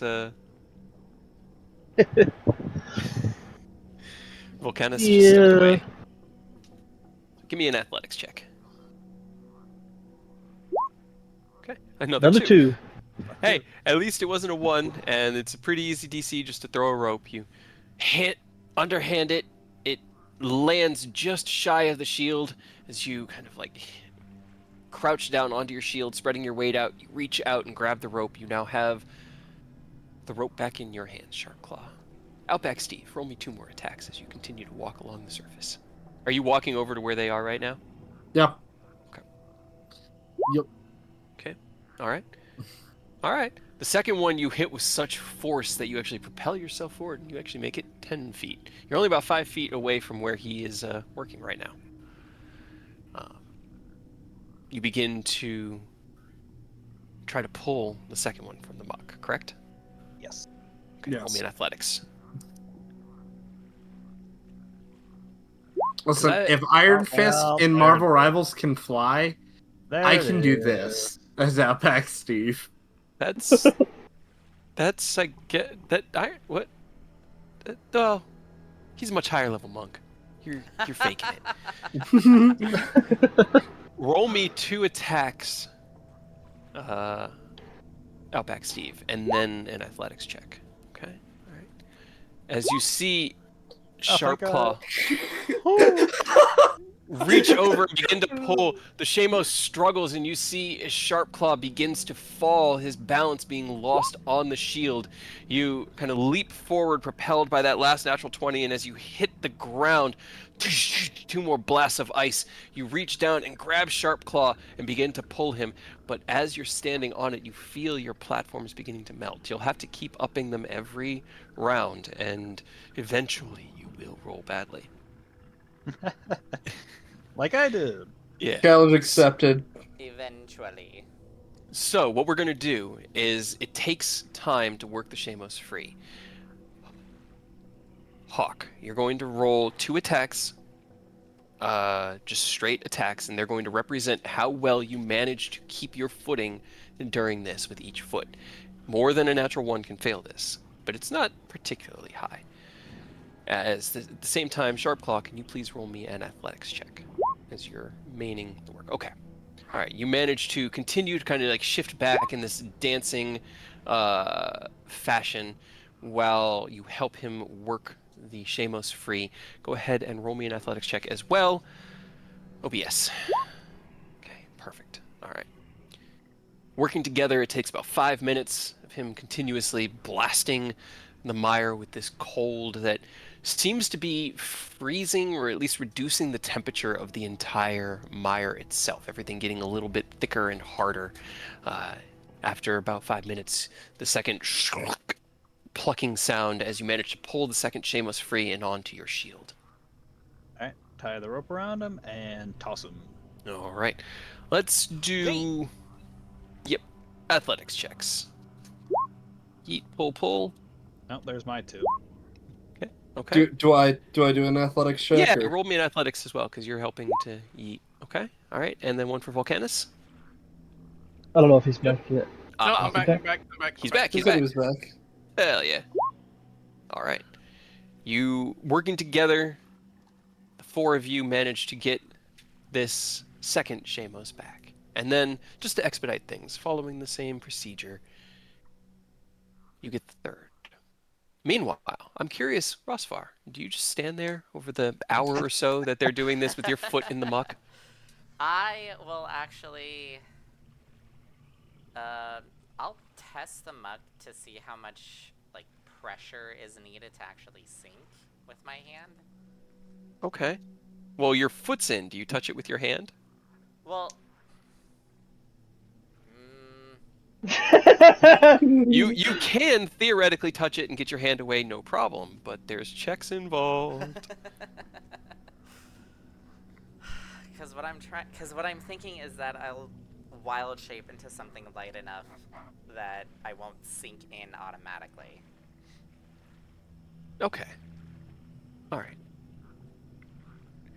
You don't roll me an intelligence check right now Okay. before you do that, or wisdom, whichever one is better for you and you'd prefer. They're the same modifier anyway. Hell yeah, I'll that's do good rolls then. wisdom because it just fits. Okay. Fuck my life. Yeah, you're not entirely sure. You kind of test the mud. It feels like as long as you don't put your weight into there or really struggle against it, that it's mostly stable. And you're not sure what animal might be light enough. You look over and you see the Shamos as they're being pulled out, and obviously they were still heavy enough, but it's not like you're actively being pulled down. It's quicksand. The more you fight it, the more you sink. Unless you fight it with ice kicks. Yeah, I guess. Fighting it with ice kicks. So, is there anything that you wanted to try doing to free yourself, or are you going to wait for the party to be able to assist you? I want to see what my limits are. You can always try to make an athletics check to just pull yourself free. It's just failure may cause you to sink more. Can I... I'm gonna take a chance. Okay. And I'm gonna wild shape into a snake. And hopefully that's light enough for me to just slither to solid ground. Roll me a d20 as you wild shape your way into the snake, which has no arms or legs. Okay. As you change your form, kind of contorting, you feel that focus of yourself, and you try to focus on your left leg, not your right. Normally, when you change your shape to something like this, you don't, like your legs will merge together, and you're not entirely sure how it's all going to work. But as you take on your snaky form, small and unimposing, you find that only the tip of your tail is within the mire, and you are able to pull it free without too much issue. I just start slithering to solid ground as fast as I can. Okay, you slither along the solid ground, and as the final Shamos is hurled towards the shore and pulled, the Grimalkin, my babies! He looks out a little bit, and he kind of like, you see him, say, I'm sorry, but we're safe now. And he gives the three a hug, and he looks up at you, oh, thank you, thank you, thank you! And he kind of like jumps around. Are you here to help with the big angry thing? Big angry thing? Yes, yes, yes, we sent word several days ago asking for help from your people. Creature moved in, scaring away the native population. We were actually leaving the swamps ourselves to get out of here. It's not safe. Okay, yeah. Do you know where the thing is? It prefers the caves underground. We don't know. I haven't seen it, but we've heard the sounds, the growls, the snarls. Scary!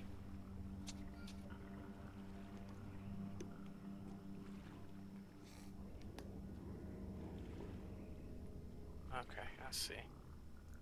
No, no.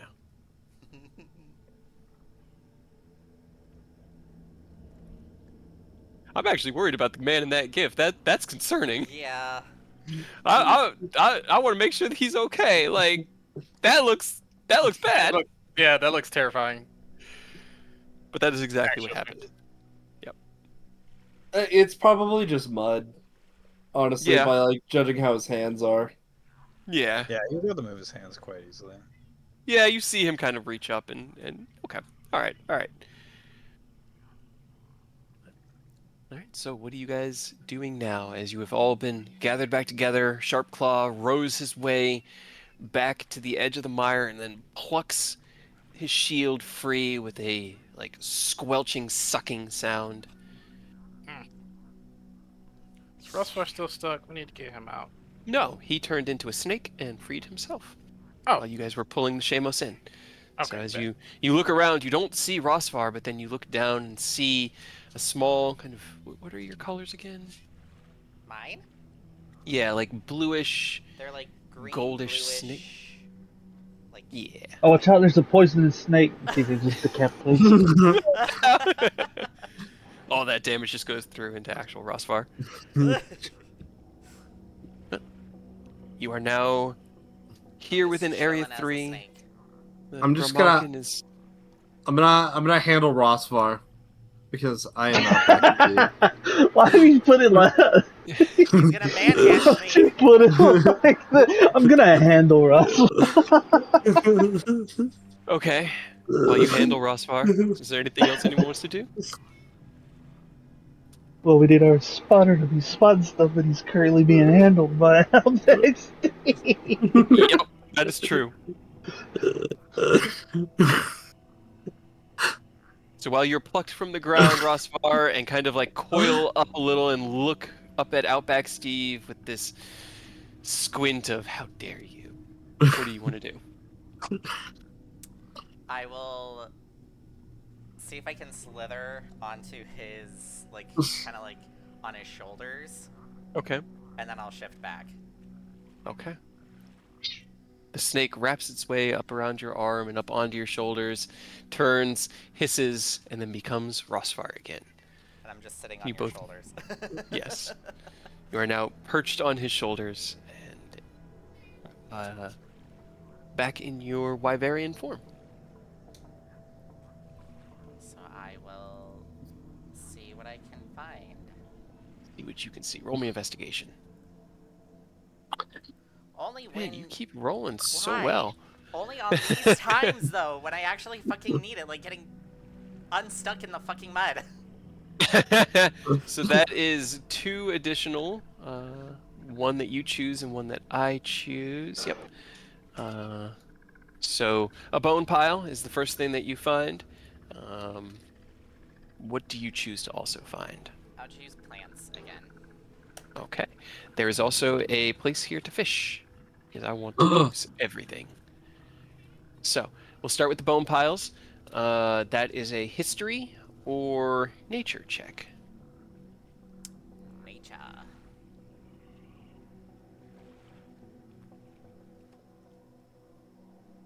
Hey, I did remember that right. Go me. I'm just getting mud everywhere. Yeah, unfortunately, Outback Steve, that is a fail. Sharp Claw and Volcanus. Can you please roll me nature or history? Beans. Okay, all right. And this was for the bone pile? Okay. Oh, that's unfortunate. Okay. So can Rosvar, TJ, and Sharpclaw please roll me d6s? As the DC on that one was a 12. Let's go. I know. So, Sharpclaw, you find 2 monster bone pluses. Rosvar, you find 2 large bone husks. And TJ, you find 2 monster bone pluses.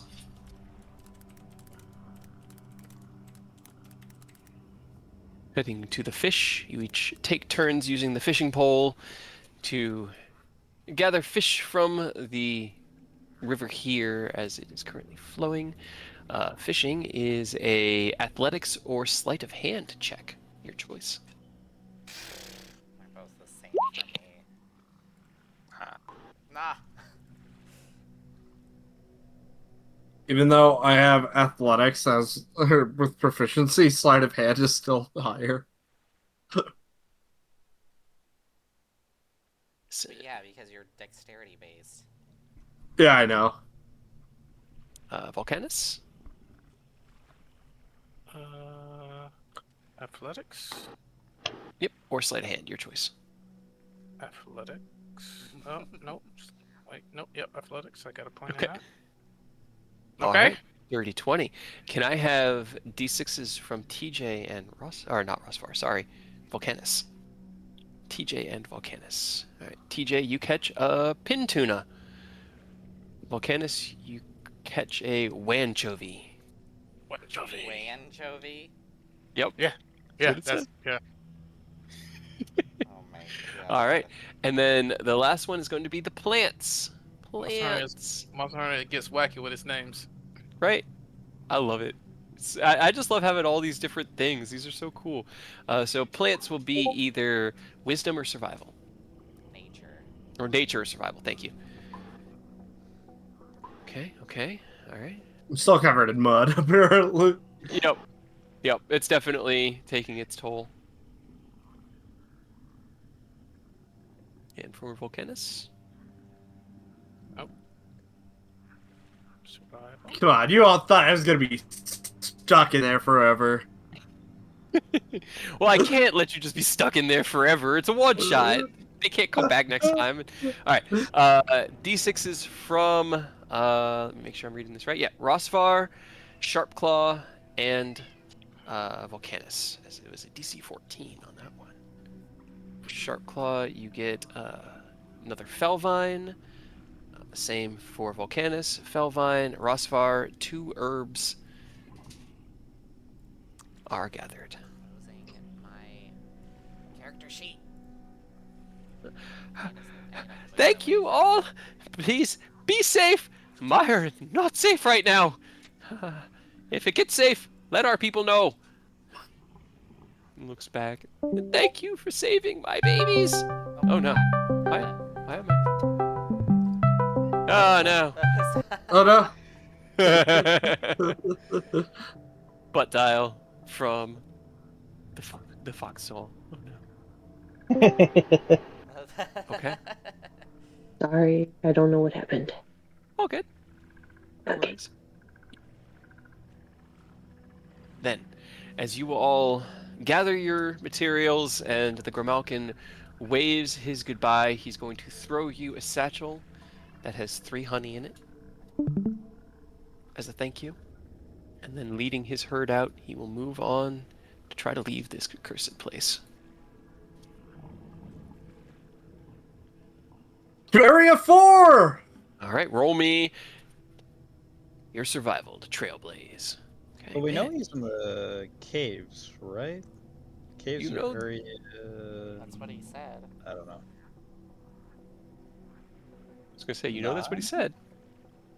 Is area 9 the caves area? Well, I mean, we know kind of how Monster Hunter does things, right? See the 2 Area 10?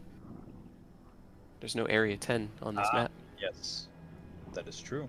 I am blind. No worries. That's what glasses are for. I had so much fun making this, man. It was so cool. What was I looking for? Well, in order to get to Area 10, we'd have to go two areas Yeah. anyway, so might as well go up 4 to 8 to 10. Wild shapes. That's not what I'm looking for. That's not what I'm looking for. Not what I'm looking for. Not what I'm looking for. What is it? I don't know. How can you Just trying to. No, okay. There's a table that I keep scrolling away from that I need to use that I didn't bookmark because I had made a roll table for it in Roll20, but I don't trust that it's working correctly. So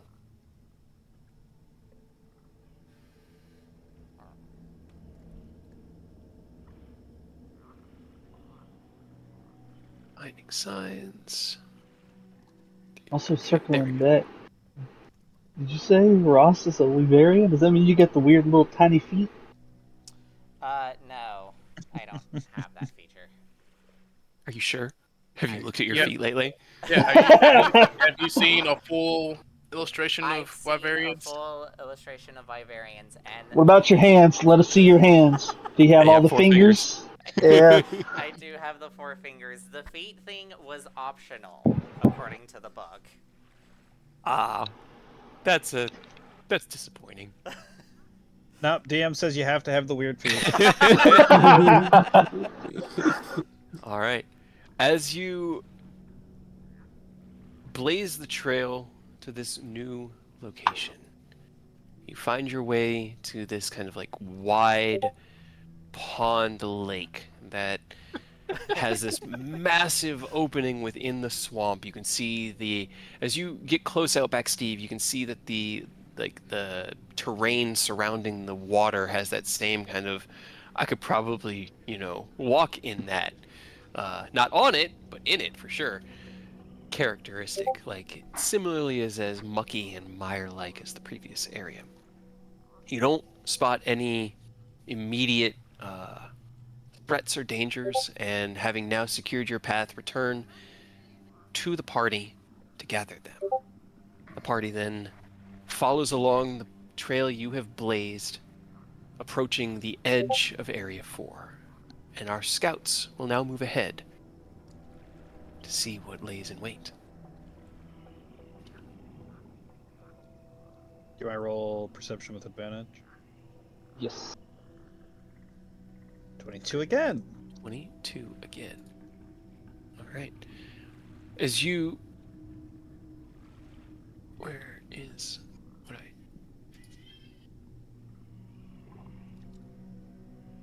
I feel like I'm taking crazy pills.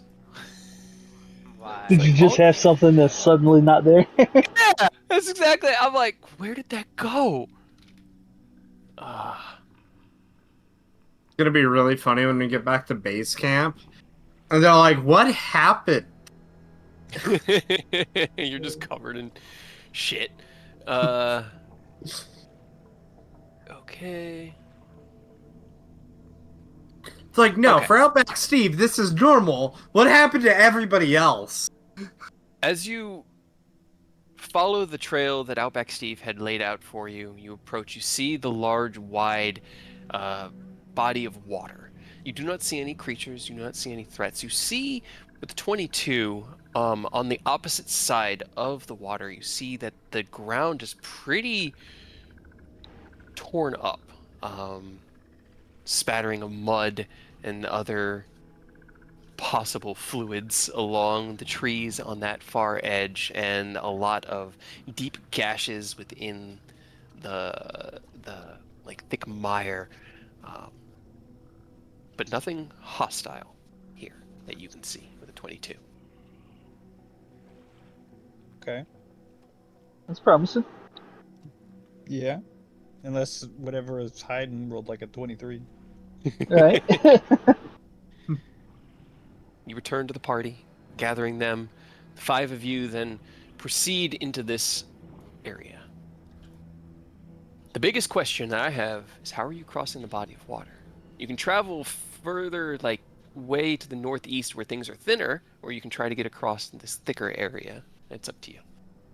I'm gonna Northwest. just walk into it and try to clear my get some of the mud off me. Okay, roll me an athletics check. That scares me. That's fine. It's fine. It's not like there's a waterfall potentially right here.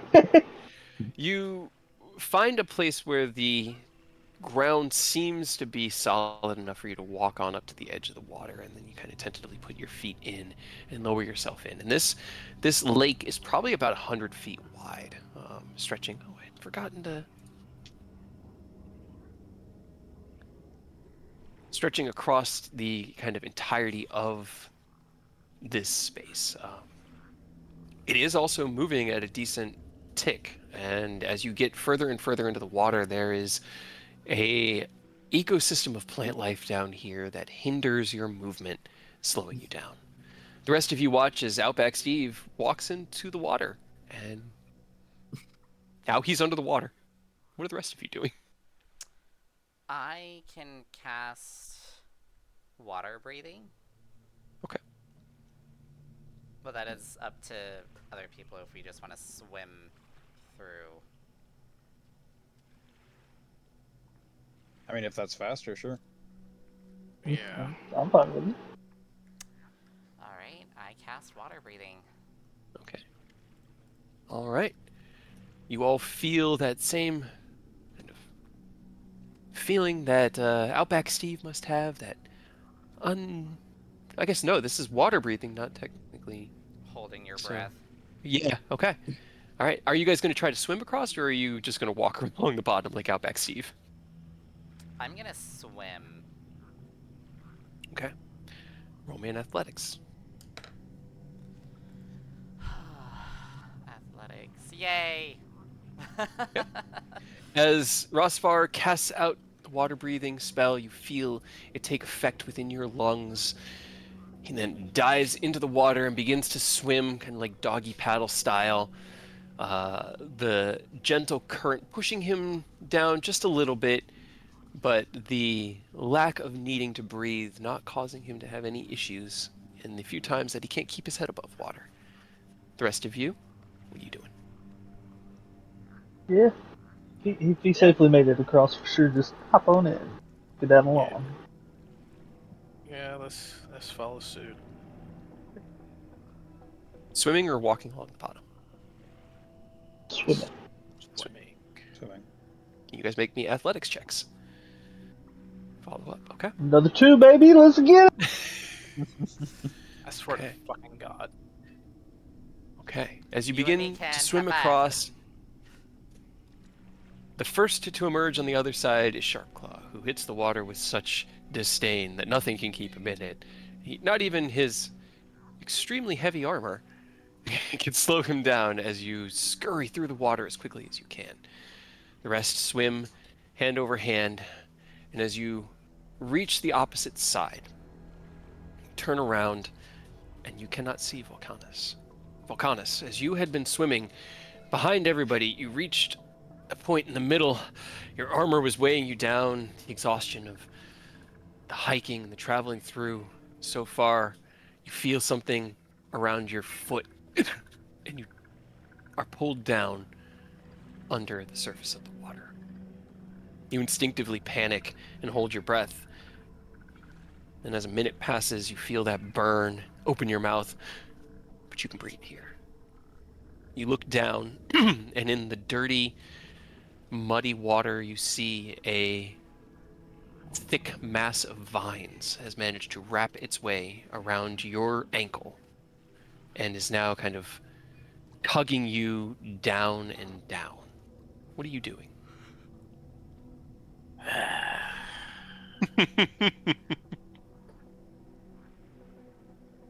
Do I have like a... You can't All hurt hunters the have plants. carving knives. Yeah. No. Yeah, I was like, all hunters have carving knives. Pull that carving knife out and cut myself from the vines. Roll me a strength check. As the rest of the party reaches the opposite shore, you turn around and look. You don't see Volcanus. And as you're looking for him, you see the water break a little bit off to your right as Outback Steve walks up the opposite side of the shore and kind of like stops, looks down, realizes he's right in front of one of those mires, does a little sidestep around it. He looks much cleaner, but is also now dripping wet like the rest of you. You stand for a moment. Roll me another athletics check, Volcanus, as you manage to pull yourself down, kind of using your own weight against the vines. You pull yourself down to that and grab the seaweed and muck, cut through it with the single pull of your knife. As you feel yourself freed, you swim upwards and break through the water. Take a deep breath and just finish the swim to the opposite side. And you are now on the opposite bank of Area 4. I hate this Progress. place. Welcome to the life as a hunter. Spotter, please roll me investigation. Investigation. Again, another 19. I don't know why. That's our boy. That's our spotter. Right? Pick me another one, because there's another bone piles and there's more fishing to be done here because the river's here. Mining. And you were about to be a trailblazer. We were not gonna get any of it, dude. Right? I choose mining. Okay, mining. Cool. Then, bone piles. Let's have everyone roll history or nature. Nature. Hell This one's yeah. DC 12. So that would be for Sharpclaw and Rosvar. Oh? Paul, Outback Steve, Steve. and Rosbar. Outback Yeah. Steve, and sorry, it's brain's kind of turning into pudding. The confusion. Yeah. Kyle's like, huh? Like, I It's rolled like, Is it D6? yeah, D6. All right, a 5 and a 6 would be 2 monster bone pluses for Outback Steve and 2 large monster bones for Rosvar. I can turn my Wow. boomerang into a blue boomerang. Hey. I'm sitting here doing a search for the word fish, and selfish came up. That just made me laugh. Where? Was it athletics and sleight of hands? Yeah, that was it. Athletics and sleight of hand. Thank you. And They're then the this one's DC here is a same. 16, unfortunately. Oh. Oh. All right. Outback Steve, roll me a D6. Wait, what about And- Volcanus? But Yeah. Not sleight of hand or athletics. Athletics. God fucking. Okay. damn, all of us but Steve missed it by a singular point. Oh As you my each take God. turns, you pull on the fishing rod, but as the hook emerges from the water, you realize that with each cast, the fish just stole your bait. That jerk. Outback Steve, you managed to get a sushi fish. Sushi fish. Sushi. All right, and then the mining is athletics, and it's just athletics. I feel like it should have multiples, but it doesn't. It's also a DC 15. Man. And we're all gonna get 14s. Hey. Okay. Hey. All right. So, let's see. Volcanus, roll me a D6. TJ, roll me 2D6, and we'll be taking the higher number. So that's Macalite ore for TJ. And a D6 for Volcanus.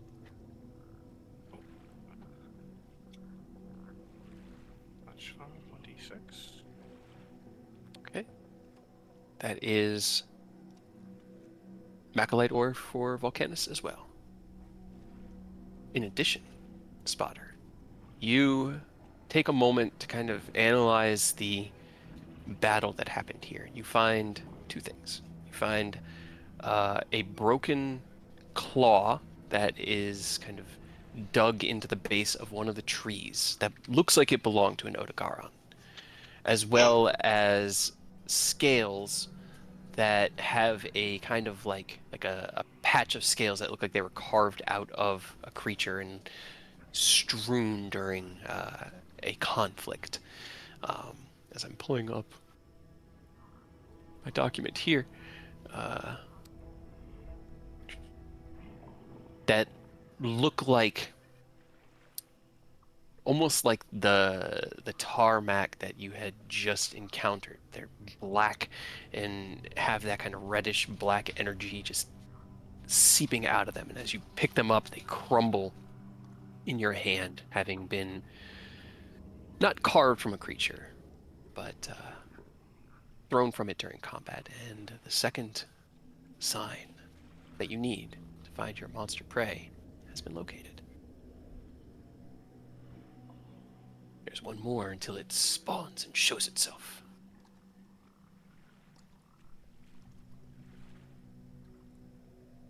What, man? Trailblaze to Area 8! Okay, survival check as you head to Area 8.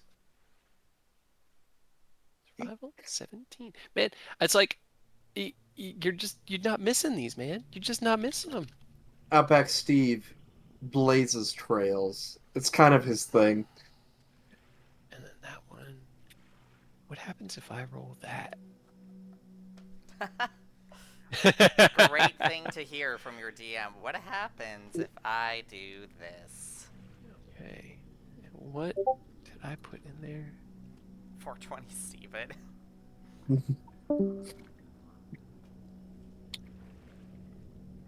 Okay. All right. That will work. All right. Outback Steve, as you blaze the trail between these zones, kind of following game trails and up and down cliffside or through the shifting terrain, it gets more and more solid as you get further and further away from the river. The ground no longer having that sucking, squelching property, but still reeking of rot and decay, and covered in piles of bones and just the remnants of creatures that came here either to die or live here among the death. You find your way to Area 8, and as you approach, you initially do not see anything that you need to warn your scouts about. And so you return and alert them, gathering the rest of the party so that they can make their next push. Scouts, can you please roll me your perception check? Do it up, sharp. We have the same one. You can roll too. Yeah, but I don't know if you've seen Oh, all that- these well, all these 25. twos I've Stealth. rolled. I don't want to get us jumped by something that I don't see. My dumbass hit stealth instead of perception, but it would be a 24. 24. So what's your... Um, oh, I yeah, s- because you would have... Yep, because you would have advantage. Yep. Yep. Okay. So, all right. As you approach in, the two of you, following in this practiced habit now of helping each other try to spot things, you do not see any creatures. There's nothing here that seems to be alive and threatening you. You do see what looks like a small stone... I don't know. It's like a statue with a bowl, it looks almost humanoid, maybe Linian. You're not entirely sure, but it looks like a small humanoid statue on the far end of this zone with a bowl in its hand that, with a 24 on your perception, you could see is glittering with something silver-like, like a liquid that gives off a silvery sheen. Okay. Don't know what the fuck that is, but I shall. Turn and gathering the party, you inform them of what you've seen, and the rest of you proceed to Area 8. What are you guys doing now that you're here?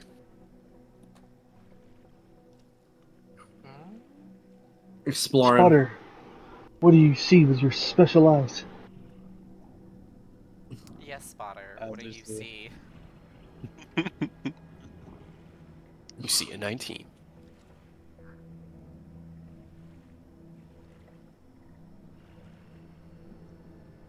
That's you, Aurora, your spotter. Oh, sorry. I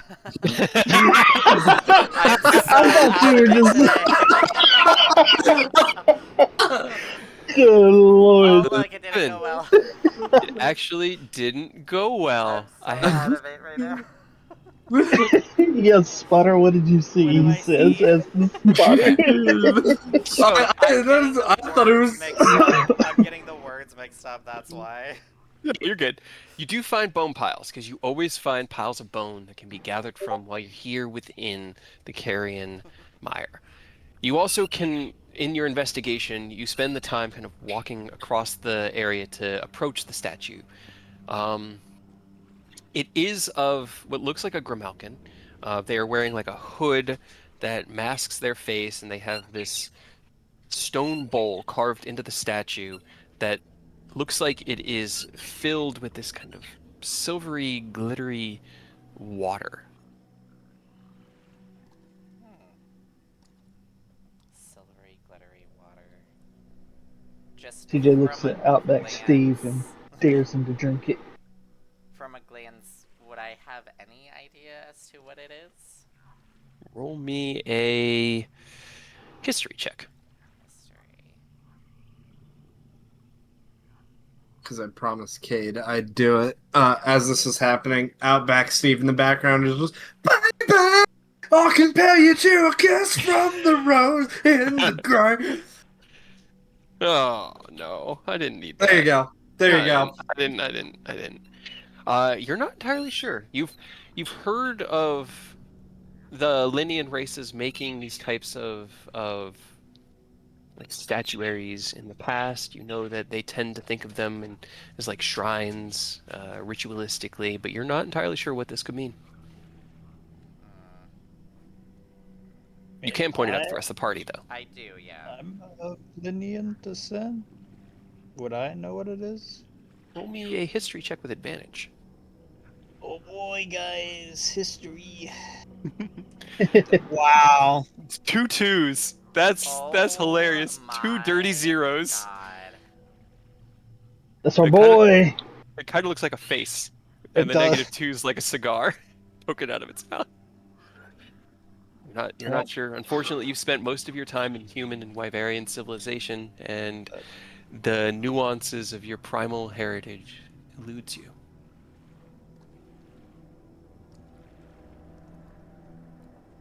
I like how every int thing though I have rolled so poorly, and it's It's great. so funny. With the investigation as well, you will also find that the edge here at this forest leads kind of, it's like almost like a sinkhole. There's this pathway that appears out of the ground. You almost stumble into it while you're exploring the area, Rosvar, and you kind of catch yourself as your foot is about to go down over this grassy precipice that descends down into a deep, like, twisting pathway that seems to go into the ground beneath you. And around it, you find more claw marks that are similarly emanating that blackish red, almost like X's on either side of the ground against the trees where this pathway goes down, almost like it's marking its territory. I Good pointed sign, out to right? everybody. Okay. So, anything else you guys want to do here? I guess we can roll bone piles. So, history or God, nature? Nature. Yeah.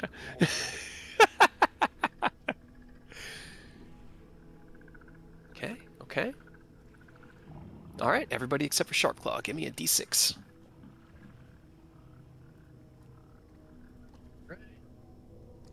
That's 2 large monster bones for Outback Steve, 2 small bone husks for TJ, 2 large monster bones for Rosvar, and 2 monster bone.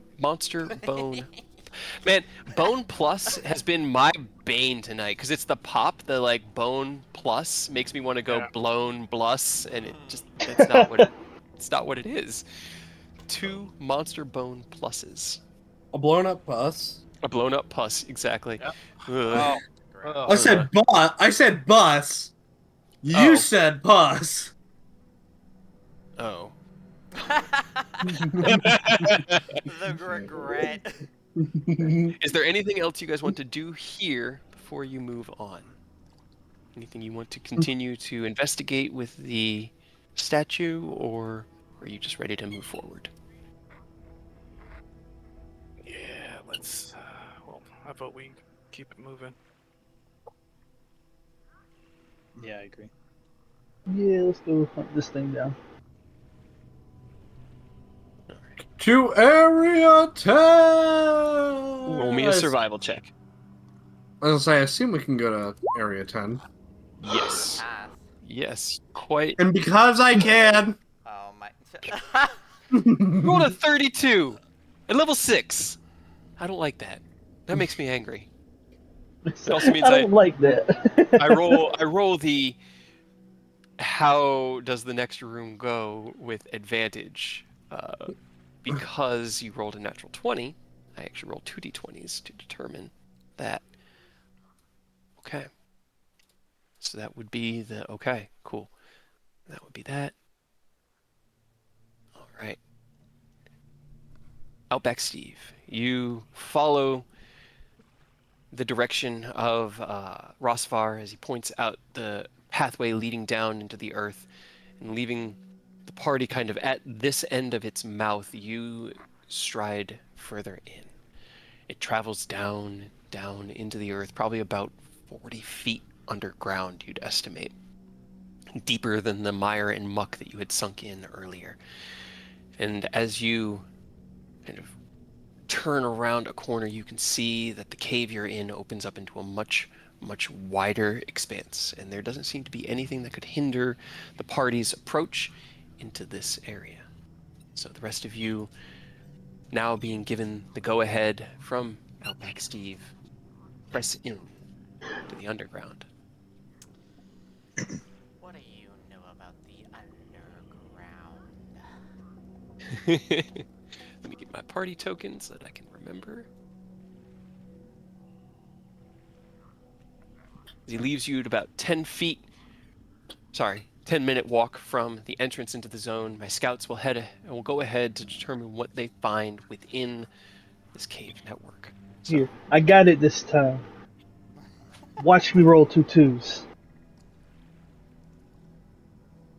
Don't manifest it. right, okay. 30, 20, okay. Oh, that's right, I have a thing now. Not a thing. No, you I have can't use your things. thing. I can You're always not use my allowed. thing. Okay. The dirty. Use your thing. 20. We're using our things. Guess I've been using your things all night. All right, 30, 20. Damn, that's good, because that's exactly what I rolled on the creature's stealth check. As you turn the corner, you look out over a wide underground cave. Now, the cave I made looks brown, but this one's really like dark and black. The walls glisten with some sort of, I don't know, rotten moisture that runs down them and pools along these mushrooms and odd crystalline growths. And at the far end, against an underground pool of water that ripples with this waterfall that seems to flow out from above about 20 feet, seemingly from nowhere, you see curled up on the ground an Odogaron, similar to the one that you had encountered earlier. But this one's scales are black as night, and its jaws radiate with this dark, necrotic energy. Oh boy. Yep. Yep. We get if we kill it, we get to make some really cool armor. Weapons are pretty great too. Kind of look at each other, sizing up your prey. You turn and head back to inform the rest of the party what you have found. How do you guys proceed from here?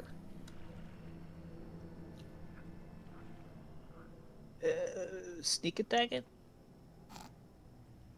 We're gonna get Charclaw to run up quietly, set up a bunch of large barrel bombs. I wish I had large barrel bombs, but I sadly do not.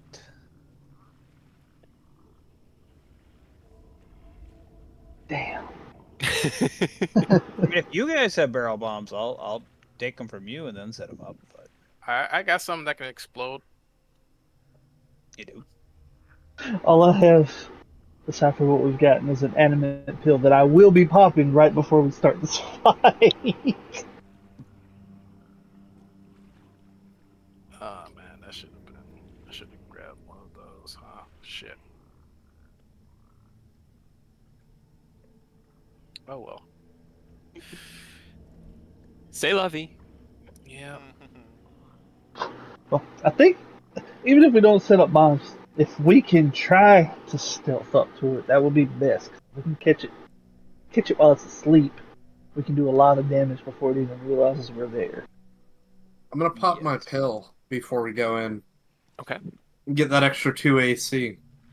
All right. I am just. I'm gonna save mine until right before we do, in case Kate has some other shenanigans to hit us with. Same, but I'm still gonna pop my pill when we fight. Okay. I'm just open with that. There we go. That's what I needed. Because I need to. What are There's you a crack in the ground with For 10 something. minutes.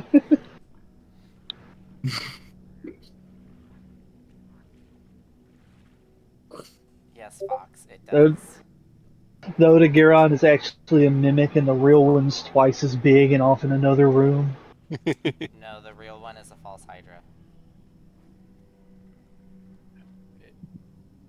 Have you ever considered that, like, having your hydras with multiple heads is actually bad for the hydra itself?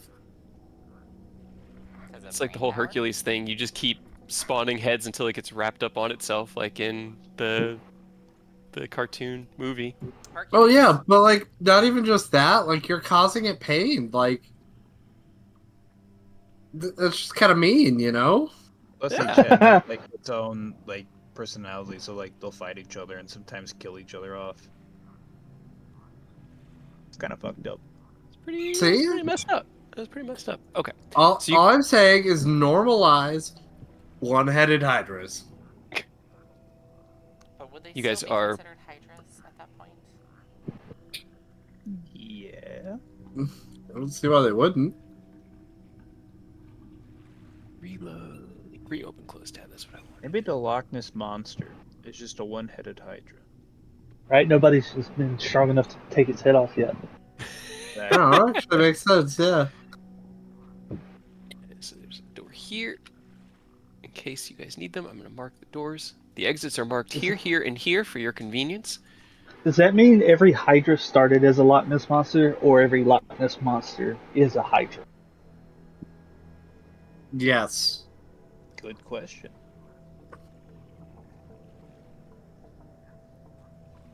I mean, there's only one Loch Ness monster, so That's would just be what Big Pharma wants you to think. Okay. As we were proceeding, I've got our map ready here now. You guys are going to try to proceed stealthily, correct? Try to catch up Yes. or get closer to it. yeah, We're gonna try. Yep, gonna fucking try. we're gonna try. All Three of right. us rolling around with disadvantage, but we're gonna give it our best shot. Then can everybody please roll me stealth checks as you follow the path down into the underground cave. Hey, would you look at Doing that? Another great. 2. Oh shit! Double digits. 24, Give it the old college 35, try. 41, 61. It's a 15 for the party stealth. He is asleep. I didn't say he was asleep. I said he was curled up. I mean, assume he's asleep. That's hilarious. This is our very dumpy suspicious party. Don't be suspicious. Don't be suspicious. Don't be suspicious. I mean, I'm Don't be Beth, suspicious. 37, We even come with our own percussion. 26, Oh, 37. we won't. Hang on, I got you. I've got a horn. I'm proficient in performance because I'm a gladiator. I'll just play us a song real quick. Let's go. No, but that's what I'm saying. Like, your armor is your own percussion section. Clink, clink, don't be suspicious, don't be. As, like, Suspicious. clinking along with the. All right. As you guys proceed down, what is your marching order? How are you? What order are you walking in? Same as I- usual? Be in front. Okay, start claws up at the front. I'm behind him. Behind him, I think we have. I guess. I'll be kind of more in the back. Okay. I'll probably be close up to Tail. the front. And then Ross first, the tail. Okay. As you begin walking in, you make it about 30 or so feet into the room before the creature on the far end. And roars out across the way. So the way the stealth is done. Sorry, go ahead. I was just gonna say TJ's just gonna hold his adamant pill out, cheers with Outback Steven, and take it. Yeah, right. Okay. As you creep forward and then notice that. Okay, it's so funny. So the way it's done is you add up all the stealth checks, you divide it by the number of party members, and it needs to be higher than their passive perception. He has a passive perception of 15. You guys group rolled a 14. Ah, Oh no. It's so close. It's so close. But as you step into area, I think I named this area 10. Yeah. Yes. Area 10, you see your quarry on the far end as an Odogaron, its scales turned ebony by the hatred and fury within it, stands at full height.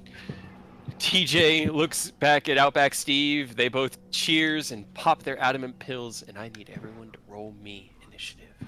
Bro is really far Boy. away. Yeah, he's really far away. I'm going to Where- get him. why does my initiative have tiebreaker? What do you mean? Like, tiebreaker was turned on, so my initiative was like a 1.13. That's because I had turned it on. Oh. I was just like, what? Because Why we is need it- to I did that. guys. That's were me all along. Okay. Oh, I'm glad I set him up like that. Nice. Oh, he's a fast one. Oh, you thought your initiative was 16? Haha, but it was me, Dio. What's your dexterity modifier, TJ? 16. So plus 16. 3. Can you roll me another d20? You have to roll these off against the Rollies. ebony Odogaron. That's frightening. I was positive it was gonna be a 2. Oh, Let's my go again. God. Let's go again. Go Let's again. money making game. Let's go gambling. Oh dang it! No. Hey! TJ goes first.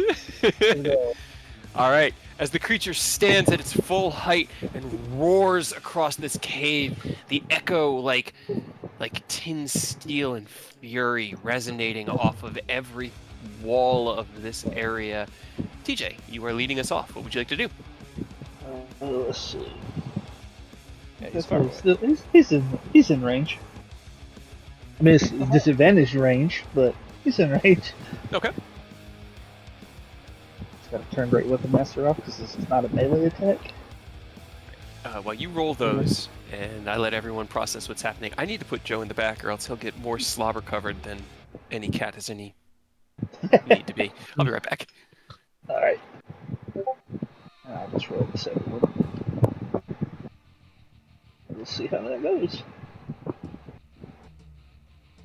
I know that's magnetic force gun, but it also could be the motherfucker gun. Yeah, that was the whole fucking did it, dude. You know, TJ keeps that motherfucking thing on him. You're just like, say hello to my motherfucking gun. Because I put in my character sheet, one of the resources he has is the magnetic force evade, so he's got the MF evade too. It's like what was it, the original Hellboy movies when he's like the big baby and pulls out his like what was it, like his shotgun or something, or like Grenade launcher. I think it might have been the grenade launcher. I haven't seen that in so It's long. the second movie. Yeah. Damn, dude, that second one burned a nat 20.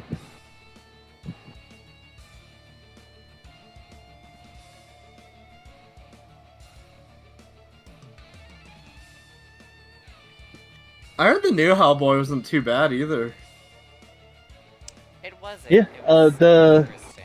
I've seen a lot of good stuff about like the monster designs in it, like at the end.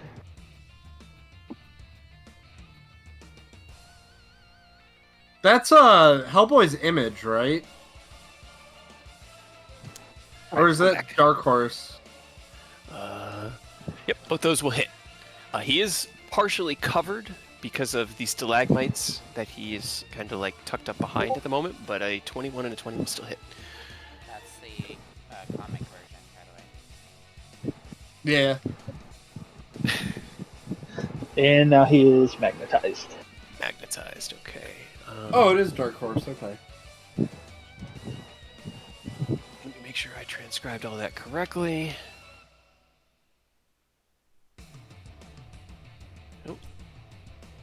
What?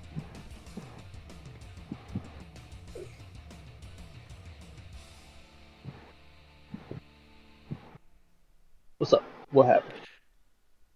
There's just something, you know, anything with homebrew just kind of sometimes has weird things. But I guess no, that's true. Okay, all right.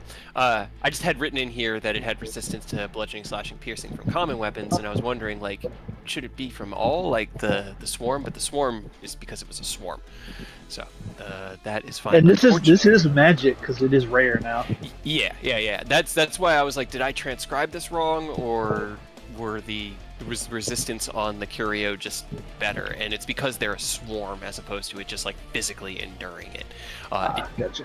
does appear to be resistant to your necrotic damage. But it's not Yeah, kind of unfortunate to figure that out the second you were talking about the carrion mire. Kind of assumed it wasn't gonna be too beneficial down here. Yeah. Fox chose the angry red dog. It'd be over like the way. that sometimes. It's just like, hey, I guess I'll go from there. All right.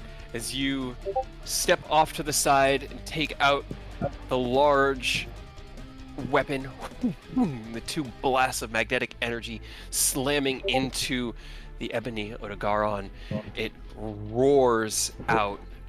Let's see.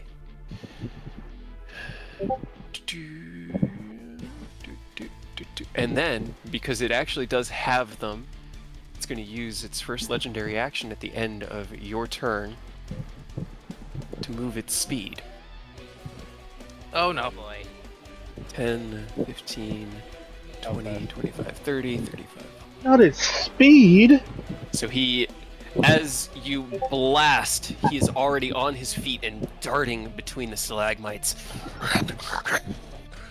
Charges towards you all. He will then take his turn. No, he's fast. Oh Lord, he comes. Oh Lord, he coming. He will actually... He's going to use his reaction against that first attack that you had against him to take half damage from it with his uncanny dodge reaction. So 8 more hit points back. Hey, you can't do that. Only we can do that. But he can. And then he's going to make his claw attacks. He can try because he's actually gonna whiff that first one, probably, hopefully. Because I'm gonna reaction and move. All right. So with a 24 to hit you, you see it coming and raise the it's magnet spike, right? Yeah. Magnet spike up, pushing yourself away from his attuned magnetism. The jaw clamps shut in the space where you would have been. His head spins towards you wildly, and he will use his last 10 feet of movement to... I was hoping that's what it was. I wanted to make him waste at least one before he hit. Both of those are going to hit. There's a 26 and a 25. Okay. Okay. Weirdly enough, they don't. They don't? Aw, No, that's unfortunate for him. I only have like a 4.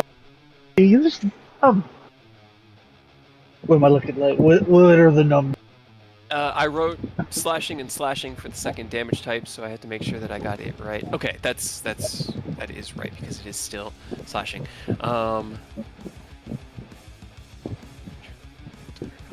Oh, that's unfortunate. Can you make me a Constitution saving throw? Yes.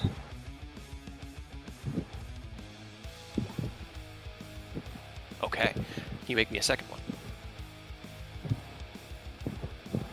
Try. Okay. Make sure I'm reading all of this right. Target. Okay. As the first claw attack slashes across you, you do take 9 points of slashing damage.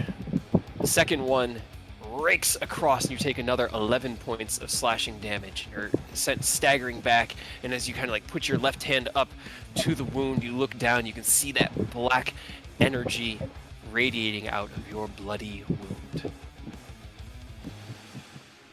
And that is his turn. Sharp Claw, it's your turn.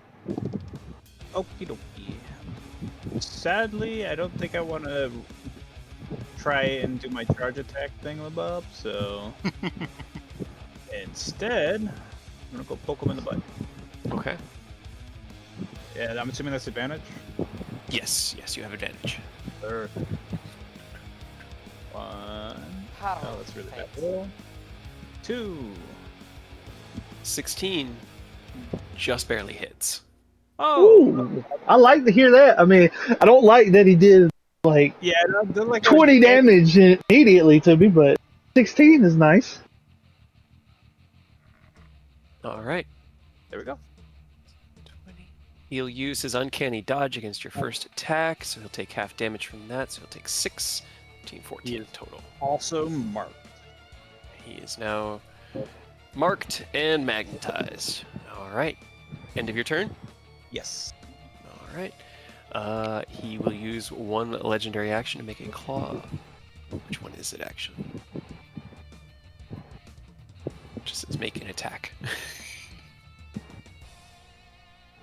I like how just Ross has the .13 in there.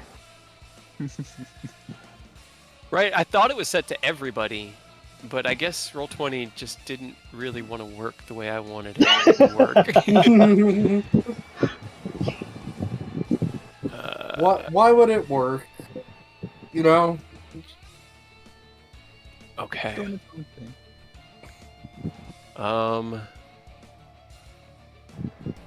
As you flank up behind it, it's going to use its legendary action to, without provoking an attack of opportunity, move its movement. Hey, Hey, who said he could do that? hey, get back The here. rules. Get back over here, freak. Crossfire, it's your turn. As it darts up and claws at TJ, sending him staggering back with a wound across his chest. You watch as Sharp Claw swings around and attacks from behind. The Ebony Odogaron spins on him and twists through the air, leaping away and across the cavern. It is now your turn, Crossfire. I am going to cast. Let's see if this actually works. Earthbind. Okay. Now. Okay. So it only affects flying creatures. Earthbind isn't really a grab like you. There is See. another one similar to Earthbind that is. Yeah, it's just not Earthbind. Grasping Vine? I think it's like Grasping Earth or something like that.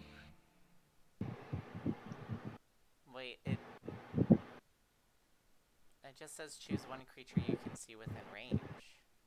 Yeah, but Yeah. it says the target must succeed on the save, or its flying speed is reduced to 0. Yeah. I mean, you can prevent him from flying if you want, but Yeah.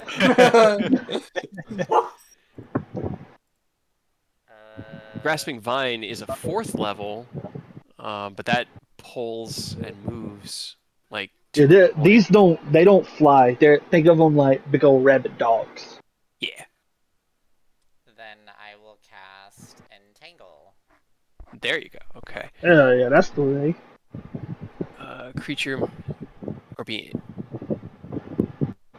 Creature restrained. Okay, so he needs to make a strength save or be restrained. That is a 13? It says right there 14. Get restrained, nerd. As it dances away, you cast out through the staff your entangle spell as the bright green vivid roots spring forth from the ground. They snap up around the Odogaron's legs as and growls across the way, sensing the source of its magic. Anything else you want to do? Trying to see if I do have anything.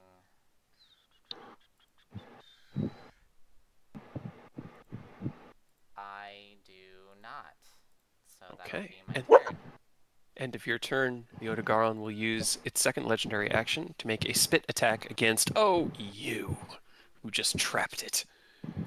I hide behind Steve. That's at disadvantage, right? Because he's marked by no, I have to be within 5 feet of him while he's marked. Ah. Advantage that way. The moment he Seven- ran away, I'm like, no, come back. 17 to hit Rosvar. Yes. That does hit. Yes, it hits. Okay. You don't take any damage. No, wait, hold on. Which one am I reading? So there's one thing I thought he did that didn't. I know. You guys, I'm talking to myself. All right, no, it is that. I need you to also make me a Constitution saving throw. As you take a total of. Oh, you take a total of 6 damage, 1 bludgeoning and 5 necrotic. And you save against Dragon Blight. You said 6. That's probably good. 6 damage, yep. Outback Steve, it is your turn.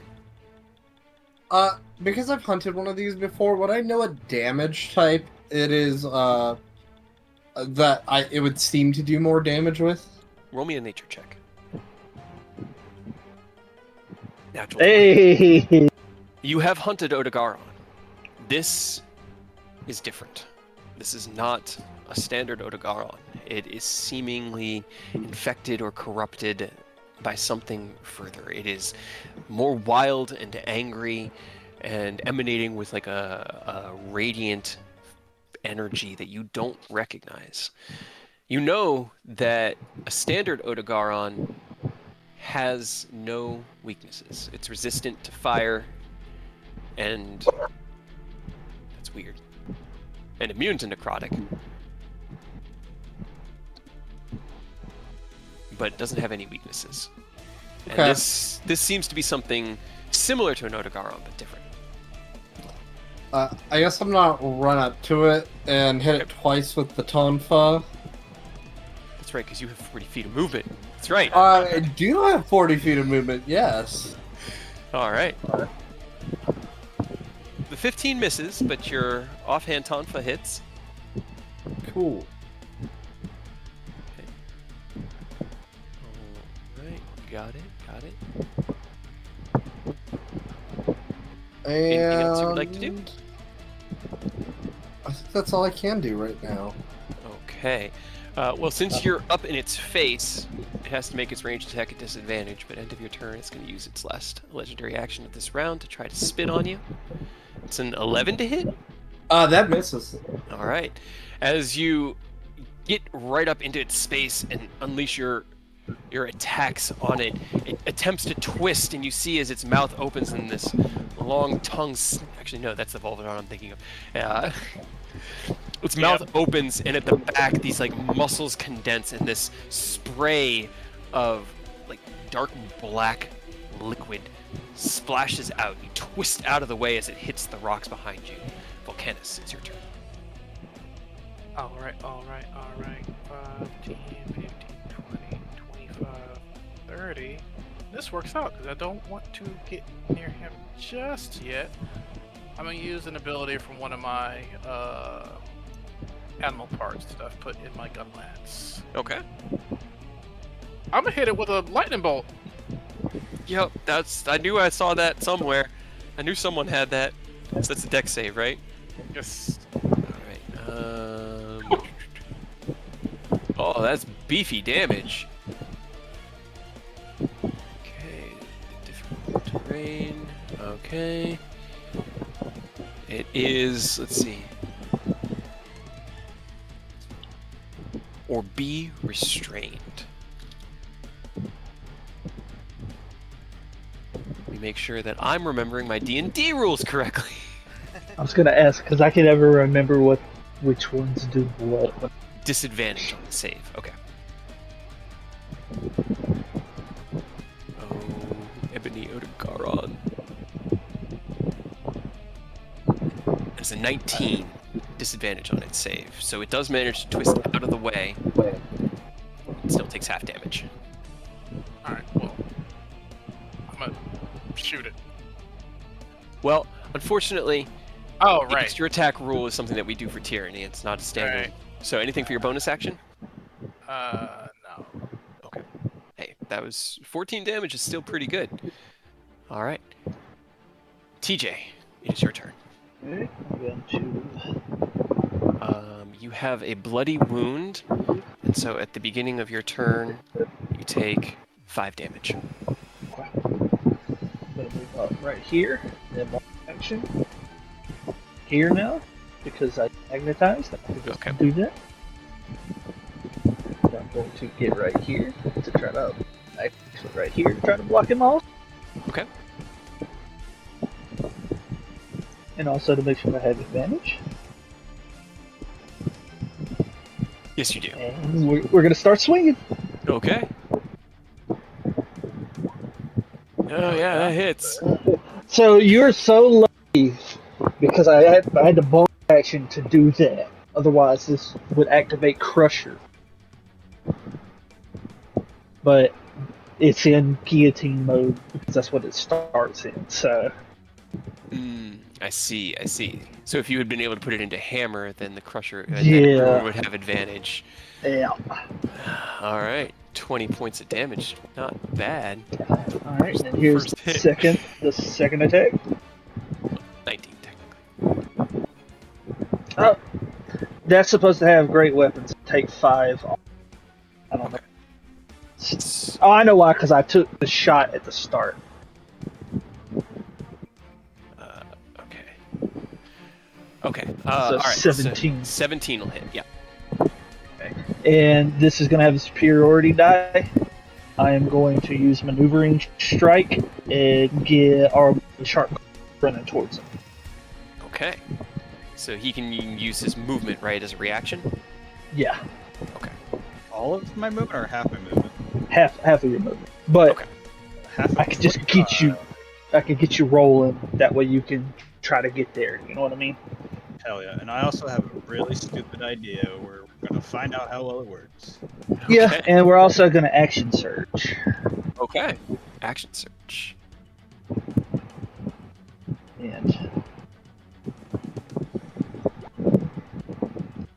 And this is also going to have a superiority die on it. I don't need to do it, but I mean,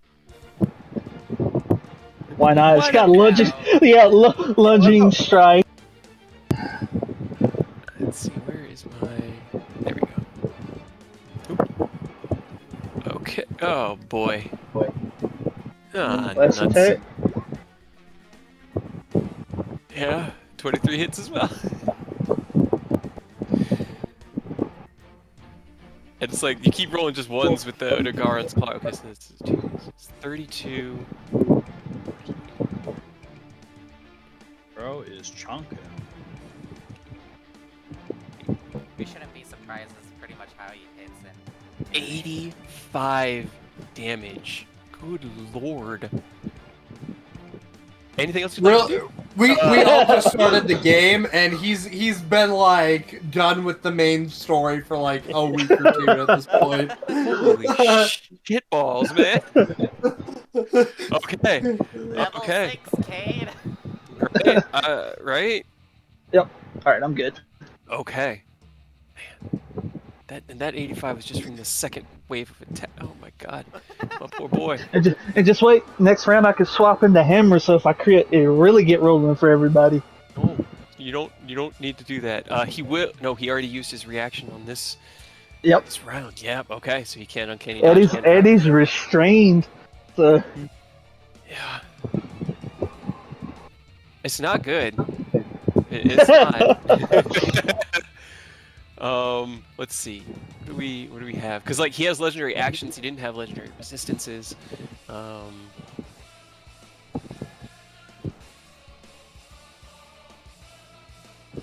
Making sure. Yep. Okay. All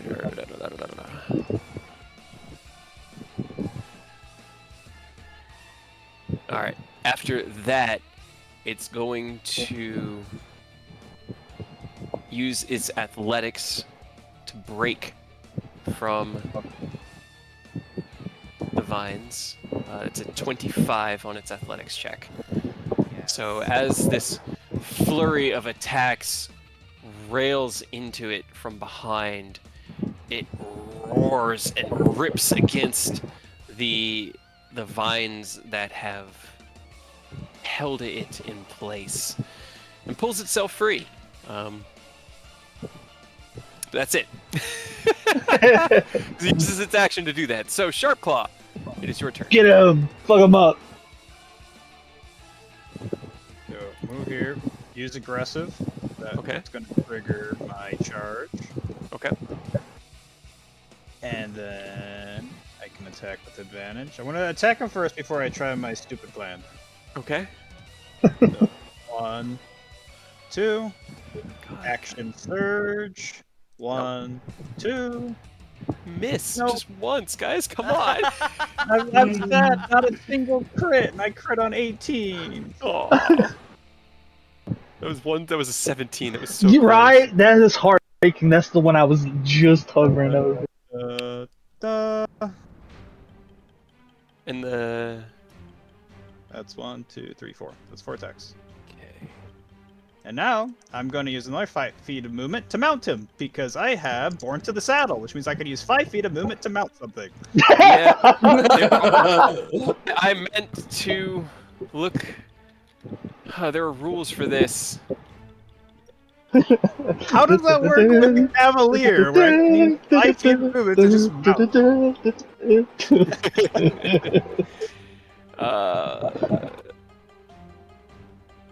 Mountain is not the right word.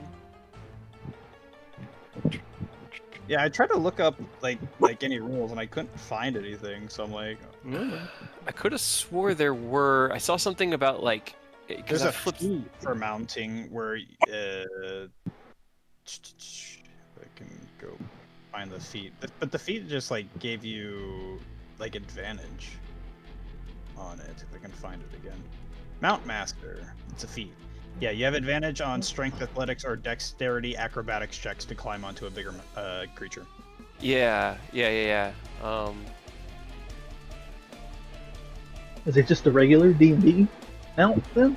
Does not they have stuff for that? Didn't we climb some big thing at one point in one of the other games? It's usually like it's a contested acrobatics versus athletics. Yeah, Usually... to stay on, I have to use athletics, which I will have advantage on because of Born to the Saddle, but I can use Born to the Saddle to just use 5 feet of movement to mount a creature. That's our boy, dude. Okay, I mean that's fair. Okay, so you leap onto its back and are now riding on the back of the Ebony Odogaron. As you do. As you do. It does not want you there. That is fine. Just so that you know, it really does not want you there. Especially following your flurry of attacks. Yeah, Also, he's not. I'm now within 5 feet of him, so he has disadvantage on attacks against everybody else. 27.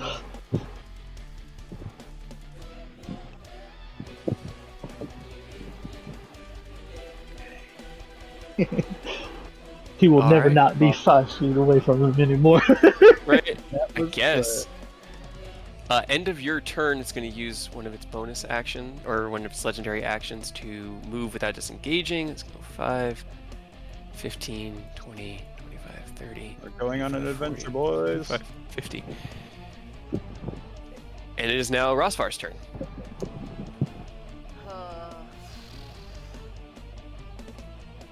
What shall I'm gonna first cast Healing Word. What? By using a charge on my Mega Staff. Okay. And I'm gonna cast it on TJ. Okay.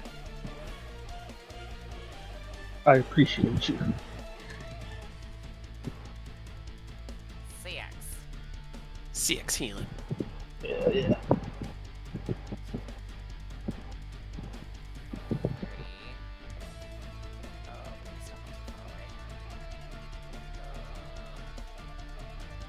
Do we just have to kill this thing to shake the dragon blade? Well, let's see. No. Or am killing I it- gonna have to get somebody to... You're bleeding. Yours is a different. You have yours isn't the dragon blight. You have a bloody wound.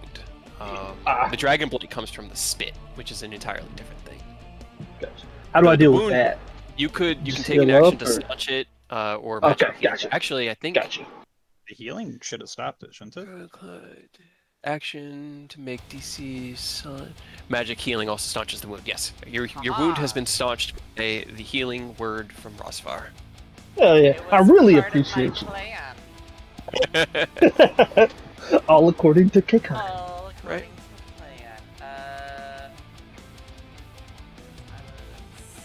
Oh. Oh. I don't know that I like that. Oh, with a radius that big. You should. Too far You away. absolutely should. I can't do I'm gonna use anything this one. else. Just to keep this interesting. Okay. Okay, so that's it for your turn? Yeah. All right. End of your turn. See, it's kind of like legendary actions are different.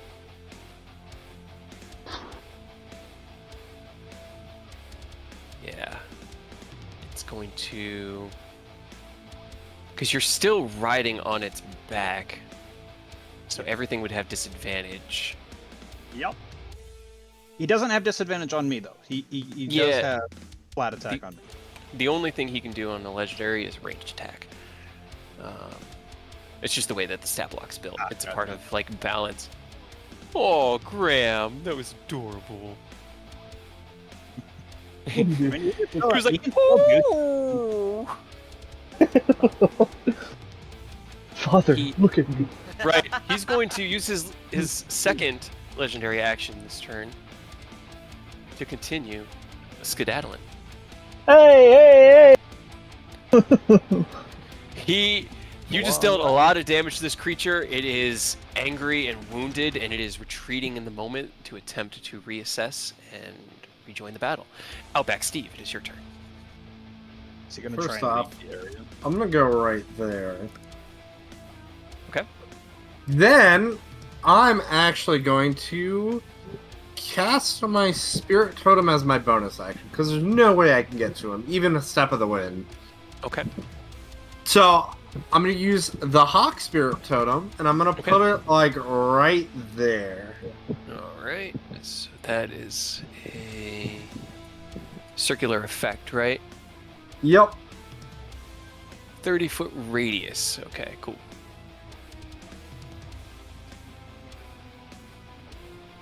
You bring that back up one more time.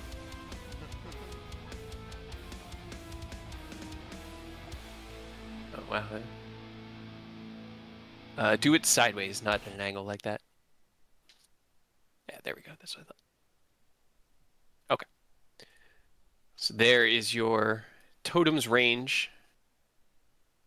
As you summon it at the base of that stalagmite, when a creature makes an attack roll against a target. Okay, so you can use your reaction to grant advantage on that attack roll. Yep. As long as they're in that aura. Cool. All right. You cast out your totem as your bonus action. Anything you want to do as an action? I don't think I can do an action because I'm melee. That's fair. Do you have like a sling or anything? My Something? range is my boomerang. Ah. And he has his taunt Yeah. goes out. Yep. Okay. Then, end of your turn. But as long as one of you gets into the range here, you can get advantage on your next attack. Already there. Yeah, he'll just do that with disadvantage. Does a 17 hit you, Outback Steve? That means. That meets. Okay, you even take... even with your pill? Wait, no, it doesn't with my pill. You pill. Yes. Son of a bitch. Wait, All right. would that be considered a missile? It's not physical. It's a glob of spit. Technically, Okay. it's a ranged attack. You could just catch a glob of spit. But it also didn't actually hit you. So... That's true. Yeah, you're right. Damn it. All right, Volcanus, it's your turn. I guess I'll try to get up there as best I can. I'm gonna just dash. Okay. 5, 10, 15, As Volcanus digs deep, running against the kind of squelchy, slick blackish brown rocks that fill this cave, you charge across the battlefield towards your foe. Anything else you want to do? This big ass stalagmite is in the way, so I can't hit him with another lightning bolt. So, nah, not right now. Okay. TJ, it is your turn.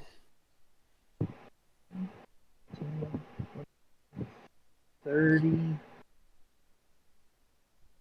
I know, Graham.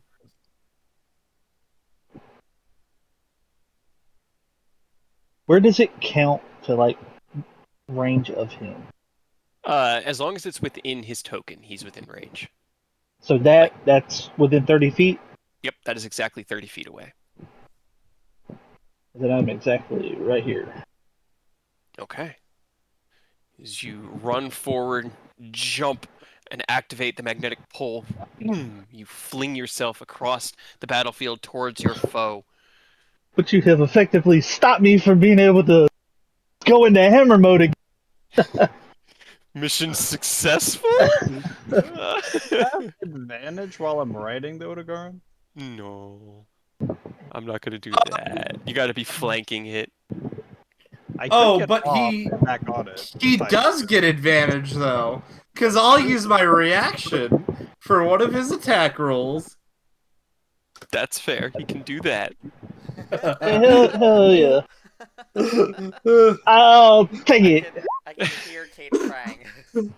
13 misses. Sorry. Tears turn to joy. Sorry, Hawk. We tried. We tried. Let's...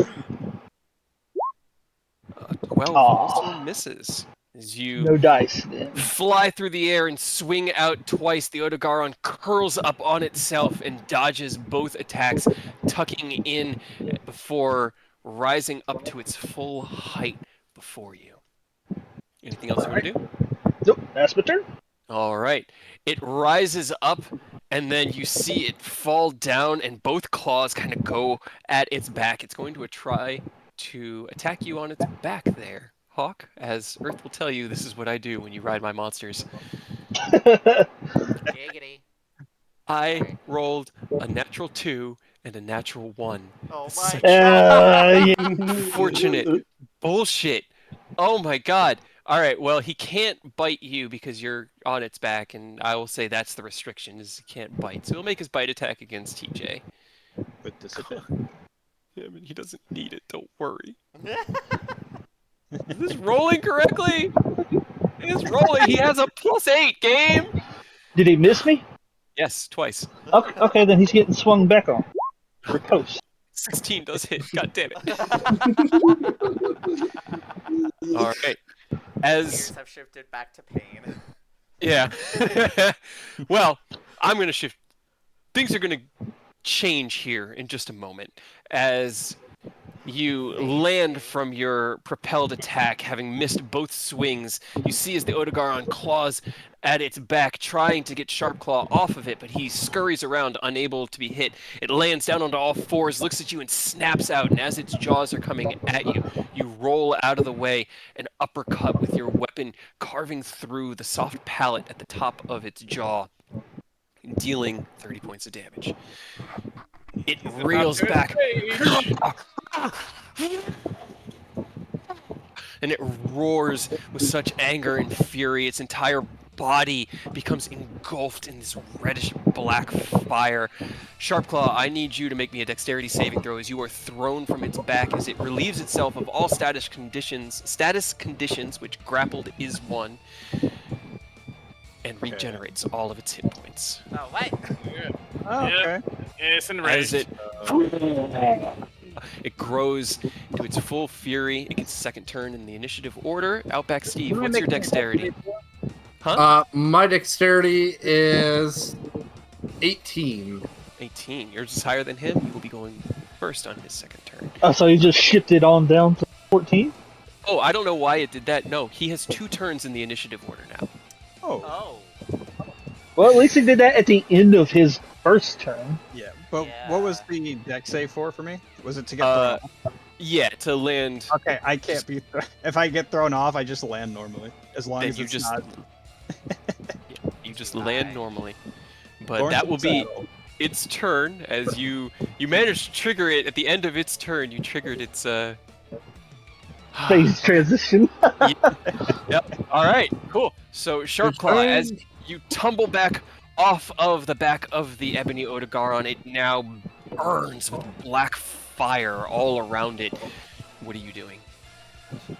Lance attack. Lance attack. I want that crit at least once. Come on. Hey, at least they both hit. No, that's true. Consistency is good.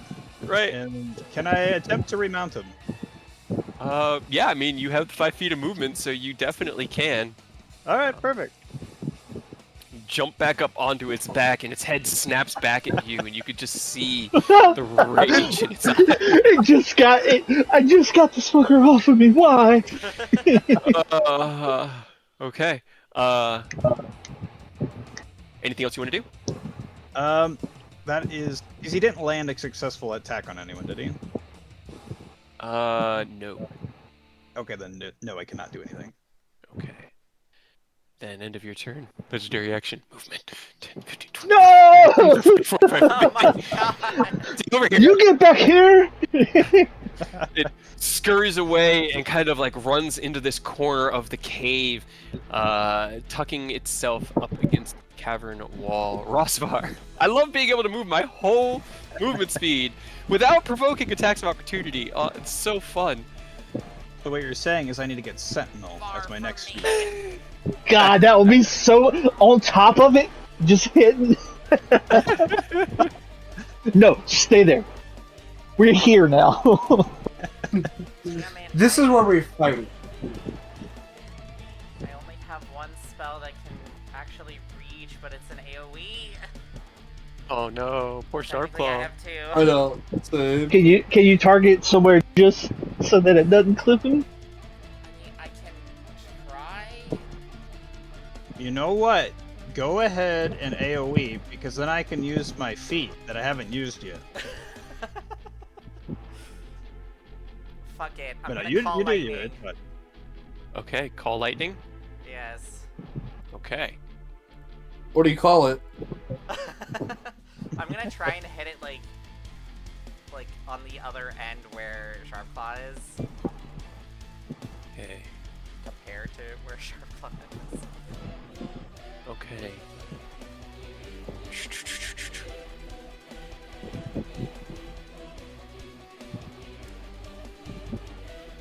Alright, as the top of this cave begins to roil with black smoke, clouds, dark and thick, appear, magically summoned by Rosvar as he holds the staff up high. Lightning cracks down on top of the Ebony Odegaron. Makes a dex save, right? Yes. It is a 19. Damn it. Stab. Twists out of the way, taking half damage. 7 damage, got it? Yeah. Alright. As much on a successful one. Alright, and you are now concentrating on your storm cloud. Yes, I am. It's such a cool move. You just constantly like lightning, lightning, lightning. I do also need a dex save from Sharpclaw. yes, I tried. I'm sorry. No, you're good. I'm going to use Bastion because I feel like I'm not going to use it any other time, which lets me use my Strength modifier as my saving throw. Very cool. Okay, go for it. And technically, it would also protect allies behind me too, and they would get full cover. But I have no allies, and I got fucking. Would- My God. As you attempt to hide behind your large shield, your shield is metal. Conducts the lightning, unfortunately. At least it was only 15. It's not too bad, right? No, that's fine. I am All right. perfectly fine with this. Anything else for you, Rosvar? No, that'll be it. Okay, it will make a disadvantaged spit attack back at you, Rosvar. It's a 9 to hit. Does not hit you. Outback Steve, it is your turn. Well, bonus action, I'm gonna move this circle down to it. Okay. Actually, I'll keep the circle where it is, so Ken can use his lightning bolt Okay. at advantage. Your lightning attack at advantage. Then I'll move there. Roll me. What's your strength score on Outback Steve? 0. Okay. Okay. Because the path you just walked you over the giant chasm here in the cavernous floor. That's what that black squiggly. So roll me an athletics if you're going to jump across that, or you can go around it and take Aren't any walking for a cliff thing? I think it was like right here. So... right there. Yes, that's where you were. Sorry. I didn't. I'm gonna use my Breath of the Dragon. And just take one attack action because I only get one attack action and shoot a lightning bolt straight at the. Wait, no, wait, is it 30 feet away? Yeah. No, it's not. I can't do anything. I'm sorry. You can dash. You can action dash. You're a monk. You should have step in the wind. You could bonk. I do, but it doesn't. Step of the wind. You're right. I will step of the wind. Then you can still do your breath thing. You know. Yeah. You can do cool shit. Steve Irwin shooting lightning out of his mouth like he's known to do. Please don't let me. I already got struck. Okay, here. Actually, technically, he doesn't shoot lightning out of his mouth, and it's only a 5-foot beam. Mm-hmm. So technically, I think He's riding the monster. I am on top of it. If you're going to hit the you can make me an intelligence check. As the monster is moving around, it's not standing still, it's moving and twisting. You need to be able to predict where it's going to be to not hit Sharpclaw. It's 17 is actually pretty good considering you have a +0. He will have advantage on the save. I'm gonna back Kamehameha. Okay. All right. So, can you give me because you can use your bastion more than once, right? Or does it use your reaction? Yes, I can use it a total of 3 times. Let me check if it uses my reaction though. I'm not out yet. You can use this react. Well, it says this reaction a number of Then times. it uses your reaction, yeah. Equal to your proficiency bonus. Yes, so it'd just be a normal deck save with advantage. Well, deck save with advantage, yep. Okay. 20. So you would take the half damage. Go ahead and roll me your damage die, which It's 2d8, I think, if I Guys, remember stop hitting correctly. me with lightning! I don't see it in there. What is my martial arts die? 2 rolls of your martial arts. Yeah. It should be a D6 because it doesn't become a D8 until 11. That's why that. You're right. So 8 points of lightning damage to the Odagara, or yeah, 8 to him, 4 to Sharpclaw. Hitting me with lightning, guys! My own allies are beating the shit out of me more than they would have done. Sorry, Well, I'm trying to help you beat the shit out of him, but it keeps running. All right. End of your turn. It will use its second legendary action to try to spit at you, Outback Steve, but with disadvantage as he has someone within 5 feet of him. That's an 11 to hit. That does not hit you. Does it get its legendaries back after both turns, or like does it get it on each one? Each start of its turns, it regenerates its legendary actions. So it gets all 3 back at the start of each of its turns.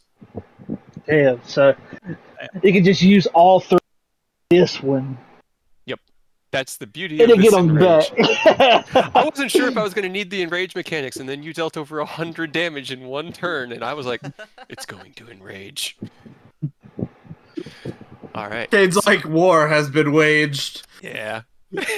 Well, it shows that, like, you know, the way that we play this game is more efficient, maybe, I don't know, than a lot of the books intend. So, on its turn, it's going to make both of its claw attacks against you, Sharp Claw. Okay, that should be normal rolls. That is a 24 on the Why? first and a 26 on the second. Yeah, they both hit. Okay. Because even using my reaction, it would still only match it. All right. You take 17 points of slashing damage, and I need you to make me 2 Constitution saving throws. 2 con saves. Con 1. Con 2. If we could only get enough people to surround it so it physically can't move. That's all we need. We just need one on each side, right? To stop it from being able to move through us. The problem is it's legendary actions. Yeah. The natural 20 saves, 15 unfortunately fails, and you now have a bloody wound in addition to the damage taken. It will then go for a little run over here and attempt to bite Outback Steve. It's a 23 to hit you on fire. I see, I just needed to enrage, guys. The dice knew. 23 does hit. Okay, you take 14 piercing and 7 necrotic damage. Is that with disadvantage? Oh, that's right. It would have been with disadvantage because you're still on its back. Yep. All right, then that actually does not hit you. That is a 14 to hit you. Cool. So it I'm does not doing hit my you. job. Yep. I'm gonna get you off of there. No, you're not. The way I'm gonna get you off of it. End of the Ebony Odegaron's second turn. Volcanus, it's your turn.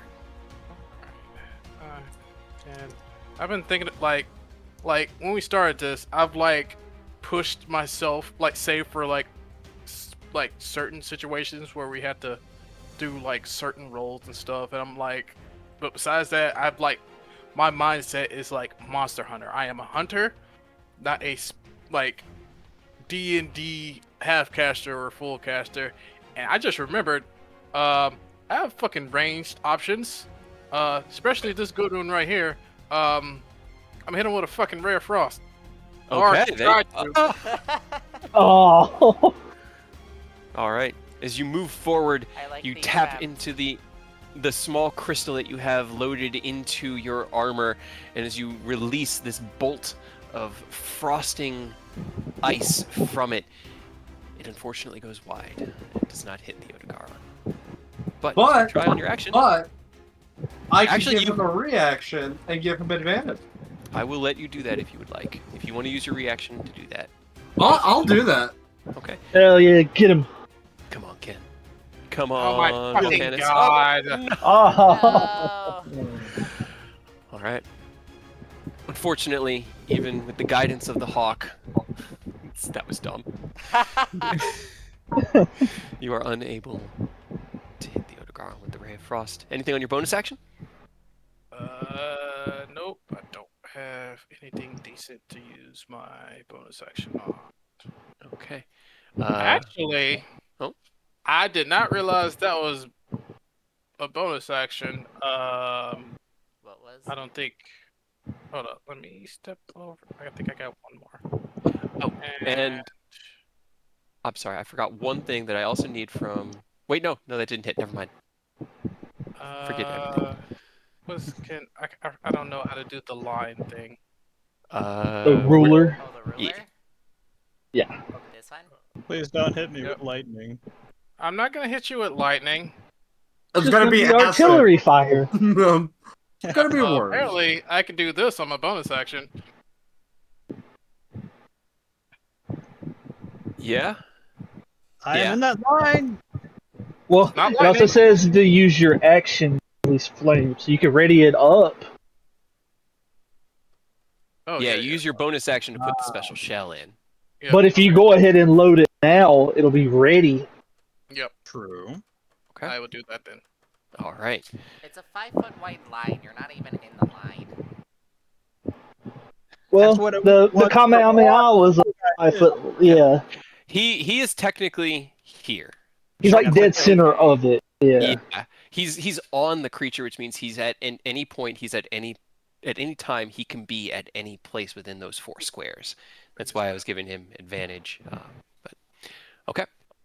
You load the shell into your gun lance, and I need to. It's coming for me. Yeah.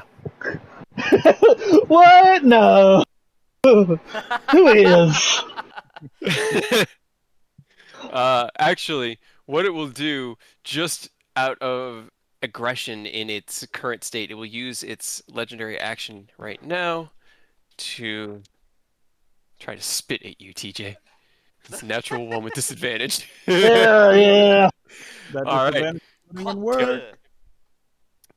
Oh, sorry, TJ, that is your turn. Trying to give us the huck the whole time. Yeah. Got to get as much people covered in Dragonblight as I can. Man, guys, I'm trying so hard to be able to get there to give you all advantage with this week. It's not letting me get where I need to Is be it because I keep using my bonus checks. Sharpclaw currently has the blight, right? No, he's bleeding. Oh, He has he's a, bleeding. a Okay, bloody okay. wound. Yeah. Yes. Okay, so fuck. Actually, I'm gonna go right here. Try Okay. to seal that off. Make my attacks. I know, Graham. I know. We're in an intense stalemate, Grant. Give us some moment. They're at the boss fight, baby. He's like, Dad, I have to pee so bad. You have to let me out. I don't think I. 13 20. doesn't, but 20 does.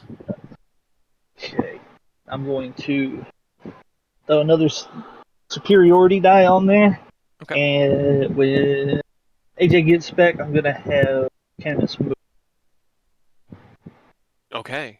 So Volcanus. Trying to like cut off avenues of him running.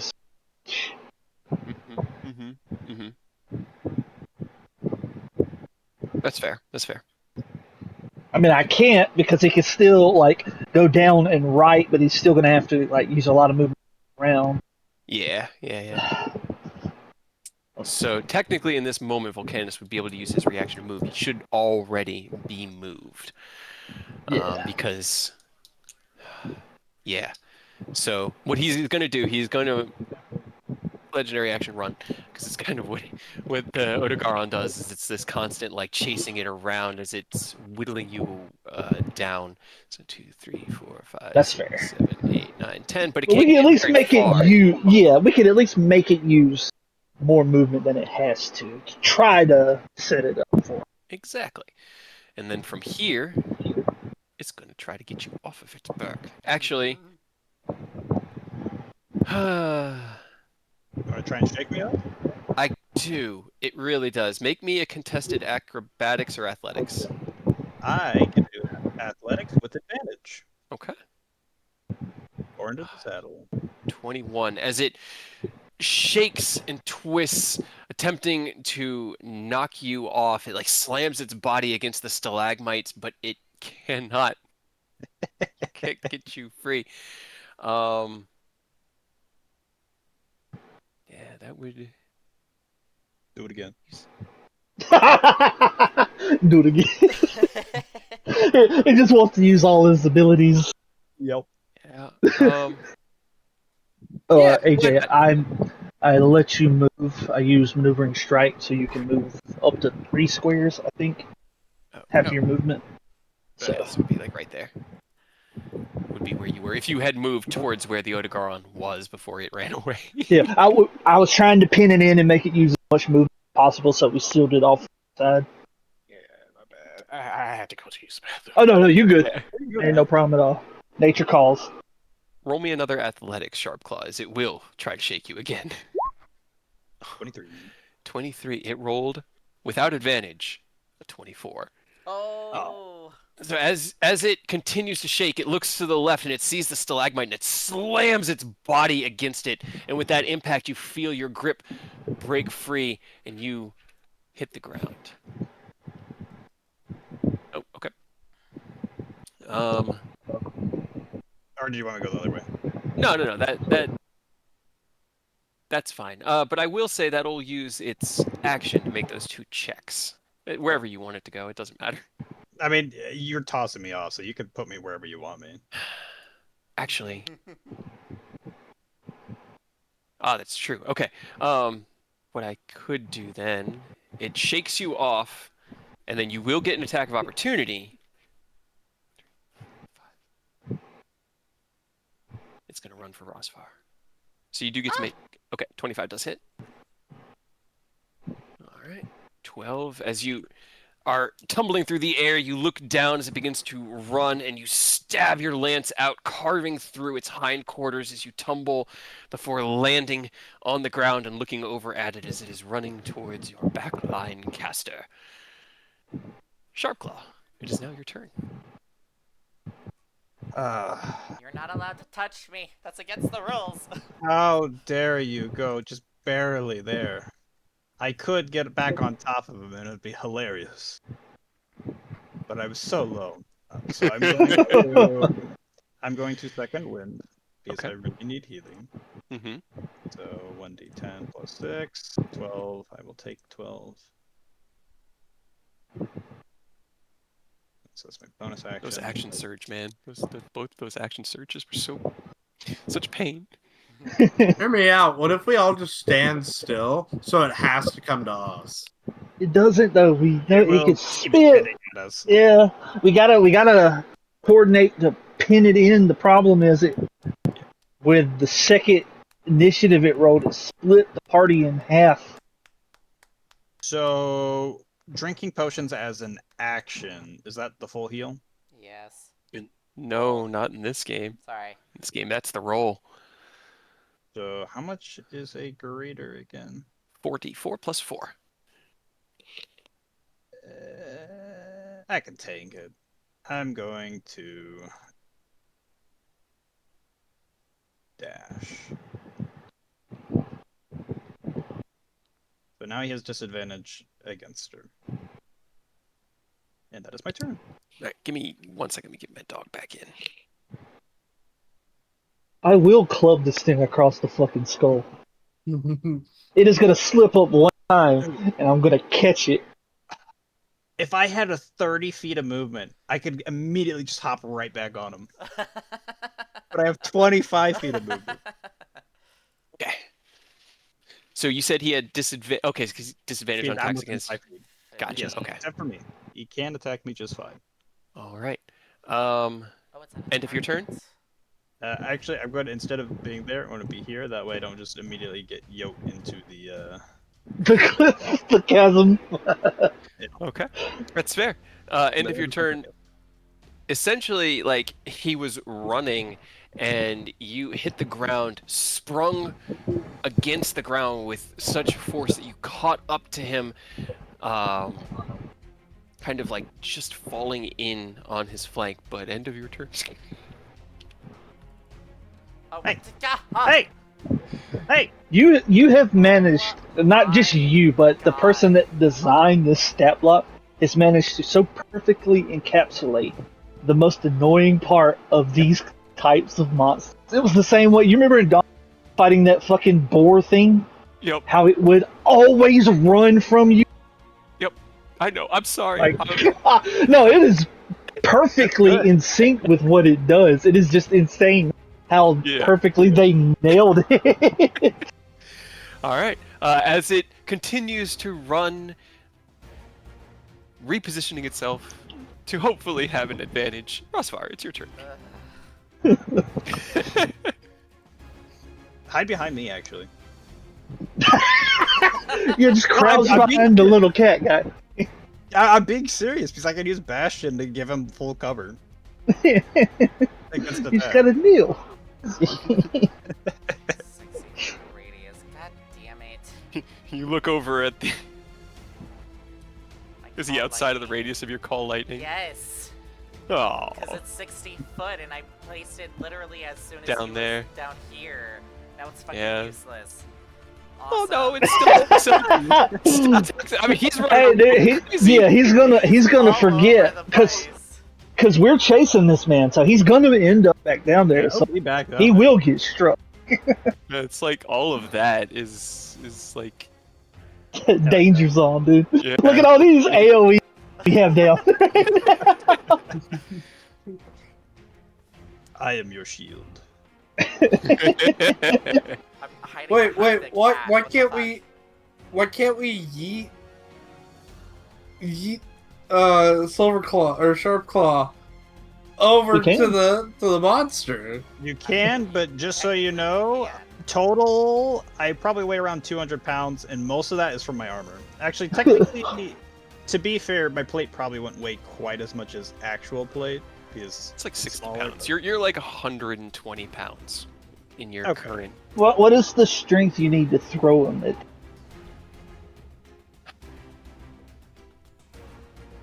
Probably like a 16, and then you'd have to make an athletics check to see how far you could go. That's what I was doing with I'll Kill. chuck the fuck out, bro. Get near me. I thought you had crossed this room. How hurt are you, Sharpclaw? Less than a little. I would say half. Half is pretty damn close to what I am. I'll use a second level cure wounds on you. Oh thank God. Oh my god. Oh my gosh. 16. I will gladly take that. And then I think I'm too far for it. Yeah, I'm too far. That'll be my turn. End of your turn, it's going to use its legendary action to spit on the cat. God damn it. I had to make a joke of it. The dice are like, oh, you're going to be a joke. This is a natural one. Alright. Outback Steve, as the Dragon Blight spit spatters against the shield of Sharpclaw. It's your I'm turn. gonna go there. Okay. Use Step of the Wind. Okay.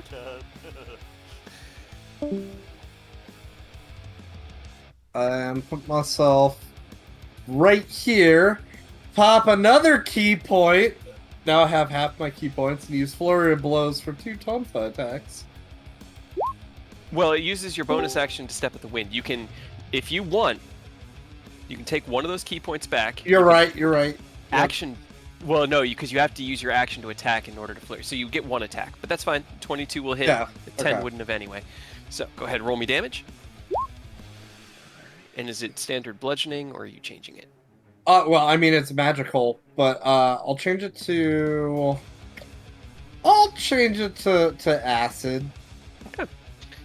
All right. It doesn't seem as though acid is any more or less effective than you were expecting, as you swing out, gently twisting the kind of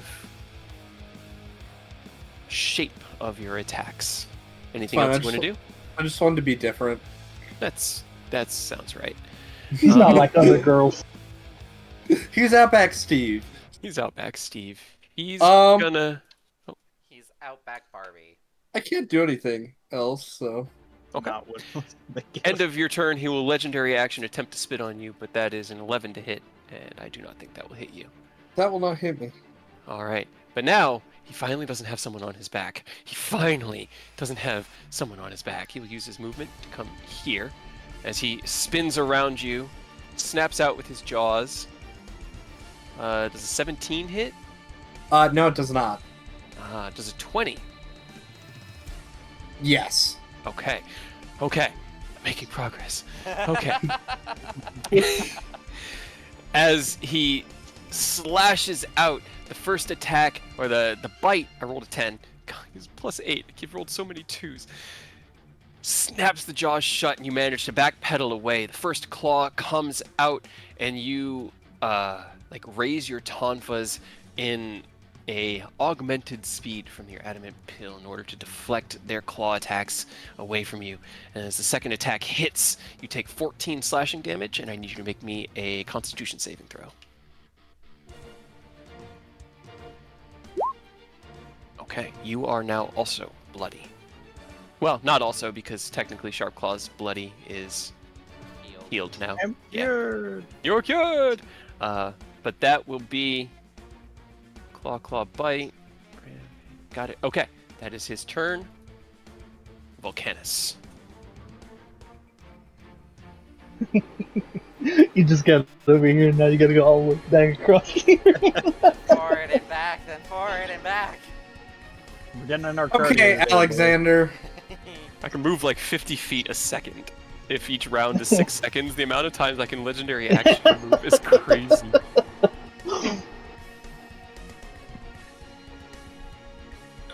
Okay. This really is taking me back to playing Dauntless, trying to like Oh hit my fucking that god. thing with the full charge axe. Yeah. Right? Oh, I thought you were Dauntless gonna was talk so about the good. portal cat. I mean, that one was kind of a pain. Sort of predict the portals because like you can see where it was about to come out, but like I swear that boar would just crank a 90-degree turn out of nowhere. Let's try to hit him with the fucking Ray of Frost. Let's slow this fucker down, please. Alright. 21 will hit. Thank God. Minus And feet or minus 10 feet to your movement. minus 10 feet. Okay. Yeah, I didn't know if there was a save. That's why I clicked that. Okay. You turn around, pivot, charge, the heavy sounds of your armor and equipment echoing off the walls, and as you kind of slide back up against the base of the stalagmite, you reactivate that gem. Phoom! A ray of frost, this time landing true within the body of the Ebony Odogaron. You see as the light crystalline fog and mist begins to coalesce around it. It seems to have slowed down somewhat. Take that, fucker. Stop moving around. Anything else you want to do? Not yet. Okay, that's fair. End of your turn. Gonna... Start moving around. I mean, I was, you know... Or maybe spit. I don't want to put words Yeah, in your mouth. I was Maybe, kinda thinking maybe of that. spit. Just going between it, and the problem is the spit is disadvantage, and it's all sad, because I want to be able to hit you guys. No, his spit should be flat roll now. No, it's a ranged attack, and he has a hostile within 5 feet, because he No, can't it get has far to be me. No, but that's No, general range. D&D Oh, rules. Yeah. Right. Yeah. I'm talking about the mark. I'm like, no, No. I know he's fine from that, but just Outback Steve's right there. Sure. That's the dice. Okay, he's gonna keep running. 4, 5, 6, 7, 8, 9, 10. I mean, the nicest thing is that it oh, that's right. Oop, right there. Is that he doesn't provoke attacks of opportunity, which just makes me so happy. TJ. Too bad we can't catapult people. 30. Oh, we can. He's just gonna, because if I don't do it, it'll never happen. So since he's out of range anyway, bonus action, it is going into hammer form right now. Okay. If this man stops and gets in range, he's catching a fucking bludgeon to the head. That's But for fair. now, it's just gonna be in this, and I guess I'll dash. Okay. Alright, action dash, and while you're dashing, you reconfigure your weapon into its hammer form and able to hopefully hit the creature a little harder. And if your turn, I get to spit. And I am going to spit at, well, I think my big target's it's going to be Outback Steve. Steve! That is a No, 25 to hit you, Steve. That Just a friendly little definitely hit. guy. You take 2 bludgeoning and 8 necrotic for a total of 10 damage, and I need you to make me a Constitution saving throw. Come on, Steve, you got this. Steve's the chillest guy here. Why would you attack Steve? 4. As the spit slams into your chest, you feel it hit you not only in your physicality, but in some part of yourself, something that helps you affect and manipulate the natural world. You are currently affected with Dragon Blight. While afflicted with Dragon Blight, here, I'll just post this right here to public. I didn't post to public, so I'll read it. While afflicted with Dragon Blight, the target can't deal cold, fire, lightning, necrotic, or thunder damage with any of its spells or attacks. In addition, it cannot impose the following conditions: blinded, charmed, paralyzed, poisoned, or petrified. Dragon Blight can only be cured with a lesser restoration or Okay. similar magic. But it doesn't do like damage per turn. It doesn't do damage per turn. No, it just does It's the just a initial 10 debuff. points of damage and then Wow. Limits your That that really would, doesn't that would be affect me a all that much. I mean, that would be a nightmare for Ross, really, because of the spell stuff they do, right? Yeah, but We he's definitely behind don't full need. cover. He Yeah, can't we use don't need zero. I'm Yeah, sorry but, I like, ruined your honestly- plans. No, I'm sorry honestly, the cat ruined that- your plans. Oh, you're good. That doesn't affect me all that much. I know, you could still use your normal weapon profile, but you I have been have- hitting it with elements, so it did want to stop you from doing that. I have lesser restoration. I need to Uh, touch you. It will then charge. Oh, God.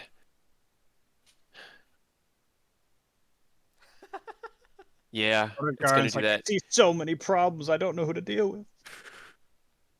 God. Yes, you're inside. 21 and a 23 to hit you, TJ? Well, the 21 would hit, except I'm actually down here. Okay. So, 15.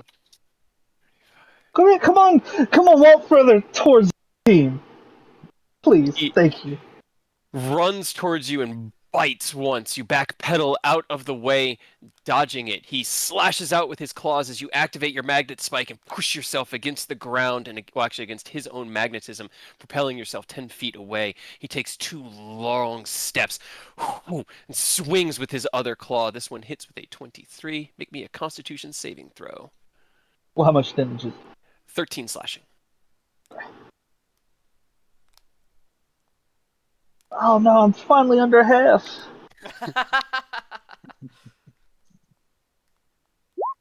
Okay, you are fine. No bloody wound there. Okay. Sharp claw. There's so many things I can do. I can now use my hunter's, or not my hunter's mark, my unwavering mark attack, but then I can't mount him. And I want to mount him. Giggity? Priorities. What do I want to do? You tell him, Yes, pup. we know, Sky. That wasn't Sky. Oh, that Sky is was- snoozing in the back. That was, No, that was Zoe. Oh, that was Zoe, yeah. Alright, I'm going to move here, and then I'm going to use aggressive on my bonus action to get closer so I can activate charge. Okay. yeah, charge. And then I get my 2 attacks. Sadly, I won't use my unwavering mark, because I had to use my aggressive. Both of those hit. You guys are rolling so well. It's fantastic. We're determined that we got to make the most out of what the brief And, instances we can swing on. I used 4 feet of movement to mount the Ordegarden. Alright, well, he'll use his uncanny dodge. Dodge the first one. Taking 9 from that. 18, 23 total. As you jump onto its back. It snarls angrily at you. You can't get rid of me. Anything else you want to do? Okay. Well, I mean, like, it was down to fight you when it didn't have something riding on it. It doesn't want to do that right now. No! You bastard!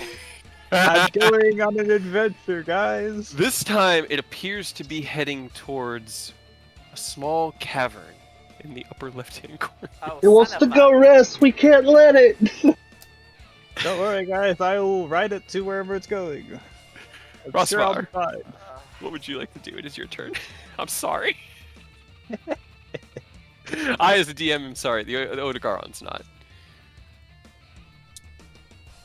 Who knows what it's about? I'll retract that. I, as Cade and your friend, am sorry. Me, as a DM, I'm not sorry. I'm doing my job. Can you seal that cave off? Do you have anything that can block that off? No. Can you root him again?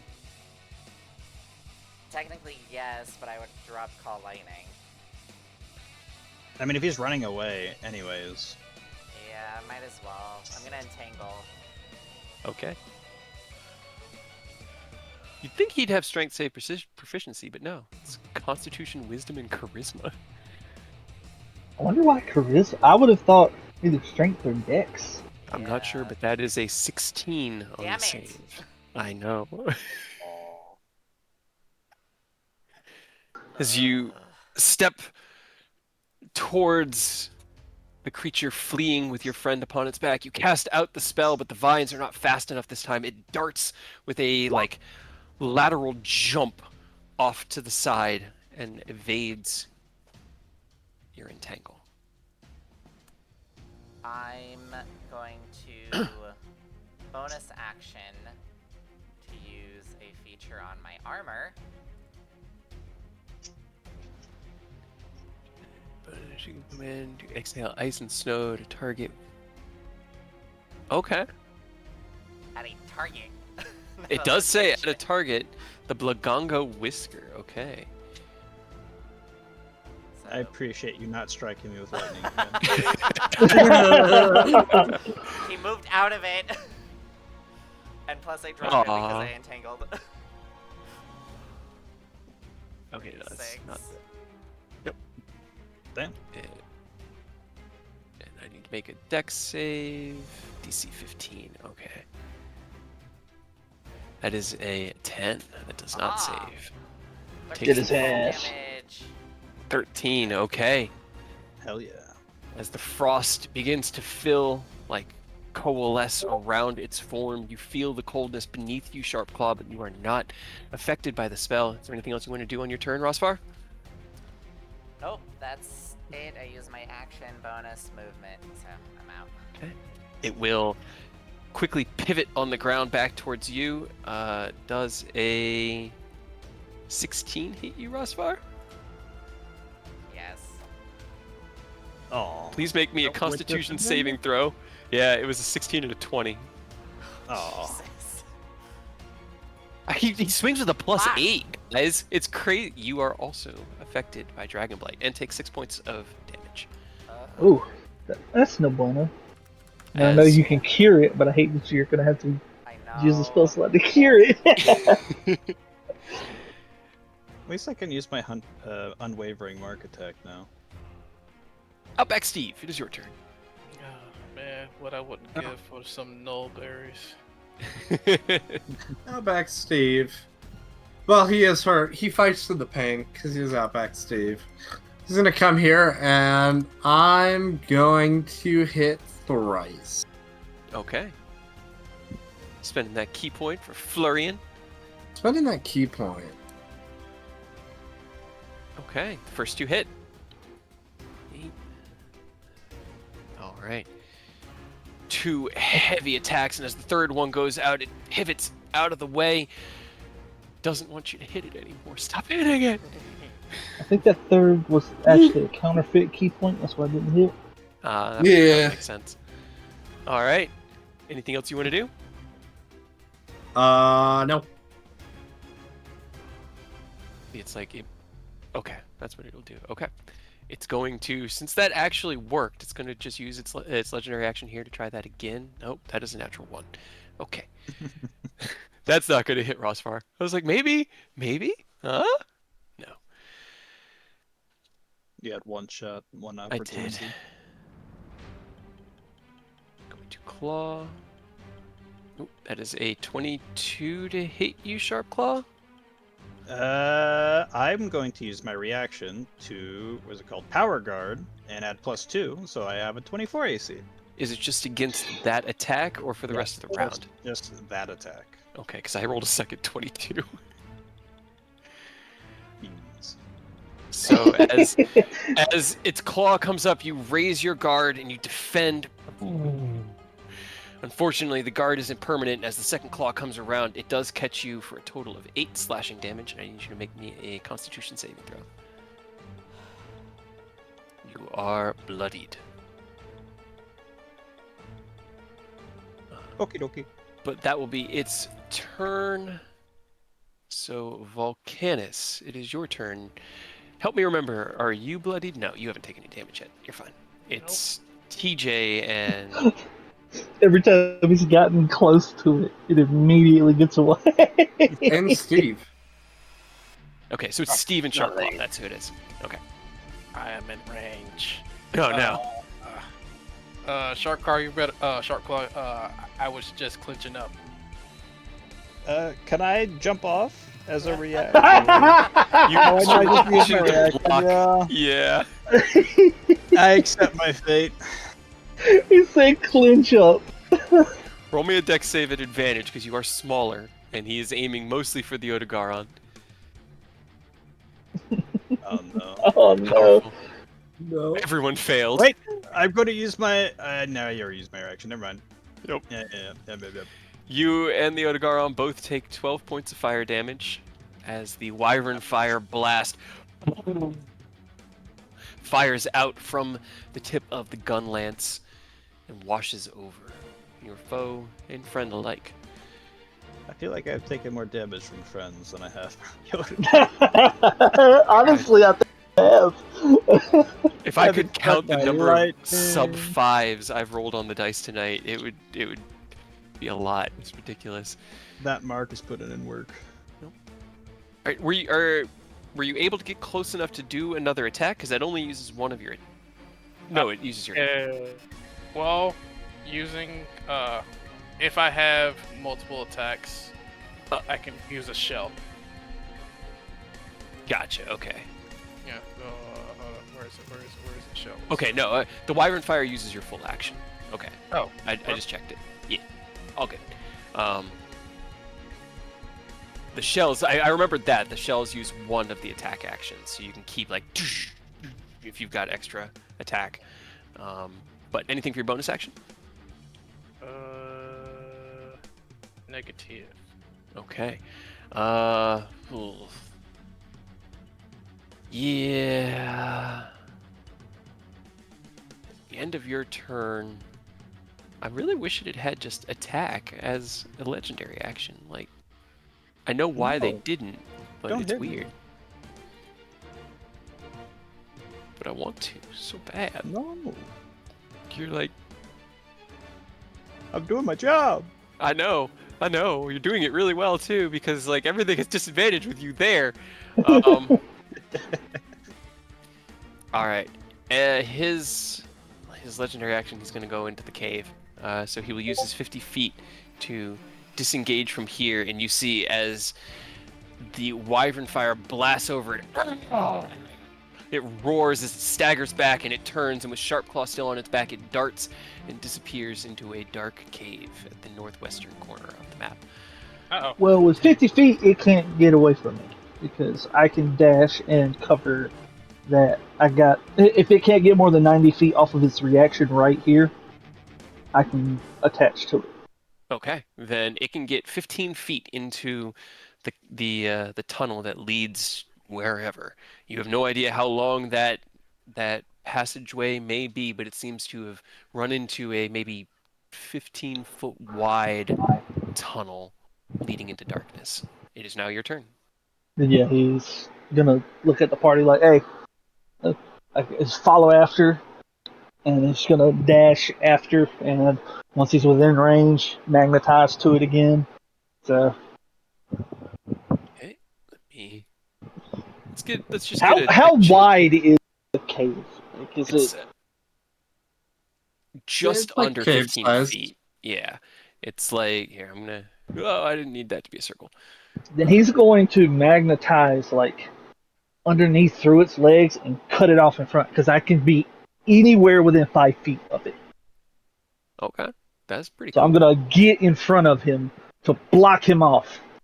And it's probably gonna hurt. I'm gonna take a beating here, but I mean, if we get him in a 15-foot wide cave, he cannot go around now. So All right, as you charge in, following. Sorry, I'm setting up another map here. Following your prey as well as friend. Send it back. You got to there. just put the hammer part down on the ground, kind of like lean back like a luge and use it to like propel him underneath. Just Okay. You luge through the 4 quadrupedal legs of the Odogaron, and as it like slides to a stop, you are now on the opposite side of it.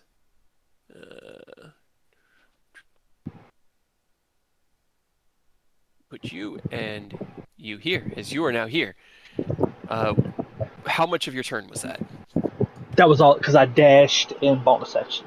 Gotcha. Okay, cool. That was purely to try time so that we could get into a spot where it can't just run from us. So. And it can't here, but what it's going to try to do is just spit on you because it's mad. So, disadvantage 18? No. No. I Okay. also took a pill. Yes, you did. All right. Oh, I just missed you then. Ah. All Yes, right. sir. The absolute hit pretty adamant. Then it will roar up and it's going to bite. Oh my. Come on. 21 to hit you with the claws. That'll hit. Okay, it burned a natural 20. You take 13 slashing and give me a constitution saving throw. Oh, you also would have. No, no, no. It's. Never mind. Okay. Second claw. That's not gonna. That's a 15. That's not gonna hit you. Okay. Nah. All right. Sharp claw. It is your turn. Mean he actually attack someone, I I get know. to use my unwavering mark, which gives me advantage on a bonus action attack. Okay. Let's Oh go! No. Oh my Do not putties! Double 20. The perfect vision. All right. Roll me damage. Okay. A 2. And then I now have. I can As do it- some shenanigans. Rears back and snaps out at TJ. He dodges and deflects, attempts to defend himself against this onslaught of attacks, but it opens up the perfect opportunity for you upon its back. You stand up and drive your lance down into that small spot right at the base of its neck, and it rears back with a howl of pain and anguish. You saw the second attack too, right? Well, I was gonna see, because I could technically dismount with 5 feet of movement as well. So I was gonna dismount. Okay. For a bit. And then use my 2 normal attacks. Another crit. Another crit! Oh! God. That was 4 20s and 6 rolls. Oh my What god. the fuck? That's We are insanity. We are fucked when tyranny starts back. Yeah. That's an God. 18. I can crit on 18s. Oh my god. Okay, yeah, so okay, but still, that's insane. That's half of those rolls were 20s, and one was Yeah. an 18. That's insane. This is why I'm glad my other campaign I use actual dice for, because you don't have roll 20.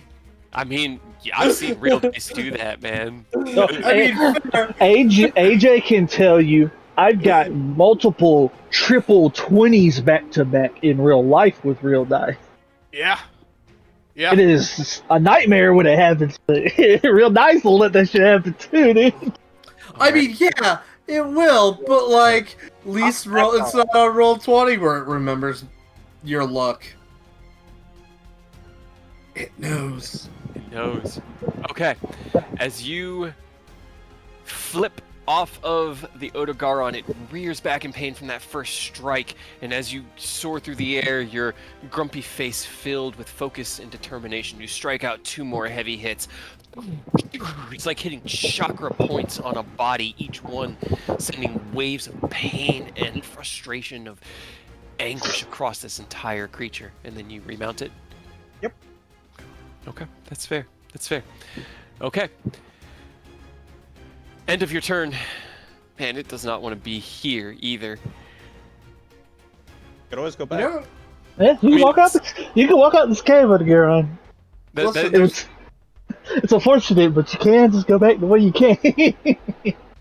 That is honestly what it's going to do.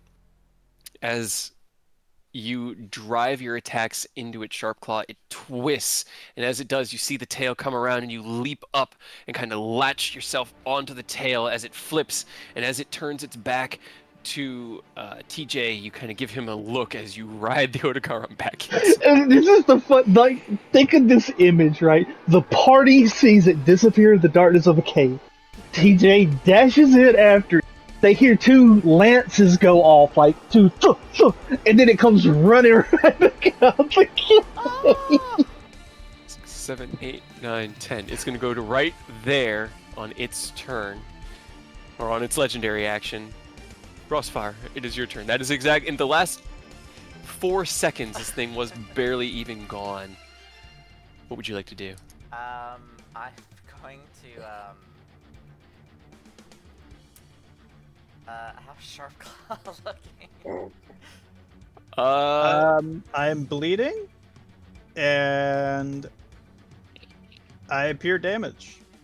There's blood seeping out of his plate. There is blood seeping out of my plate, and every time his tail wags, because that's where I'm currently hanging on, there's just blood all splattering off of me. I'm going to use Healing Word on Sharp Claw. Before you do Sharp Claw, you did take 3 additional damage at the start of your turn from your bloody wound. But now you can heal him if you'd like. 7. Oh yeah. Well, that's max. And your bloodied wound is staunched. By the way, the entire time I'm on his back, you just hear a cat just going, ah!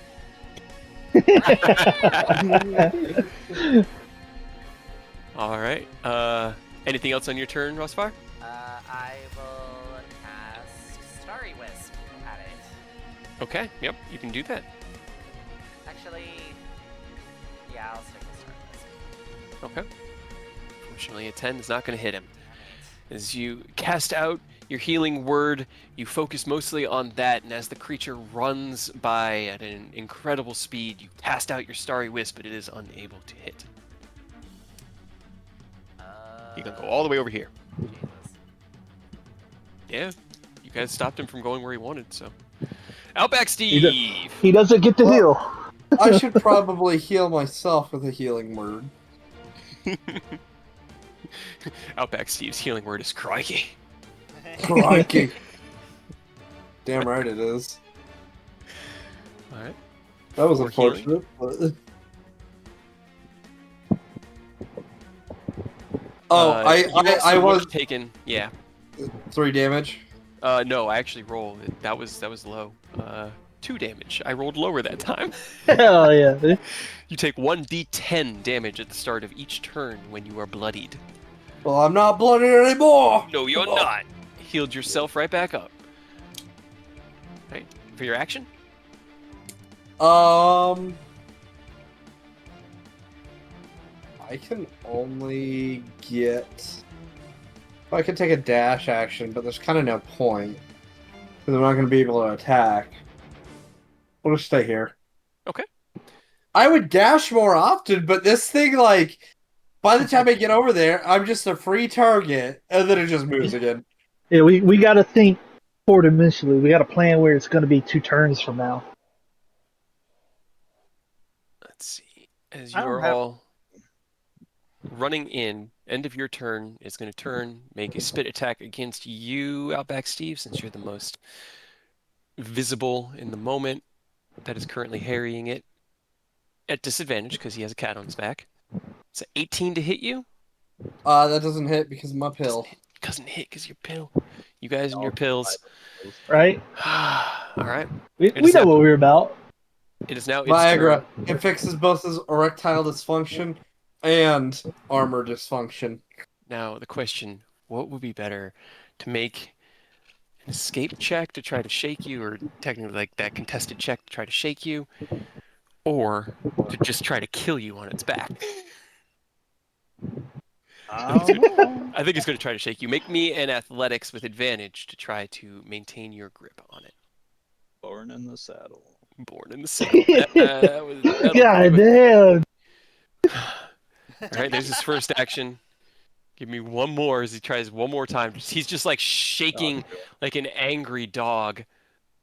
Okay, That is a 26. Fucking purple off of me! He spits out at Outback Steve and shakes around violently. It will then use. It's just gonna 2, 3, 4, 5, 6, 7, 8, 9. Get right there. You can make an attack of opportunity because it doesn't use its disengage action. God damn it! If I'd known this was gonna be, That does it. I should have gotten Sentinel instead of Shield Master. 10 more damage. Go. You guys have done so much. All right. That is its turn. Volcanus, it is your turn. 5, 10, 15. Yeah, but the fun thing about doing these is you never know what you're going up against. So you just make Right. a character. We could have ran into anything, and Yeah. There are slow monsters as well. We just happen to run into one of the fast ones. Yeah. Yeah, you do. Again, thank you, Fox. All right. Is that? The That's- mastermind behind this monster. she hit us with a vicious mockery without even like saying it, dude. Right. God damn it! Is your shelling 60 to 40? No, I'm trying to hit him with another ray of frost to slow him down. Oh, gotcha. No, it's gonna get out. Fucking action dash. Nope. No. Click. Ruler off. Ruler off. How do I turn this off? You got to click back on the little Select. mouse icon. Just got to switch Oh. back to it. Icon Oh. at the top. I'm okay. At the top. All right. Yeah, I got it. I do it all the time. You've seen me like where I'm like, all right, guys, you move over here. Oh, wait, sorry. I was on my pen. Yeah, and it immediately elicits like a panic response when you see the DM start measuring something out of nowhere. It's like, oh god. All right. Measure randomly to freak them out. Leaving that as a note on my monitor. Gotcha. Okay. Yeah, anytime you do that, or don't click off of like the radius tool, and you do that, it's immediately like, oh fuck, what did we do? I'm probably gonna regret this, but is there any way I could try to taunt this Odegaard to like get him back over here? You can make me an intimidation check. Okay. God damn it. 17's not bad. Okay. You charge towards the creature and shout out towards it. Its vision snaps around and it looks at you and narrows its eyes very angrily. Anything else you want to do on your turn? Just get my shield ready to fucking block. Okay. It's going to legendary action. Spit on you. Of course. Haktua. That's a natural 20 with the Hawk Tua. My god. Okay. It's fine. You haven't even been hit yet, right? You can take it. Hold on. Con save. Creatures in a 90-foot cone is. Hold on. Put a 90-foot cone behind me. It's I an gotta- attack roll though. It's not an area of effect. It's, If you. Aww. Aww. it'd have to be from that angle, I think. I think he's got a good shot on Volcanus here. So you'll take 9 bludgeoning and 5 necrotic, and I need you to make me a Constitution saving throw against Dragonblight. 9 and 5. That's 14. 14. Oof. And then Constitution save. I'm You're good at with those. Aw. Oh god. You are afflicted with Dragonblight. So it's you, Outback Steve, and Rosvar are currently afflicted with Dragonblight. I didn't read what the place do. It does. You cannot deal elemental damage or inflict conditions. Fuck. Yep. Well, there Well, goes certain my elemental shelling and my cantrip. Can be cured with a lesser restoration, but that is its legendary action. TJ, your friend left. DJ just goes walking out of the cave. Deep sigh. Because he's gonna sick it with here. Alright, Just so- walking out. 20 feet to get to the. Oop! I didn't mean to create a folder there. I meant to try to drag TJ back with the rest of us. There we go. There we go. Okay, fixed it. Sort of. It's not as nice as it used to look, but it's fine. All right, 20 feet. You move out. You have the rest of your movement, and you use your bonus action to take a deep breath. Did you? Yeah, it should have linked your health together, right, across both tokens. Yeah, It did, yeah. though. It did. Okay, I just cool. added. It did. Yeah, I just added the 8. All right. You must have added while I was switching screens. I checked here and went, okay, 18 here. What's the other one have? 26. Dang, it didn't. But all right. Oh, anything for your action? Oh yeah. Okay. I still got another 10 feet of movement, easy. Mm-hmm. Use the I guess magnetic spike on an ally. if you let me hit you with something, sure. I have to mark you with the sphere, and to do that, I either have to shoot you with the MF gun or hit you with a melee attack. And I don't know if you want me to hit you with a melee attack. No, maybe not. I guess I'll.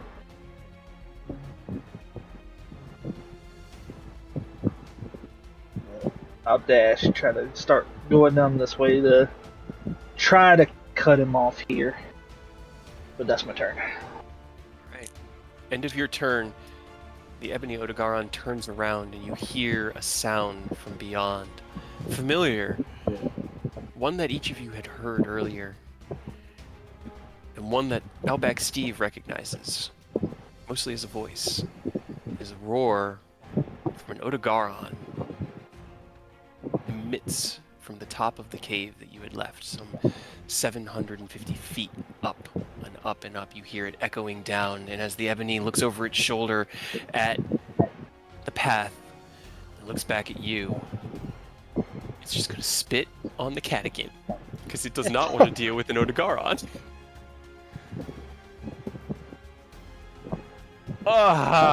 Natural 1 again. If I rolled an equal amount of 20s for my 1s, you guys would be so fucked. I think Kyle took all the 20s fight, dude. Holy shit. Right? Honestly, yeah, probably. In a rage of frustration, it is going to charge at you. What did I do? What haven't you done? That's a natural 20 on the first claw attack and a 23 on its bite. I will block the bite with my reaction. And the 19 isn't even your base AC, right? Correct. Okay, so you do take damage from the crit. Ooh. Okay. Roll me a Constitution saving throw. Not so good on the critical damage. Okay. You are bloodied once again, and you take 22 points of slashing damage. As the Odogaron looks over its shoulder and hearing the roar from above, turns and charges in. It leaps into the air and slashes down once. You hear the heavy whang of it against Sharpclaw's shield, and as the shield is knocked aside, the claw comes up from the side and catches Sharpclaw right along his chest, leaving this deep bleeding wound that you can see through his armor. But that is the end of his turn. Sharpclaw, actually, at the start of your turn, you take 6 slashing damage from your bloody wound. I know. I had to roll. And unfortunately, you guys see as Sharpclaw kind of staggers and then looks at you, and his eyes go wide, and then he falls to the ground unconscious. Damn it. Rosvar, it's your turn. I am going to use a bonus action for Balm of the Summer Court. Actually, end of your turn. Sorry, sorry, I'm doing a lot of things. He will use his spit on Volcanus, since you're right there. It's 18 to hit you, Volcanus.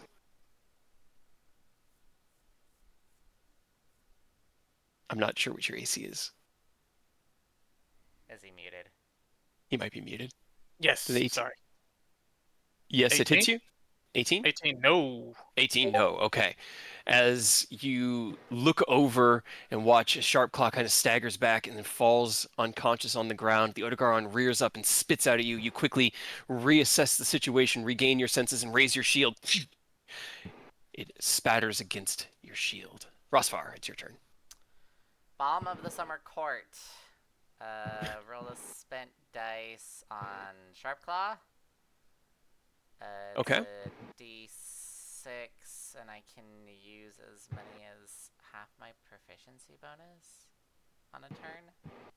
As a bonus action.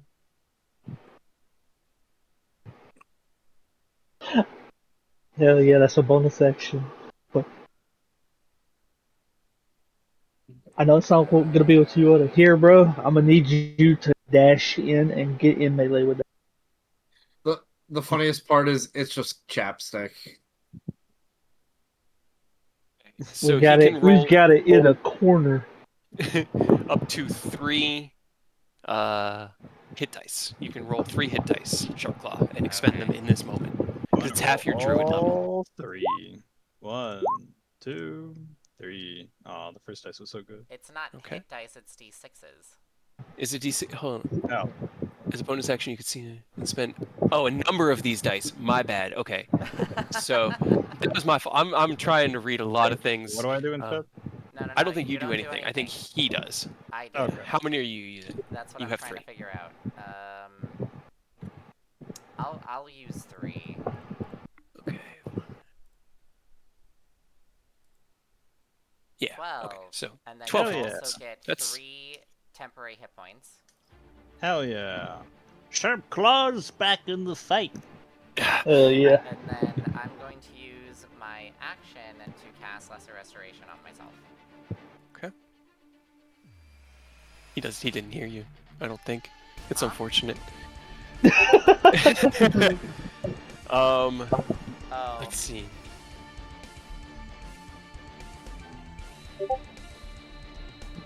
Okay. As you cast out the healing, end of your turn. 2, 3, 4, 5, 6, 7, 8, 9, 10. You can get to right there. You're rude, and you know it. Outback Steve. Outback Steve is gonna come right there and hit it twice. Okay. Actually, yeah, I'll hit it twice. Oh, it does definitely. hit. Hell yeah. Just that one. Just the 27. All right. -7 bludgeoning. Okay. All right. As you. Actually, you know what? I'll use my last key point. Hey, can't take him with you. That hits. Hell yeah, dude. Hell yeah, dude. Hell Keep yeah. hitting him. All right. He's getting there, guys. He's so close. He's under 10% of Stop the total teasing. amount of hit points I gave him. Okay. Anything else you want to do on your turn, Outback Steve? Nope. Also, I would just like to say I have a firm belief that even if Outback Steve dies, he is eternal. That. I mean, he'll just be reborn in some other alternate universe when we play our Pokemon game. He'll have like a crocodile. That's it. Crikey! You're like, oh no! Crikey! Oh, God. He's back! End of your turn, the Odogaron is going to use its movement to jump right here. Just so that it doesn't have to use its movement or disengage Oh my god. in order to get right up next to you, Mr. Healer. That was a legendary action, right? Yes. Yeah, that was a legendary. Okay, darn. And then, as you see this massive creature rear up before you, I gotta find its stat block so I can actually click the buttons. Where did it go? Good, you lost it. I have some respite. Right? Like, I've never had. Usually, like, that was weird. It's very weird.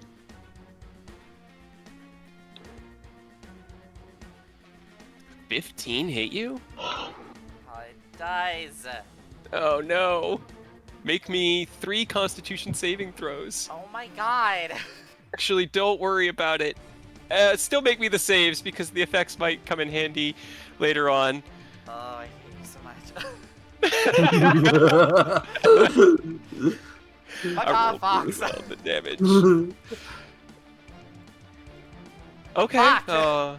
Well, you saved against the dragon blight, but you now have 2 bloodied wounds as the creature leaps away from Outback Steve and snaps its jaws down. You see it grab Rosfar by the arm. It lifts him in the air and shakes him around a little bit before lashing out with 2 claw attacks. You take a total of 21 damage from the bite and then 19 from the 2 claws. Actually, 21 and 9. You take 2 failed death saves as the third attack hits you after you've gone unconscious.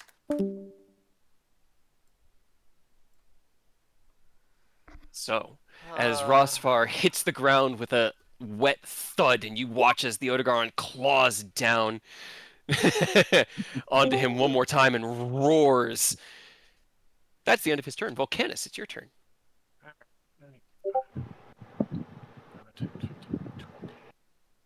I think Fox is losing her mind. Oh, that's right. That's right. I forgot about that. He did drop you to 0. So he can bonus action rampage, which means he can turn around and just attack Outback Steve right before Volcanus Fox, moves. you're not in this game. Stop helping. No, I need it. It's No, fine. it is an actual feature that Yeah. Moves up to half its speed and makes a bite attack. So it's 25 to hit you, Outback Steve. That hits. That hits. You take. Oh my god, Kid is gonna TPK us on our first. You take 24 points of damage, 17 piercing, and 7 necrotic, as the rampage knocks a second one of you unconscious. And Outback Steve hits the ground. Oh man. Volcanus, it's now your turn. So good until the very end. Outback Steve will emerge from this pit. If he dies, he'll just re-emerge. He's like, crikey, I'm a fighter now. Oh no. Okay. Ah, shit. I'm dragon blighted, so I'm gonna just start smacking them. Okay. And then. Both those hit. Hell yeah, dude. Yeah. Hey, Kyle, remember this? Bonus action shove. Hell yeah. All right. Take the attack action, use a bonus action, shove the creature within 5 feet. All right, make me a athletics check. God damn it. Knock a prone. Are you knocking him away or knocking him prone? I'm gonna try to knock him prone. Okay. Ooh. Yep. I rolled a I natural get a 19 for a 27 on his athletics. Nope, that was not gonna work. Oh well. Yeah, you lower yourself into that stance and slam your shield out, but this creature is... You can feel the fear and panic, the primal, like, animalistic panic is really the only word that truly explains it. And as you slam into it, your body is repelled as it is still flailing around and trying to find its way to safety. Is there anything else you want to do? Just fucking brace. Okay. Just gonna... 2, 3, 4, 5, 6, 7, 8, 9. You son of a bitch! I wish you would have listened to me, Aurora. Holy. They had the perfect setup. You can block it completely in the corner. It's your turn. I mean, I can still get to it and hit it, but... Oh.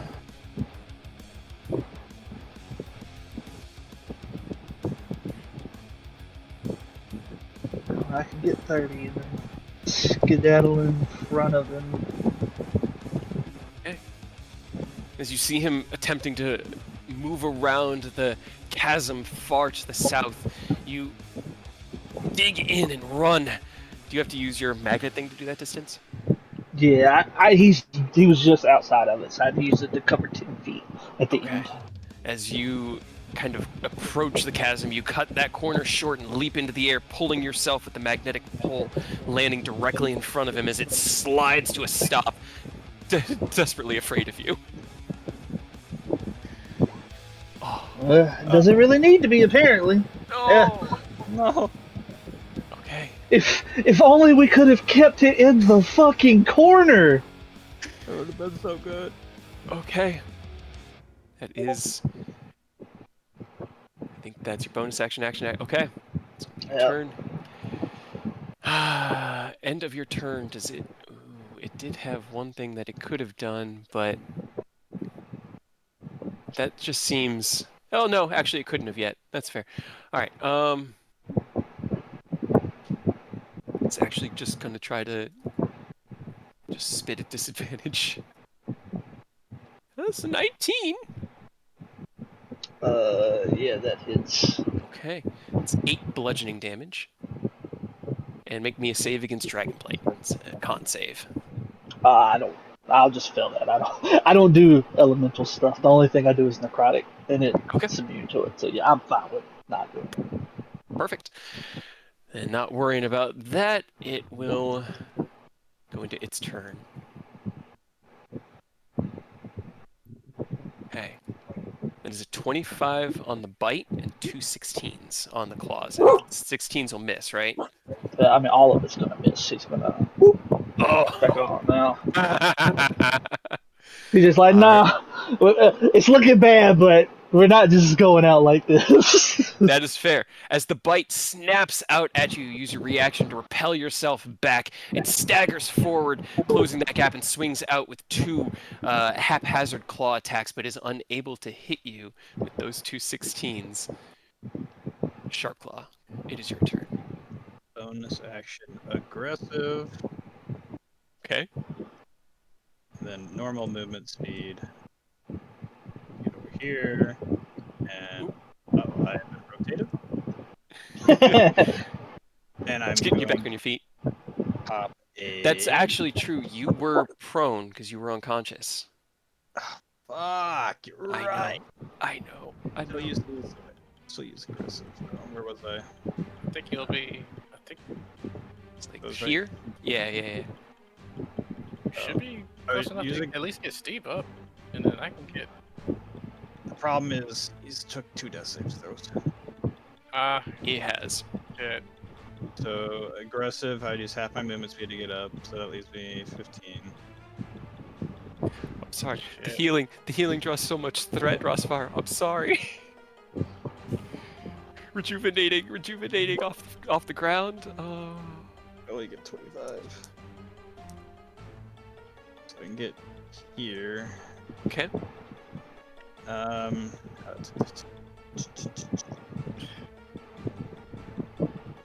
Yeah, it's not like Baldur's Gate where you're like, toss a potion.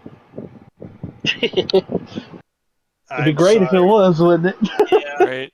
I really wanted to get to you, but I forgot about the prone.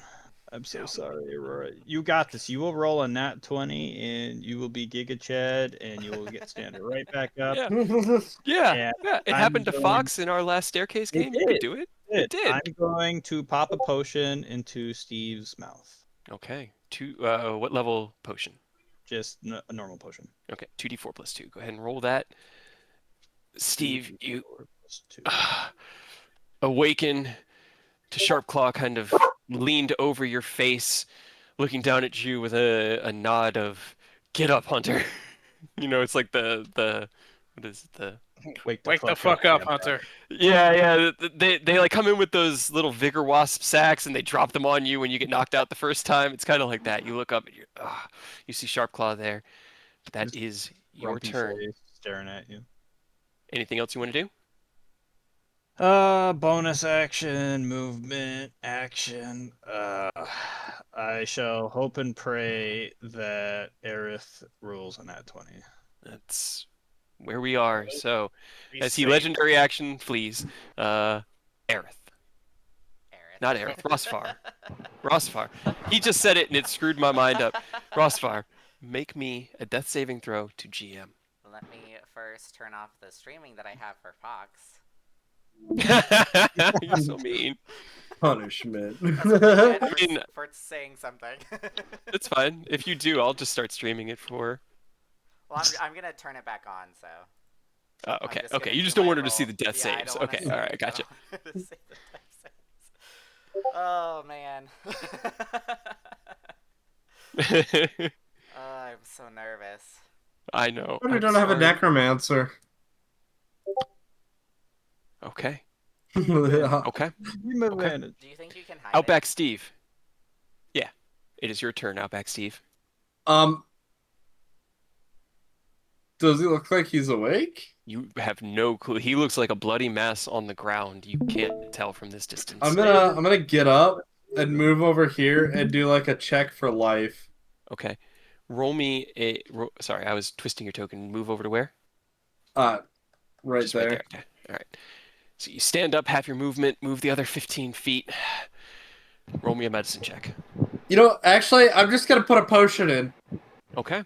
That's probably just the easier thing to do. Go ahead, roll me 2d4 plus 2.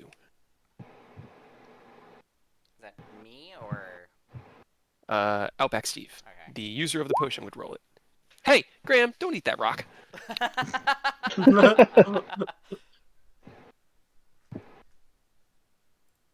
All right. Rosvar. You awaken to the friendly face of Outback's Steve Irwin, looking down at you with a smile and a bit of concern. But you are now conscious with 9 Let's hit points. go. Let's go. We never die. I rolled End a of 16 on my death save, by the way. Heroes. You just hear, crikey! Heroes never die. Outback Steve, what's your AC? Cough. 17 plus 2 if the pill's still in effect. So 18 just misses you then. Hell yeah. Okay. That's As you We all need to buy pills. That's what I'm learning from this. We all need to buy pills. Because it's like 10 minutes, right? So it's pretty much one entire Yeah. zone. You have that buff. Yeah. Okay. Yeah. So as you look up from Rosvar, you see the Odogaron has retargeted you. Its mouth is open. The spit has been released. You kind of pivot quickly, your body enhanced by the medication you had taken before this fight, and you do not take the number I rolled, which may or may not be the exact number of hit points you have.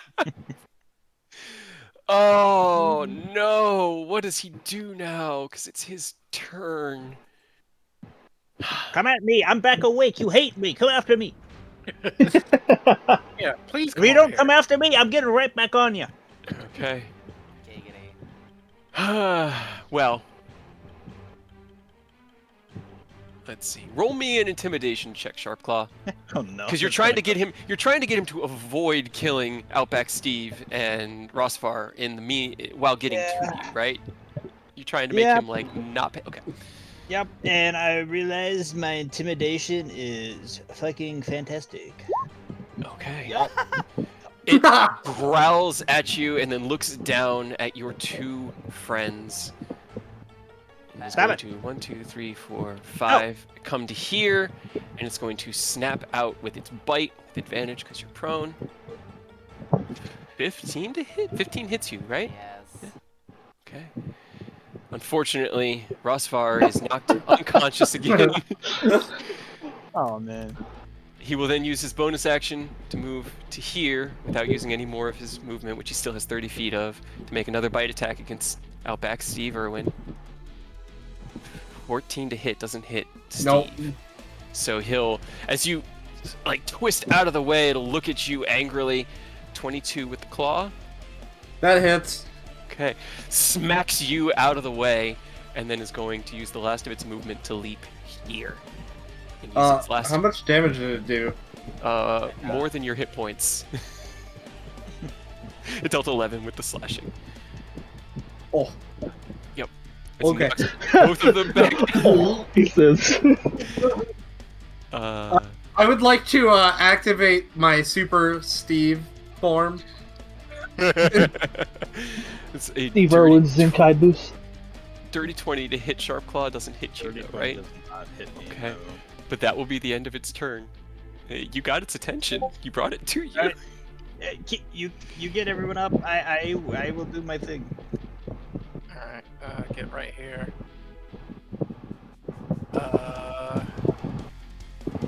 Oh, hey, what do you know? Hey. Oh!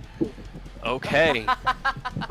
As Volcanus steps in next to Sharpclaw and slams his shield against his armor. A rune lit within the shield shines with brilliant light, ruby red like his eyes, and you each gain 5 hit points. Both of you who are unconscious on the ground regain your consciousness with 5 hit points, and I think it's up to 3 within range. So I'm guessing the 2 unconscious ones. Who else gets 5? Up to 3. Yeah, Sharpclaw. Sharpclaw is also bolstered by the aid spell. I will gladly take that. Right. All right. Anything else for you? Nah. Okay. 2, 3, 4, 5, 6, 7, 8. Hey! There's another exit, guys. It's not the only door. TJ, it's your turn. No, it moves on legendary actions without provoking opportunity attacks. I know. But TJ is very mobile as long as he can use his... Yeah, as long as I can get within 30 feet of it, I can be anywhere near it. So I could try to cut it off, but As you cast out your aid, your friends kind of groan back to consciousness on the floor beside you. You look out as you see TJ run, the pompadour bouncing brilliantly and majestically with each fallen footstep. He leaps into the air, activates the magnetic spike, and like Michael Jordan in Space Jam, flies through the air, landing on the opposite side of the Ebony Odogaron. It once again rears back in panic at the sight of you. well, hopefully it goes better. Let's see. Let's see. Nope. Come on. No! Nope. See, this could have all been avoided. We could have been done with this. Okay. TJ's just shaking his hammer angry. Ross over there. What did I do? Oh, so many 18s to hit you guys with your adamant pills, though. This is crazy. 18 with disadvantage to hit you, does not hit you with the spit attack. Bringing us into the Odogaron's actual turn. Yeah, he wants out. Oh, no. Okay. So as he bites out with the first bite, that is a 17 to hit. That would not hit you. No, that doesn't hit. Okay. The second claw attack, or the first claw attack, is a 23 to hit. Okay. Are you using your reaction? No. No, okay. And that is a total of 8 slashing damage, and I need you to make me a Constitution save against Bloody. And then the second claw attack was a 8. Okay, cool. So you are not bloodied, and he has not managed to get rid of you. All right, Sharpclaw, it is your turn. Also, I just realized I did not add +3 damage when I used my unwavering mark. It also adds half my fighter level. Okay. So you just want to do it this turn on one of my attacks. Yeah, I'll add 3 to one of your attacks. I'll just take 3 hit points off him right now. It's all good. That works too. All right. He had a few more than 3 hit points, so I'm willing to sacrifice those. I could never get my unwavering mark. He's so far away. But I'm going to use aggressive for my bonus action. Move here. I can activate charge. The monster I first chose had a movement speed of 25. This would have been an entirely different battle if Fox hadn't, been given the power. Oh-ho! There we go. Both of those do hit. All right. 18, 22, 40, 47. Sharpclaw. How do you lay this foe low? Yeah. As he's running up, because you know how like the lance, they can like duck down Charge. and do that charge attack. Yep.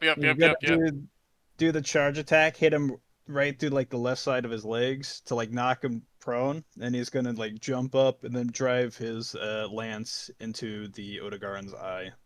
Okay, as it looks down at you with a desire to be free, to get the hell out of here, to kill you and feast upon your bones, TJ. You see as the small sharp claw runs up from behind and hits with such force it sends the Odogaron staggering onto its side. It falls with a heavy next to you, and as Sharpclaw draws the lance from its hip, he launches himself into the air, and with a downward, like, drill-piercing strike through the rib cage, it roars out in pain, twitches, and then its eyes go dark as the Ebony Odogaron has been slain. Finally. Oh yeah. That was a massive pain in the ass. I hate these things.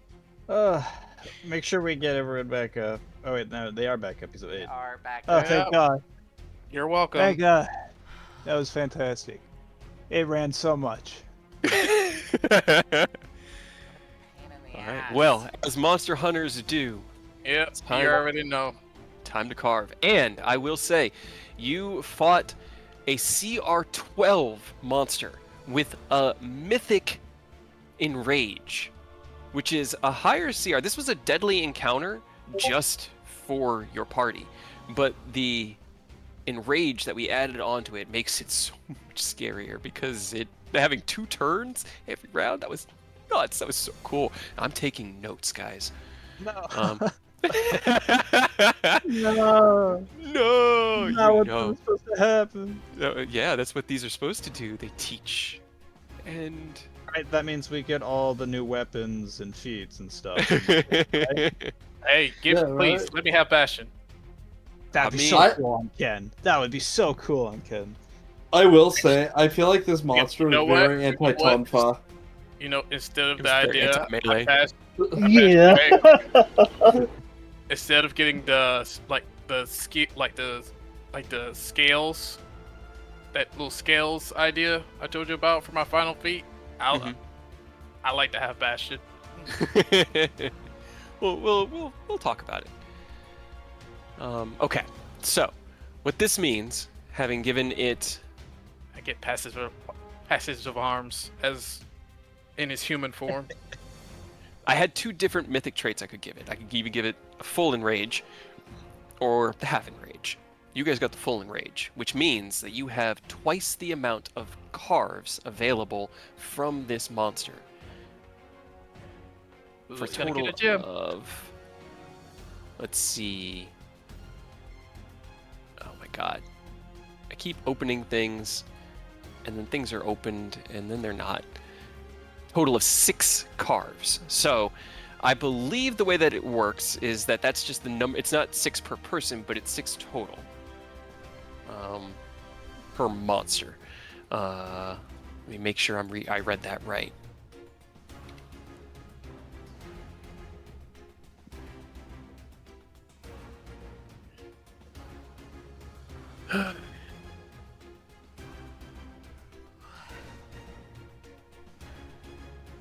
Man, second, like at the start, we're like, hey, we feel great about this, but like the second half is like, oh god. Oh, yeah, right? I mean, I'm gonna be honest. I still felt fine. And the second is purely just the amount of it running. Yeah. We needed one person, like one more dedicated ranged person. I feel like we need a bow gunner. That's what we need. Yeah, If that would have I been would have had awesome. my boomerang. Yeah. Okay. So the way it works is that is the total number of carves on the monster. There are 6 carves. Obviously, the items that you get, they're not like soulbound or, bind on pickup to any of you. And this is going to be based on a survival check. So you can either take turns or one person can carve for everybody. It's up to you guys. What do you want to do? And we help the person with the best survival to give him advantage. If you have survival proficiency, I will enable you or allow you to offer the help action to give them advantage. Yes. I have survival proficiency. As do I. Same. Do I? And 6. Yep. I have a So- 5. So I have a plus I think 6. Steve or when. Oh, okay. So you both have +6. Yep. Just as long as one of you two do it, and the rest of us can give you the help action. Why don't the 2 of you roll 3 each? And Yeah, that works.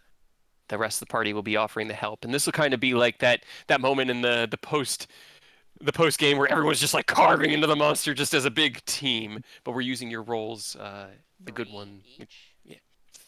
Yeah. 3 survival checks at advantage. I know, Graham. I'll back Steve during this time as he's carving. He's like, Oh, I'm He's still like, at GM. it had to be done, mate. It had to be done. Right? Right? Damn, I He didn't broke think his. I'd roll better. You were still on DM. That's pretty funny. I was, yeah, I forgot to switch it up. What did you get? He had a 22, a 24, and a 20. There you go. Damn. All right. Hell yeah. Which are all really good. So, its challenge rating carve DC to get an item from it is a 12, which means all of your skill checks have passed, which means all 6 items are gathered. Hell yeah. Let's see.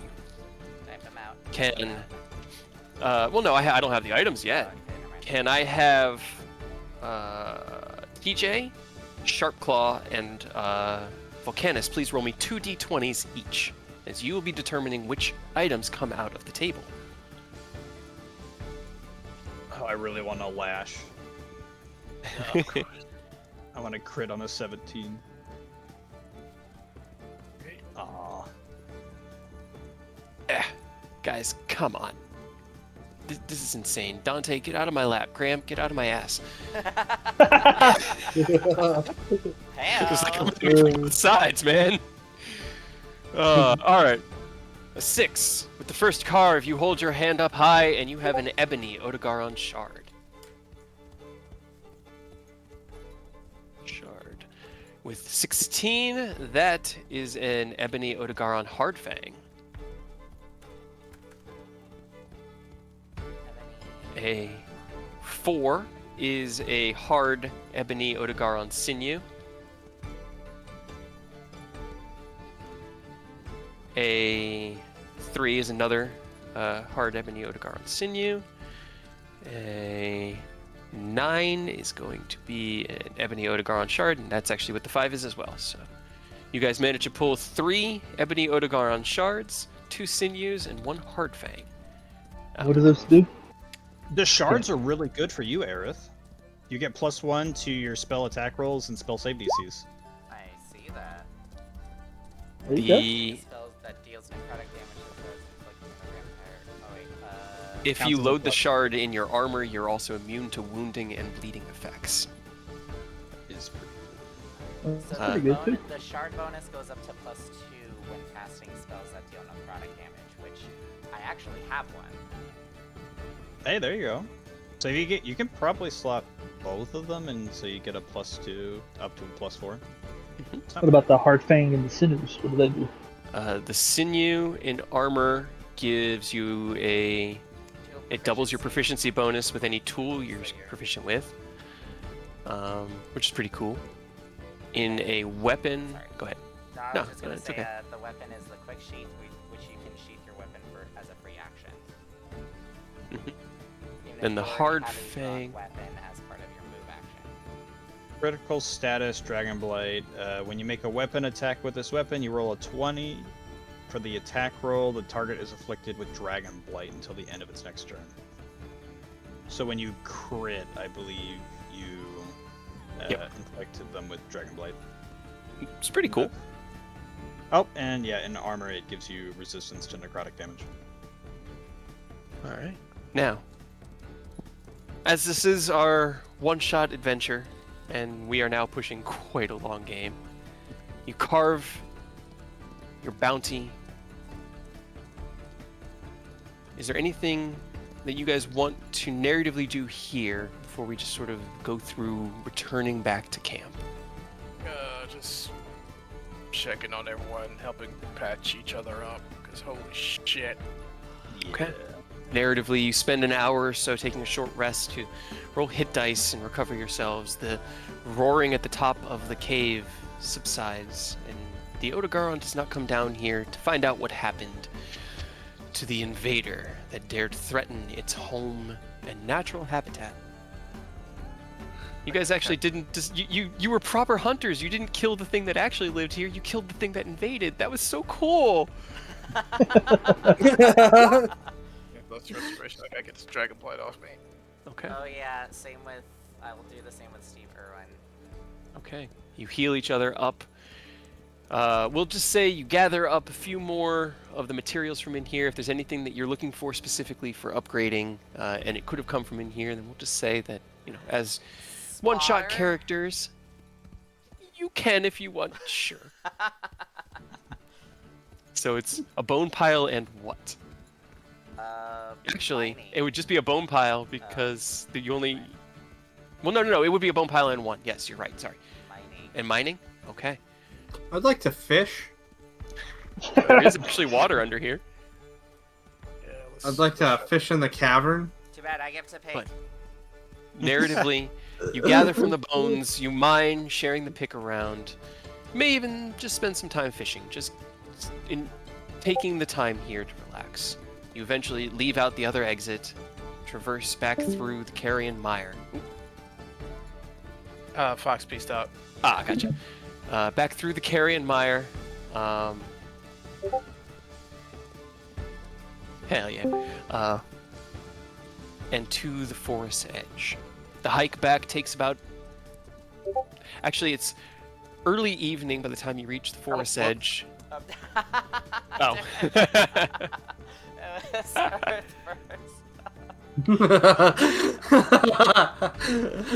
What's up? Oh no, we heard you badoop out, and I thought it was you, so I stopped. And then they were like, no, that was Fox. She's just heading out for the night. And they were like, okay, so I kept going. And then Fox was like, no, that was actually Earth, but now she's leaving. And then you came back in. But I'm just narrating that you carved and gathered, stocking up on the supplies you could find there within the carrion mire. You returned back the way you came and headed back to the edge of the swamp and the forest.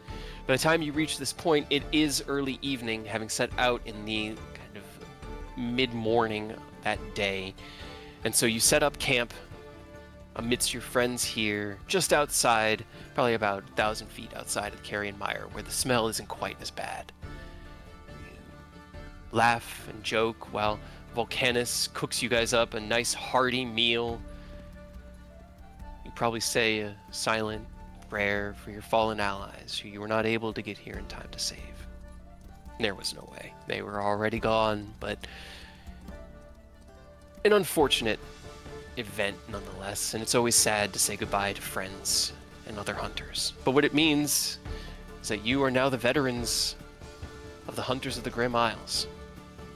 Future hunters will come here looking to you for guidance, experience, training, help. And the 5 of you will stand ready to serve that role.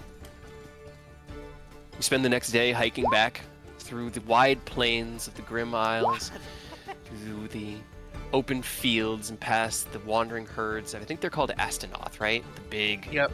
Yeah, the big Stegosaurus herbivores. Yeah, big herbivore boys, the nice ones, the ones that aren't nearly as angry as being deep within the effluvium-filled swamp made everything instantly aggressive.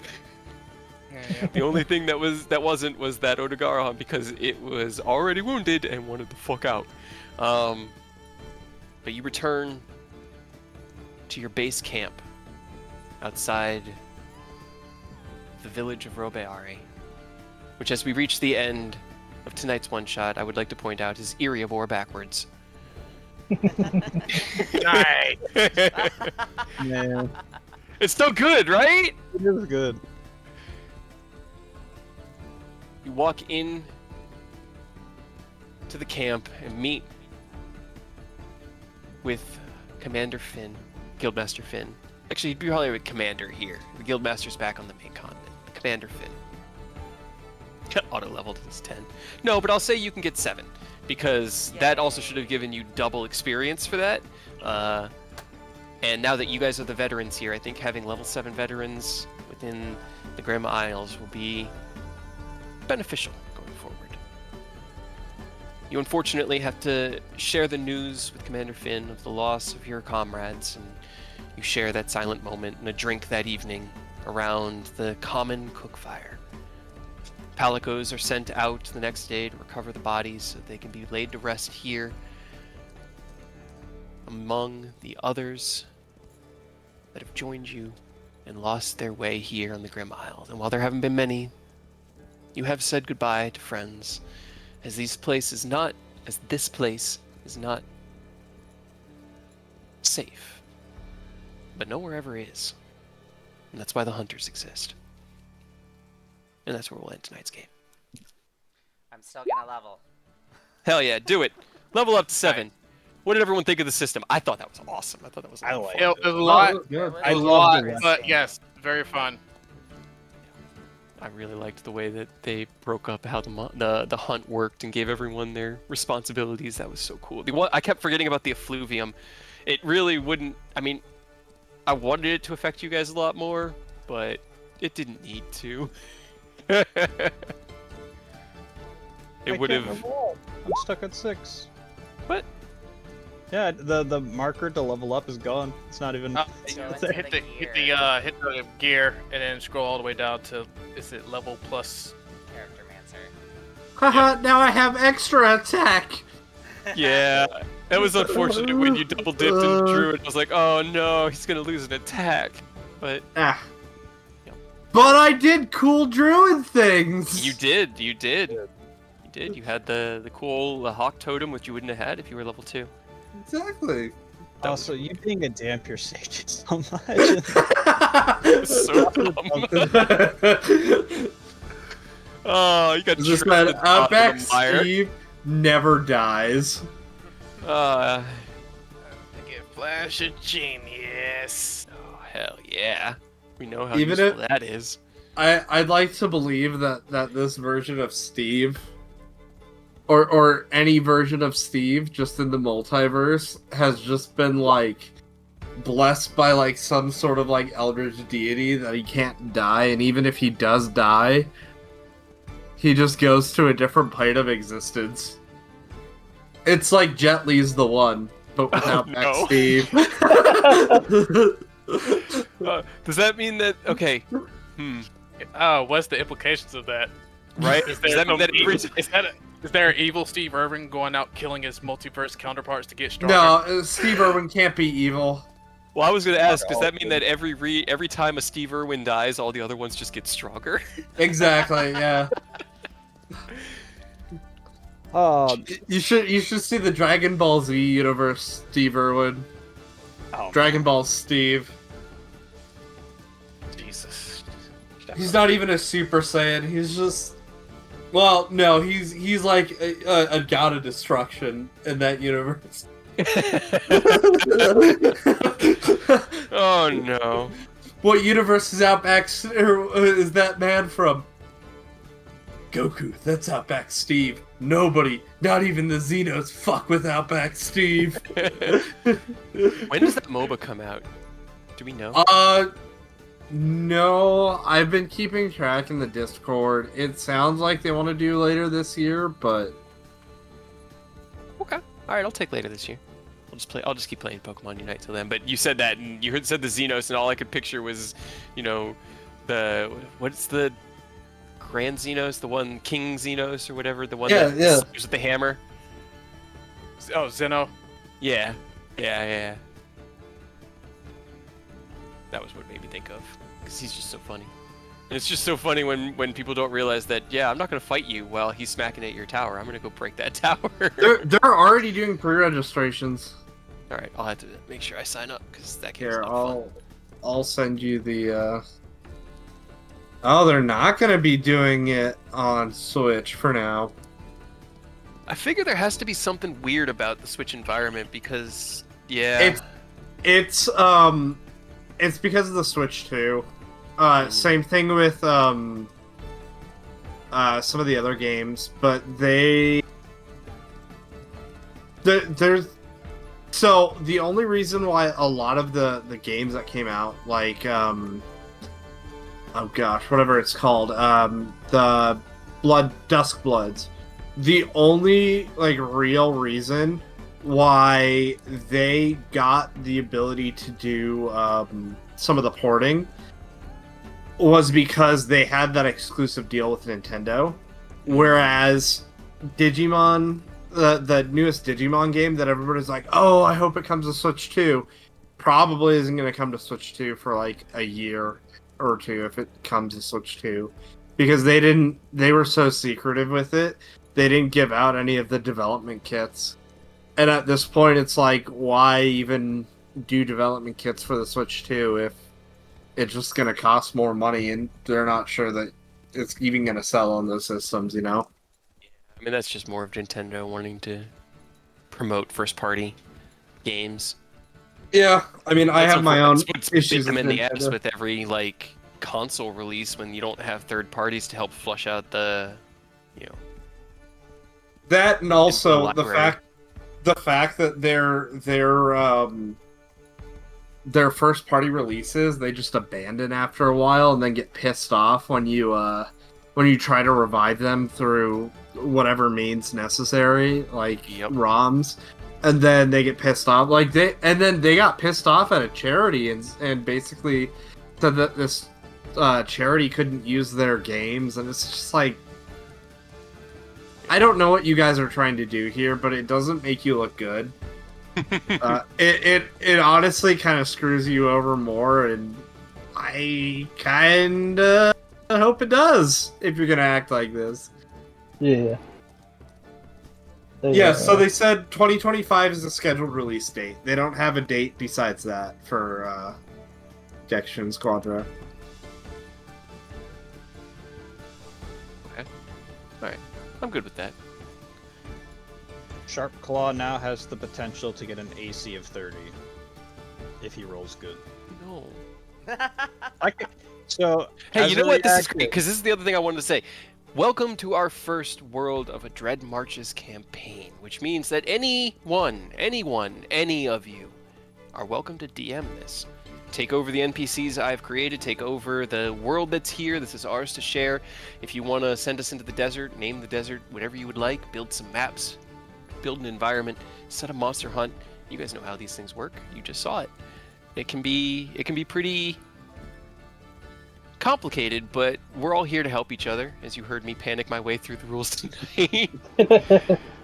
And it would be fun to just kind of have this as a lean back in case anybody else wants to just sit in the seat and get a little bit of experience, because experience leads to everything. And I really like the idea of, someone deciding to have us check out these Frosty Peak Mountains, and maybe we run into, what is the white horse thing that lives up there? Reginald. Sure, but just like, we could bring in others that don't normally have a chance to sit at our table. We can bring Chekhov in for one, however we want to do. I do think it works best with 4, but seeing as the scout allowed for a second slot, that actually worked out really well, and so 5 seems to be just fine. And yeah, this is our world. I'm not in charge, and anything I've built here, I will be more than happy to hand over to anyone else that wants to DM, put myself as a player, and just let you run the show. Hell yeah. Probably good there's 5 less, because I feel like we might have got wiped otherwise. I would have chosen a lower CR monster if there were only 4 of you. Fair. The 5th person is why I bumped it from. I initially was going to go with the CR10, but as I was looking at it, I was like, man, they only have like 165 hit points. Like, between Earth and Kyle, they're going to do that much in a turn. I don't want that kind of game. I don't have really bursty damage, but I have really consistent damage. Whereas Earth has the huge burst. All I knew is that you were a fighter, and I knew you had action surge. And that's scary. Yeah, I got so lucky. All I wanted to do was bonk it with the hammer. But once I got it, like the damage built up to swap into the hammer, it was constantly just out of range, so I was having the bonus action magnet in. Oh yeah, I was like, oh, I can do all these cool things with my Tonfas, like jump. I can't even hit it to build up my charge. Okay, neat. Sorry. That thing was a menace running around, dude. I couldn't never. We gotta take this out on Rose when Tyranny comes back. Could never use my unwavering mark. I gotta use it once, and I have 5 of them, and I gotta use it once. You guys I could've did get fought to the use first all Odo. my stuff though. Huh? What'd you say, kid? I said you guys could have fought the first Odogaron and his two little baby friends, his pups. Oh, that's not what hunters do. It We're isn't. And hunters, not poachers. it was so perfect. No, no. Have you heard the consequences of fucking hunting an unauthorized target? Fucking guild knights, man. You're a scary Don't mother. nobody give a fuck about no guild knights. Guild knights don't handle shit, dude. Hey, you got a guild knight aspirant here. Don't be talking shit. You got this tiny little guy who's like, hey, stop talking shit. Alright, I need to go and find something to eat. I'm so hungry. But that was a lot of fun. Thank you guys for joining me for this Tohseno game, and I will see you all next Saturday for our resumption of Tyranny of Dragons. With episode, I think, 143? 44? 44. Hell yeah. Oh, and Cade, we gotta play Peak sometime. Yes. The new- I did so much this week. It was like I was getting home and I was just so amped for this that I was just reading and making these maps. I built so many stat blocks because it was all random. Like I have stat blocks for all the different Lineans that you could have run into. You could have engaged with a Gyros and a Great Gyros. Vespoids and a Vespoid Queen were out there, as well as Moss Swine. There was a Celtis as well as Volvidon, but it just never came up on the roll. Yes. Sure. Let me tell you, the Mesa sucks. Oh no. Is it worse than the jungle? It's I different. hesitation. That's not comforting. So, I don't want to ruin it. I'll tell you how the base mechanic works, but there's other things that suck about it. Basically, It's fucking funny. Hmm? The sand pit is fucking funny. Oh no.